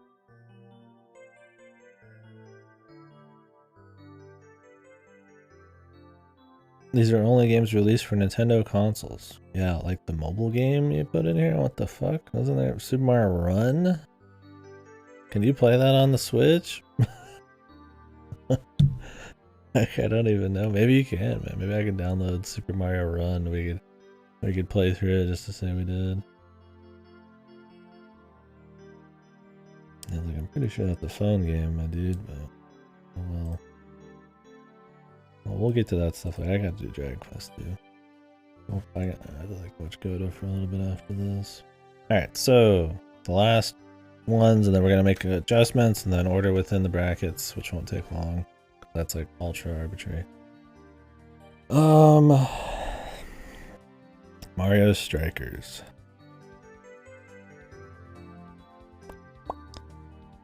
Do. I did not care for the Mario Strikers games, dude. I don't know if that's where they're gonna go, but I'm starting them there, and then I'm gonna look at them and think about them.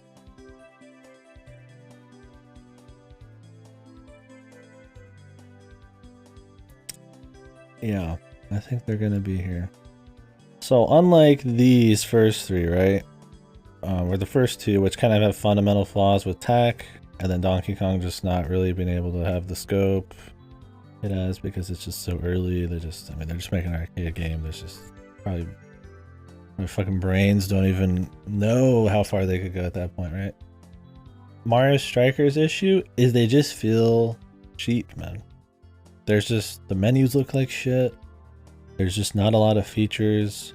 The campaign single player modes are just these like really like just auto match you against bot, kind of just boring ass. Like there's no presentation to it. There's nothing in between it.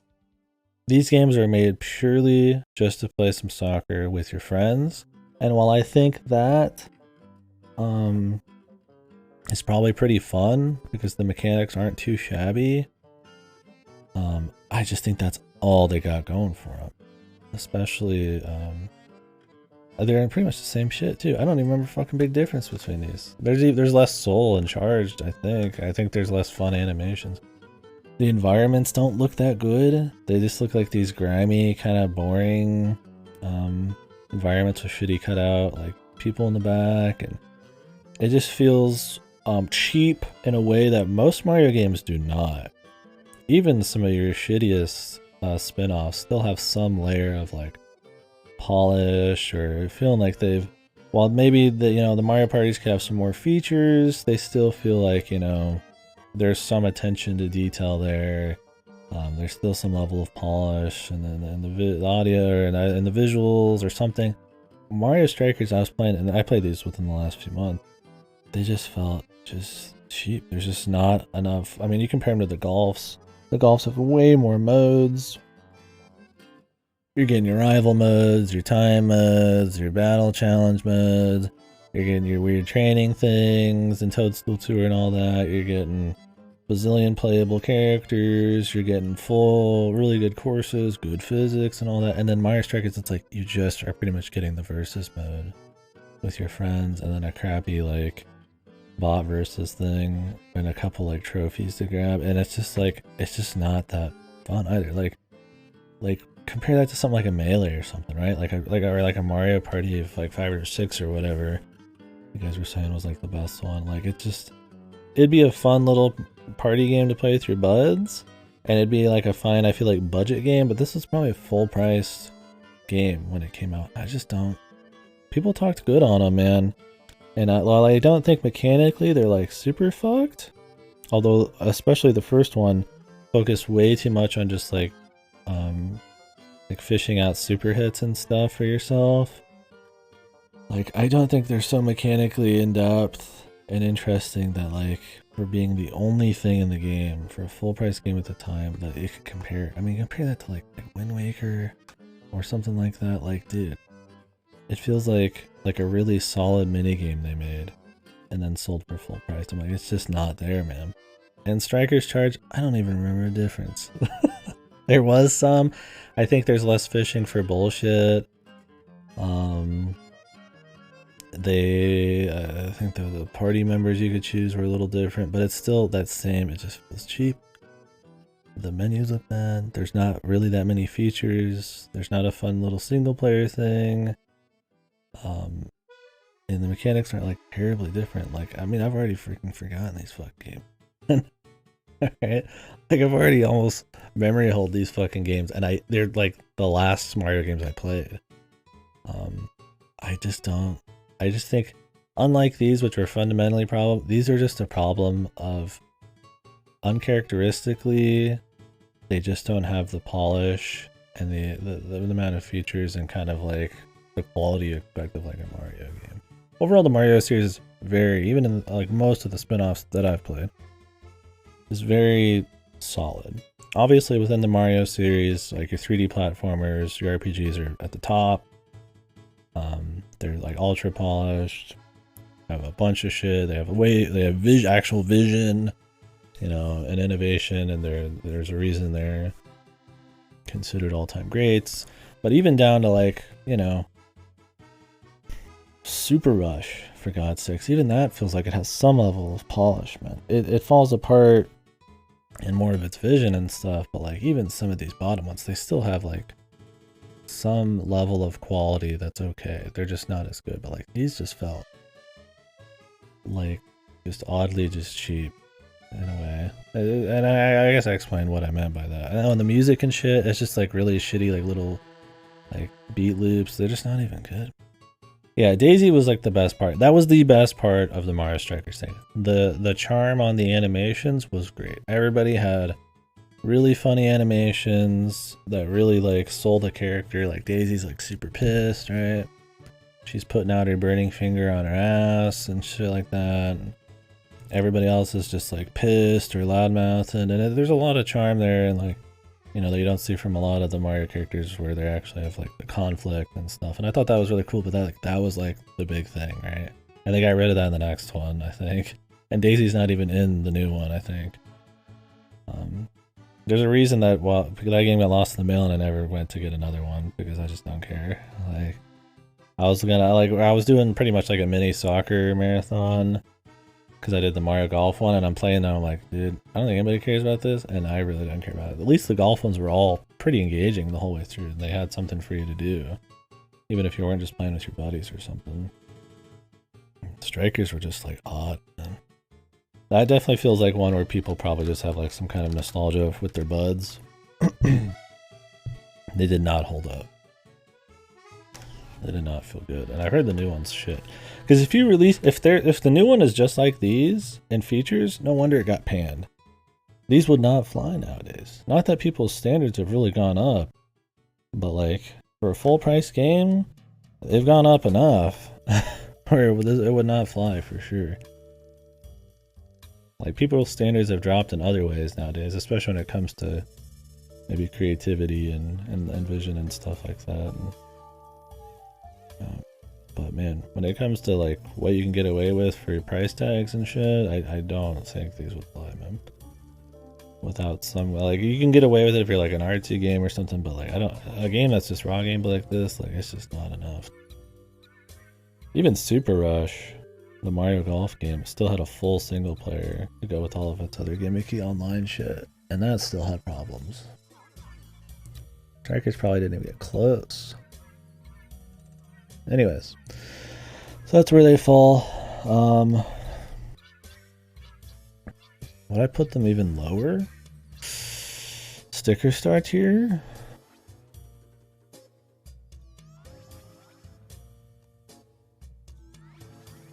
I mean, I had more fun with these for sure. Yeah. You don't think there's Sticker Star tiers? That's the thing. Sticker Star is such a beast of its own right here. I think they're less fun than these by a good margin, but maybe not enough to end up in Sticker Star. Sticker Star needs to almost end up in its own tier. Because that's the thing, is like, I honestly feel like Strikers probably should be a cut below, but then it puts you in, like, yeah, the cursed tier with Sticker Star. Like, I might just make another one, dude. Am I doing another one? Is this the fucking Mario Strikers tier, dude? The thing is, I don't want to make too many tiers. Because then, I could just do that forever, right? Like, oh, well, you know, oh, maybe I should make another tier for, you know, these Paper Marios. They're not as good as these, but it's like... Well, I guess I'll be getting rid of G, right?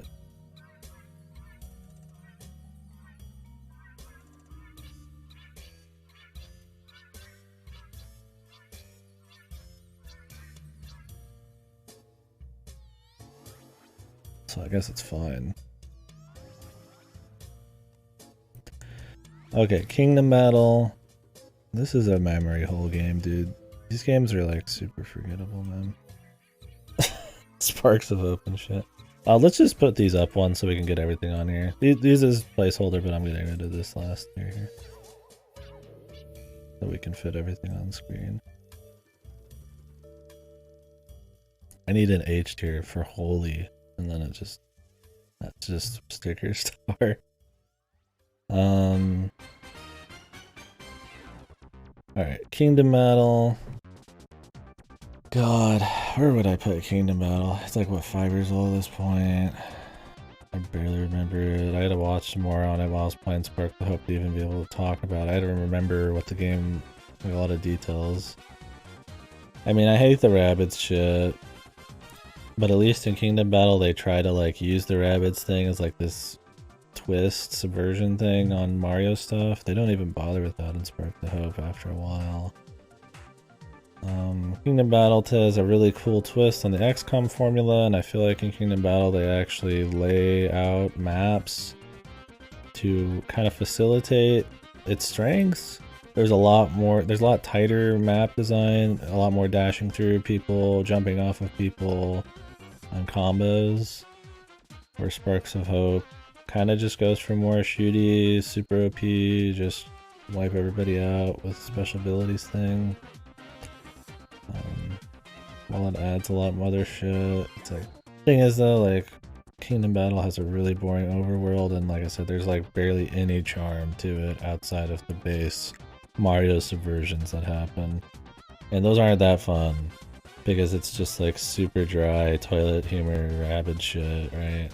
Like, oh boy, I've always wanted to see somebody talk about Twitter and like selfies in a Mario game. Like, no, not really. Not like that, right? So it's like, that's the kind of humor we're talking about. It's just like really low tier slapstick shit. And that stays in both of them. It's probably more annoying in Sparks of Hope because there's more like OCs and voices and shit. And it also tries to be way more sappy, or at least Kingdom Battle's just kind of like upfront about it. I don't know. I'd probably put them right next to each other, but where?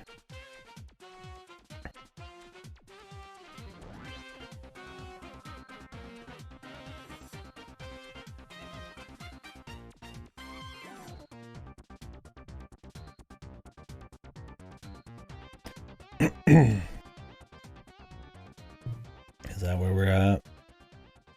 Is that what I'm thinking?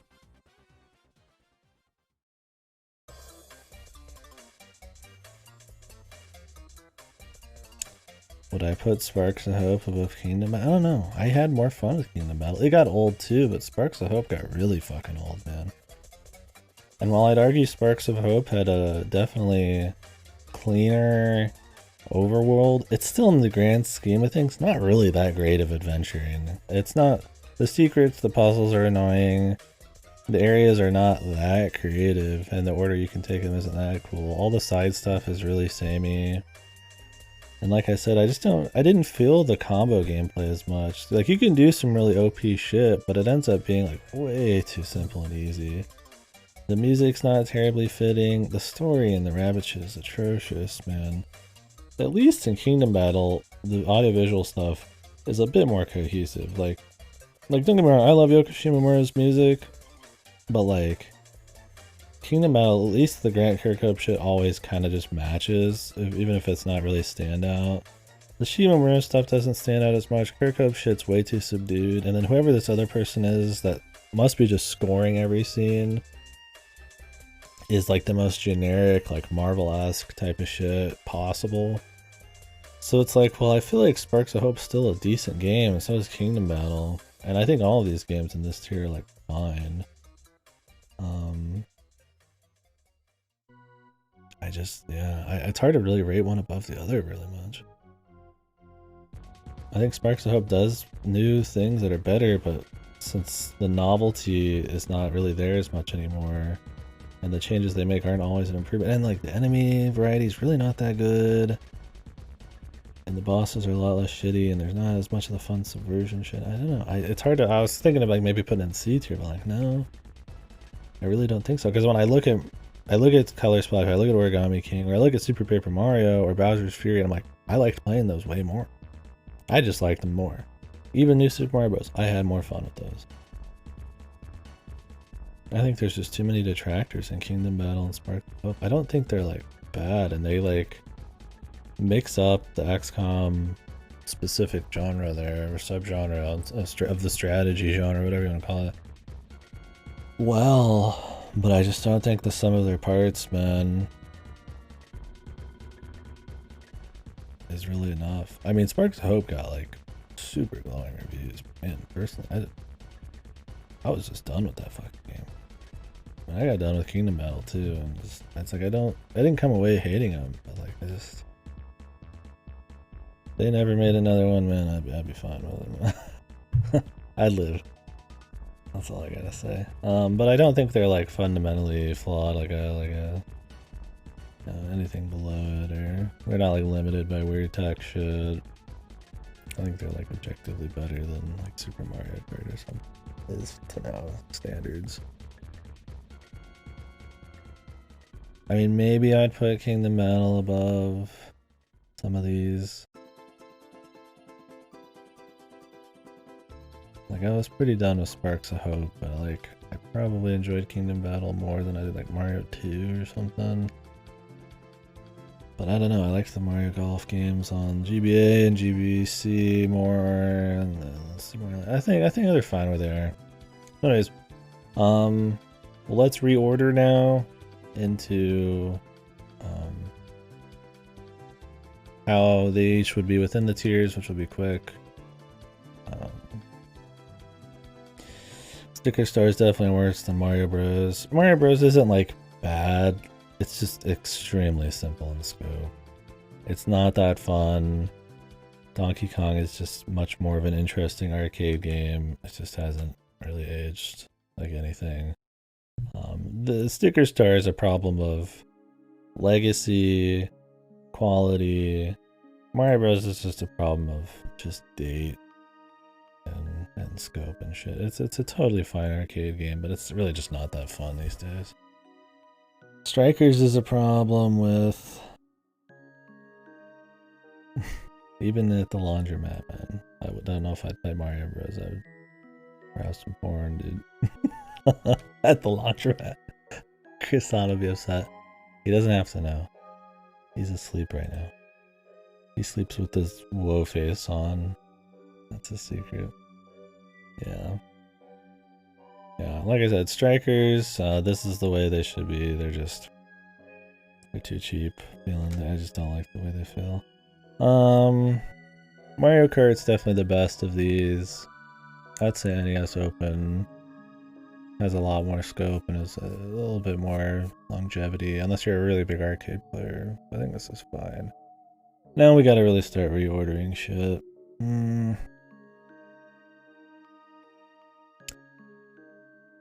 I probably have more fun with the Mario Golfs than Mario Bros. 1 and 2. I think I liked Mario Land better than the Golfs. Probably like Mario Party 8 better than this. I think Kingdom Battles Better than the new Mario Golf.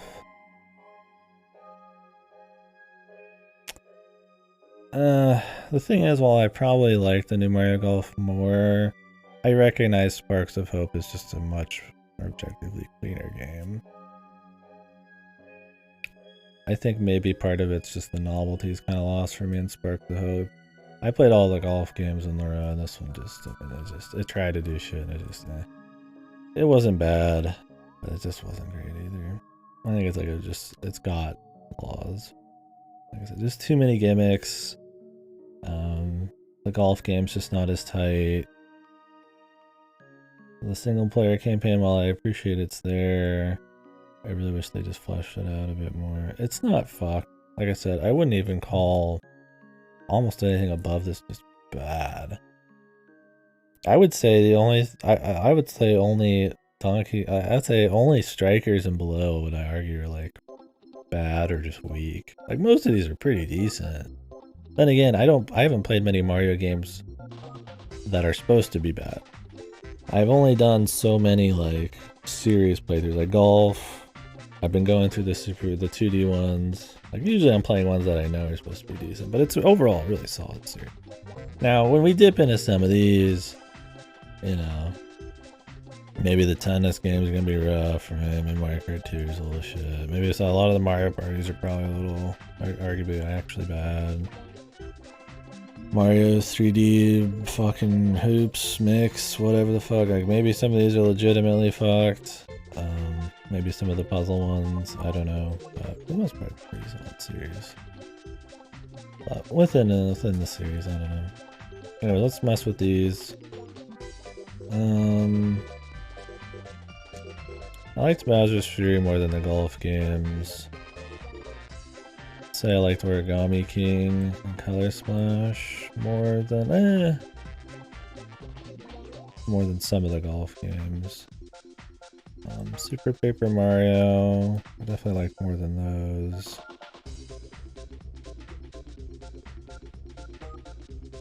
Partners in Time is better than most of the Paper Marios here. I'd say New Super Mario Brothers is probably better than Color Splash. Mario Party 5.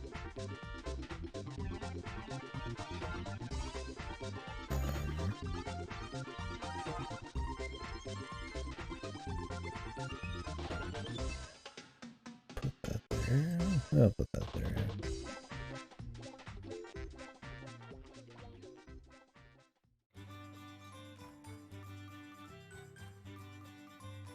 My 64 DS, I don't remember all the content of that. Well, I just don't like how it controls as much. It's a weird one because it's kind of a port, and not many of these are that way. It's like one of the few that's kind of porty. Honestly, I could probably just take it out and just leave my 64, but it's got enough new content, I guess it's worth being here. It's just a worse way to play a great game. The new content feels kind of out of place and bloats it with silly bullshit.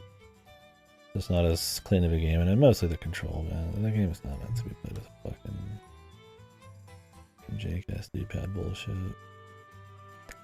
I guess this order would probably be right.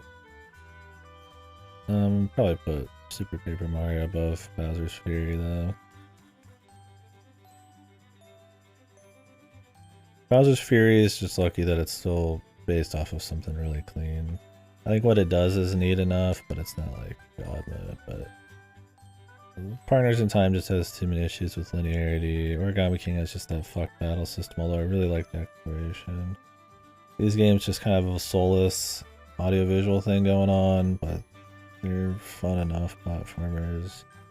Color Splash has probably even worse combat, and worse exploration, but it's still pretty cool on those fronts. Or on the exploration front, the visual side of things.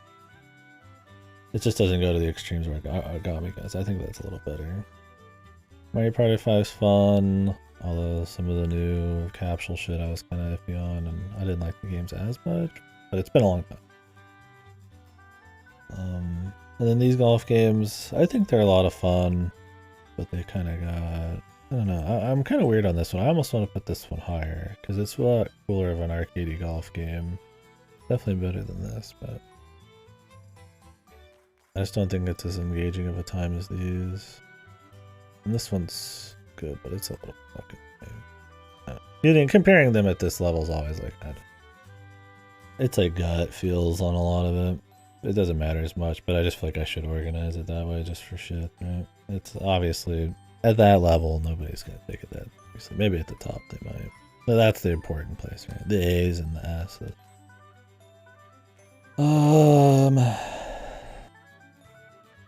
Mario RPG. I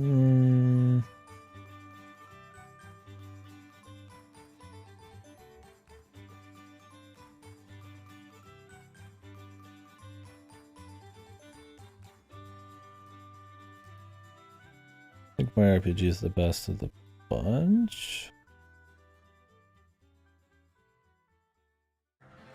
Mario 3 is a lot of fun, but Mario Party 2 is just, I mean, it's kind of outdone by some of its shit after. It's a good, like, idea, but I don't think it's as fleshed out as, like, Mario 3 is. I've kind of got all the Mario Karts together. I don't think there's, like, a huge, maybe massive disparity in quality here. Donkey Kong 94 is really solid.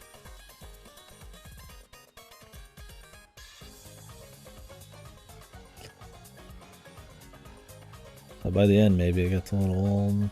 Or like, these are pretty fun all the way through. I mean, racers are pretty engaging. We'll just leave it at that point. That's fine. These are the harder decisions. I'm not, on a personal level, I'm not putting Mario Maker above Sunshine, dude. I'm fine with putting the rest above Sunshine. Mario World's definitely better than Galaxy 1. Just because it feels better to play. Well, the Galaxy 1 has a lot of kind of cool, innovative gimmicks and stuff. Galaxy 2 is still fun and has a lot of that. Bowser's Inside Story, better in Galaxy. Maybe? Probably, we'll just do it, I don't care. Hot take. They're all in the same bracket, it doesn't matter. I don't think it's a big difference, if any.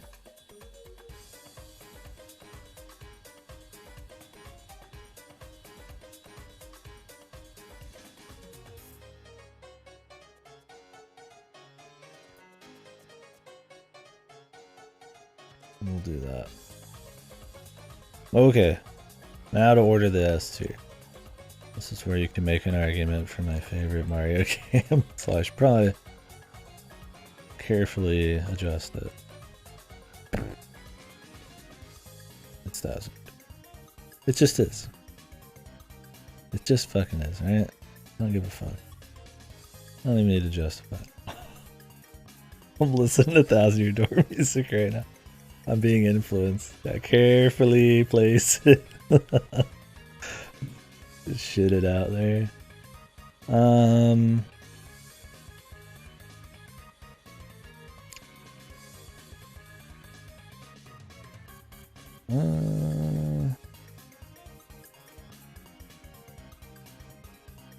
Well, I'm getting like ultra subjective here.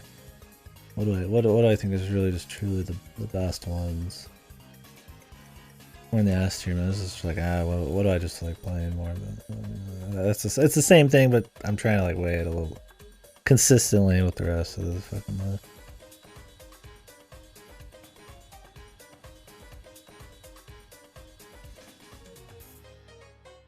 Yeah.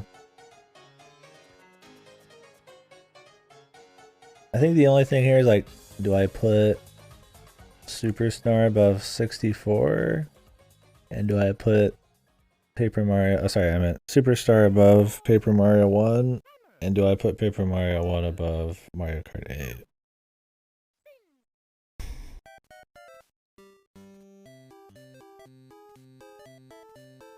I think Mario Kart 8's really good. It's a really good racing game. Really spit. And it goes pretty hard. It reaches pretty high. Is it the best racing game? Probably not. Is Paper Mario the best RPG? Probably not. I don't have to compare them like that.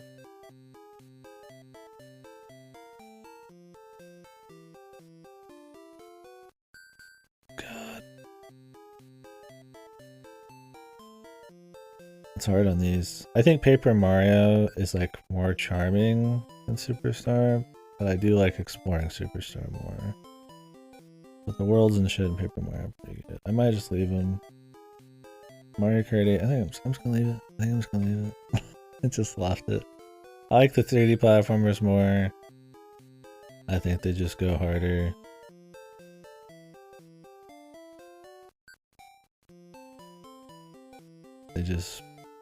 They're all S tier, man.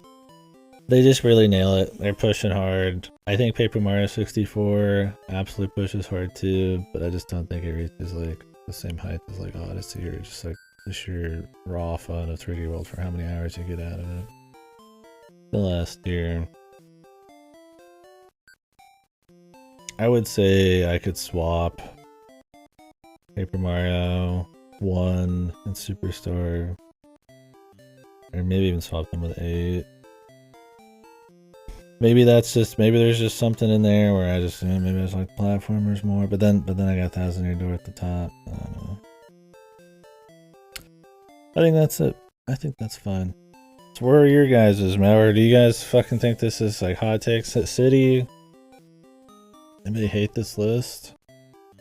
Or you got your own list? I think this is it. I think we finished for now. I'll add more later.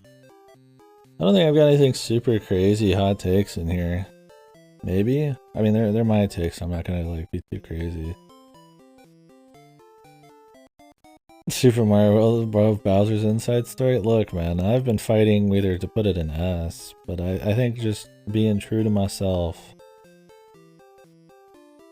I just don't think the Mario platformers are good enough, man. The 2D ones. I think it's good. Alright, so mine is in Discord? Okay.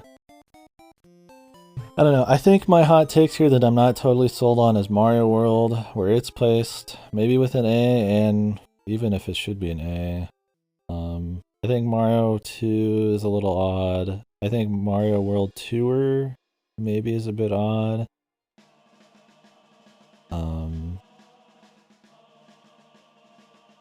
Yeah, I think they're both great. I mean, they're both right next to each other. Might as well be equal.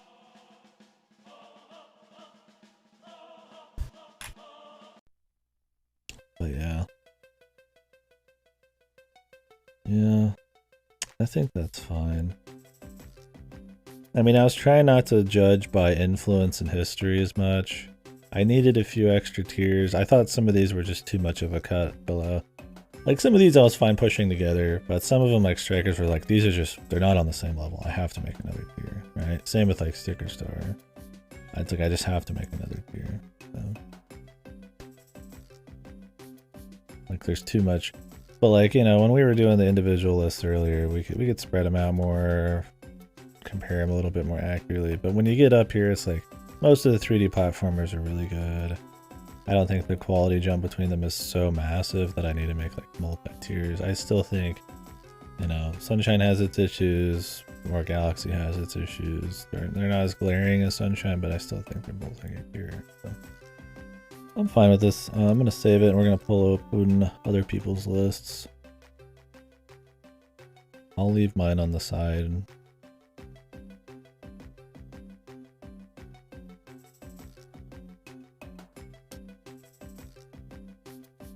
Let me put this in Discord because somebody asked.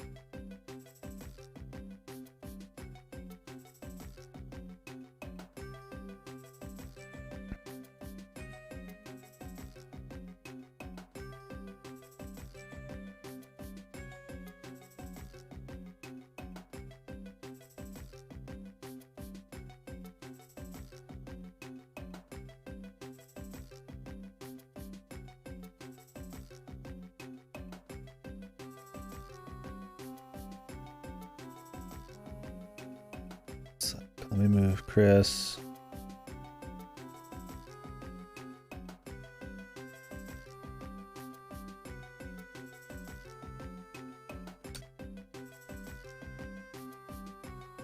Cactus.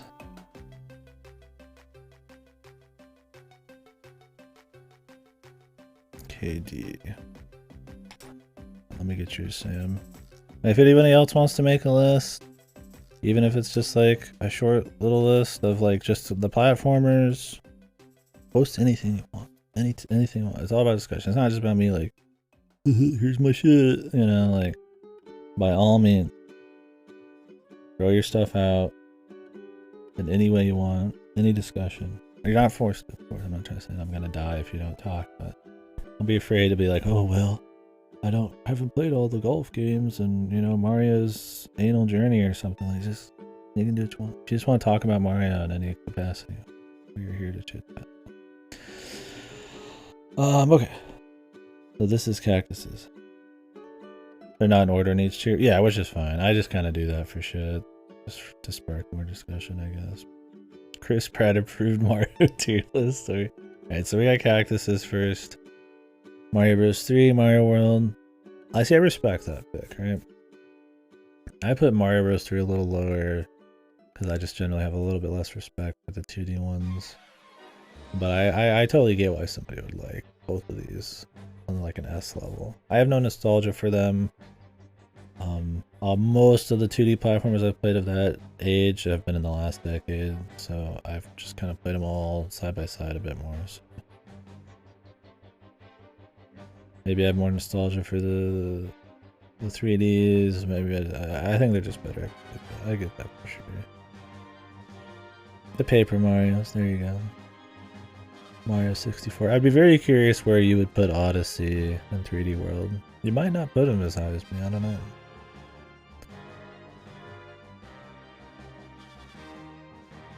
Streaming, dude.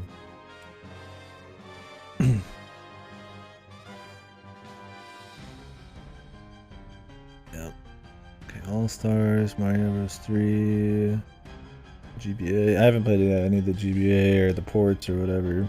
I didn't really put those in there. Oh, you put Mario Maker up there too. That's cool.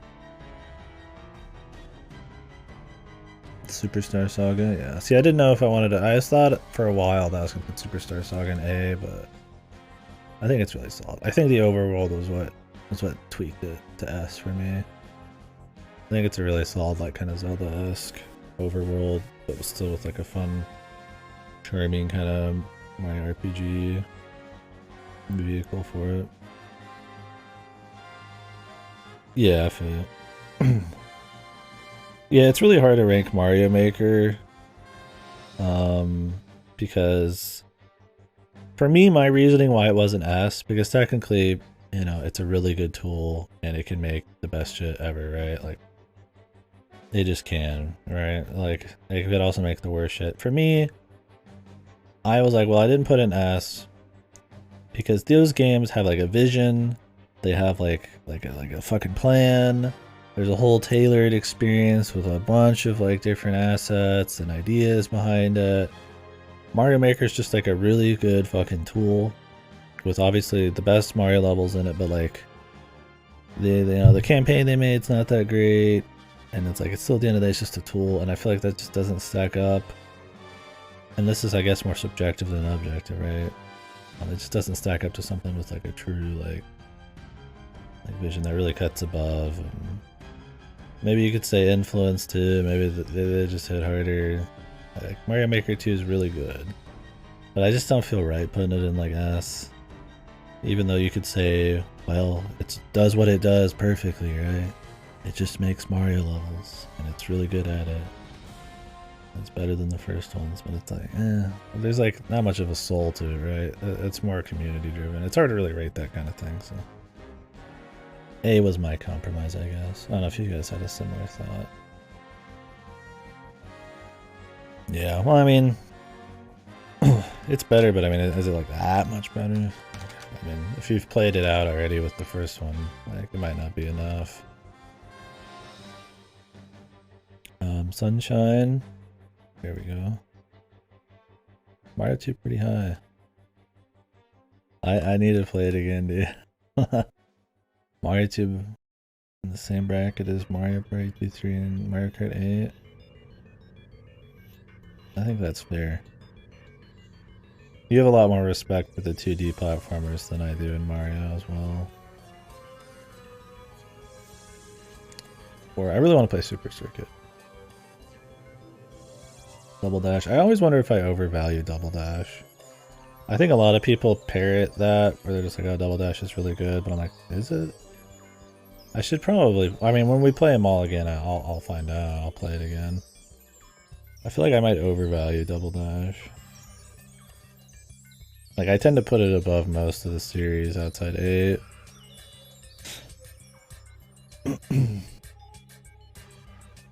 Yeah, that makes sense. They're not, like, that crazy different outside the super old ones, right? Yeah, Sam. Yeah, it still feels unique to now, even.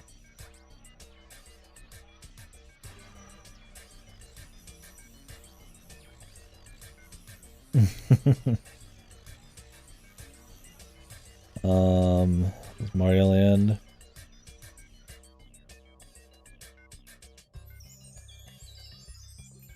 Partners in Time.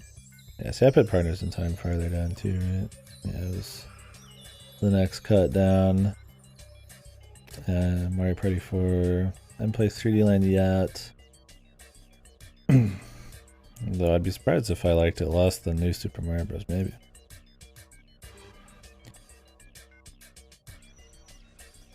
I'm glad I'm not the only one putting like the old arcade ones low. I feel like a lot of people maybe fall for the trap where it's like it's the classics, you're not allowed to put them low, right? But I mean, they're just really not like all that fun anymore. There's better arcade games. And there's games that just take the idea of jumping and stuff just to new heights that I think are much more engaging. I mean, it's still like Donkey Kong's still a good arcade game. It's still fun, but it's not something that's timeless. It's like a Tetris, right? Me and Chad not ranking them, dude, that's fine. Overall, I think I agree with Cactus for the most part here. I don't think there's a lot of big places I'm like, eh. Yeah, for me it's like how much I feel like replaying them. I mean, you probably put Sunshine a little higher, and the other 3D ones a little higher. And then maybe Mario World higher. But other than that, yeah, it's similar. Which I think is fine, yeah. Stomping Koopas in the laundromat, yeah. I just don't have that nostalgia. It hasn't shaped my world like Chris. I mean, he wanted to be Mario. That's how much it changed him.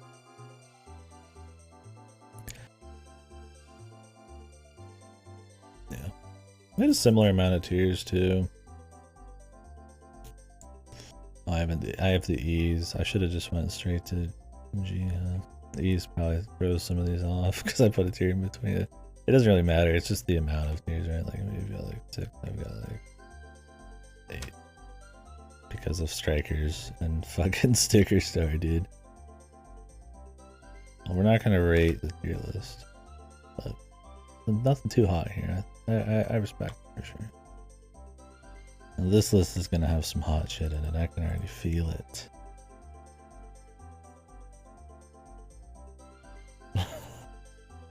The tier list of tier lists. I think Sam's tastes are not as cultured as my friend Cactus here. Try to justify why one tier list is better. I think you're ignoring the cultural impact of Mario 64. Oh yeah, your name.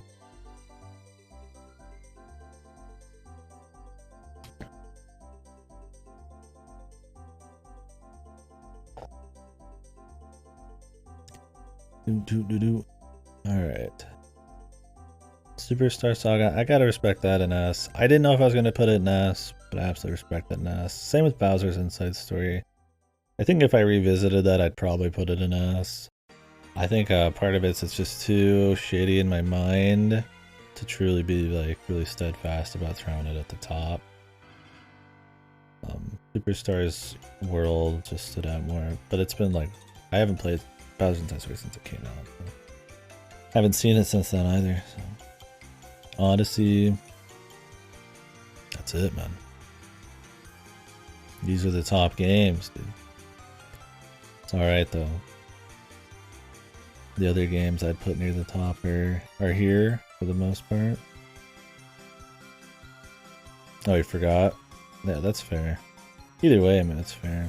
Mario Kart 8, man, I had that close as well. Mario RPG, I respect that as A. Galaxy 2 I have as an A. Super Paper Mario,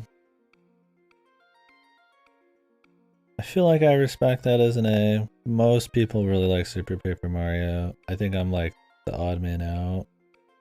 I think this is probably like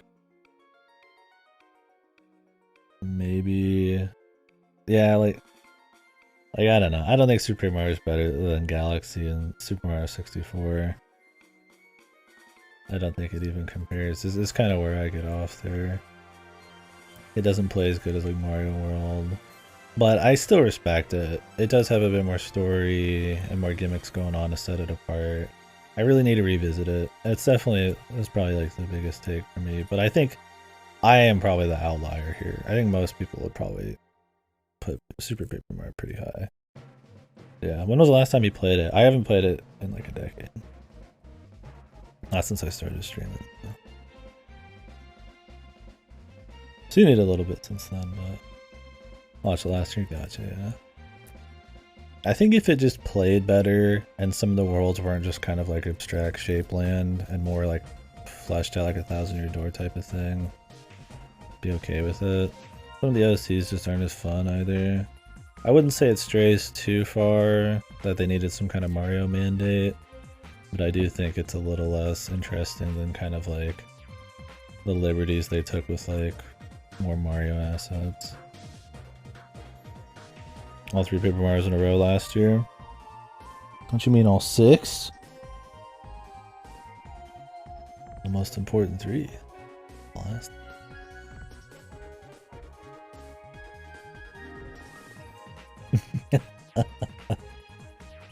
What?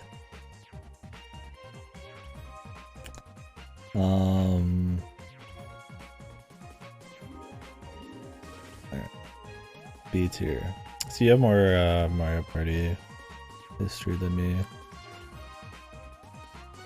Double Dash better Mario Galaxy and Mario 64. I mean, I can respect that. Double Dash is a damn good racer.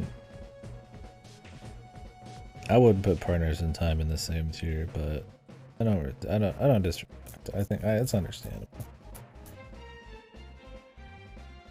It's still good.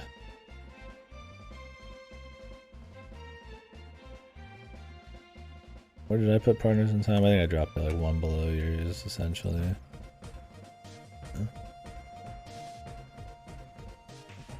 Mario Bros. U.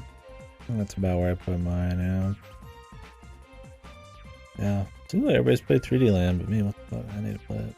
As much as I like 3D World, you think I would have already done it. Damn, man. Sunshine that low, huh? Right down there with fucking, right underneath Mario too, man. Right next to the Lost Levels, man. Jesus, man.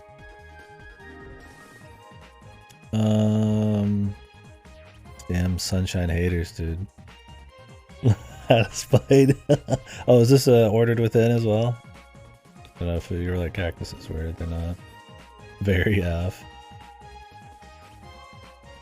Kind of, okay. I figured I wouldn't take it too serious. Not that that ever is like a big deal.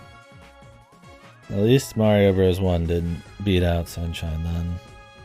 I can feel okay with that.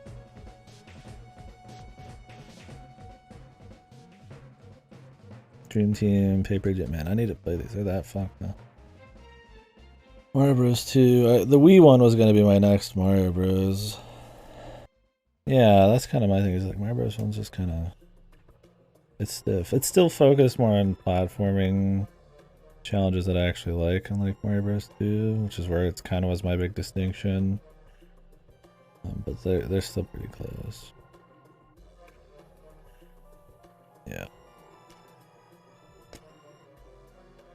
And then boom, very off. Mario Party 9. Sticker star.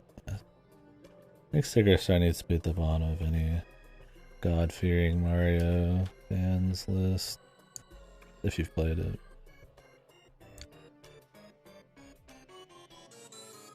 There's some hot takes in here for me, but overall, I could see the reasoning.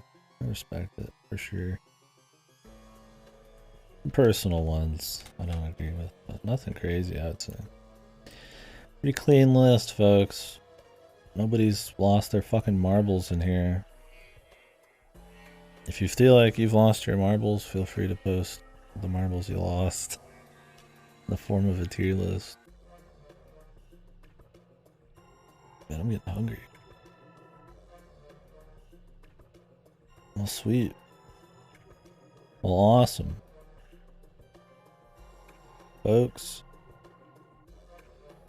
thank you guys for fucking going out of the way to make tier lists and all that. It was fun making these. It's always fun making these.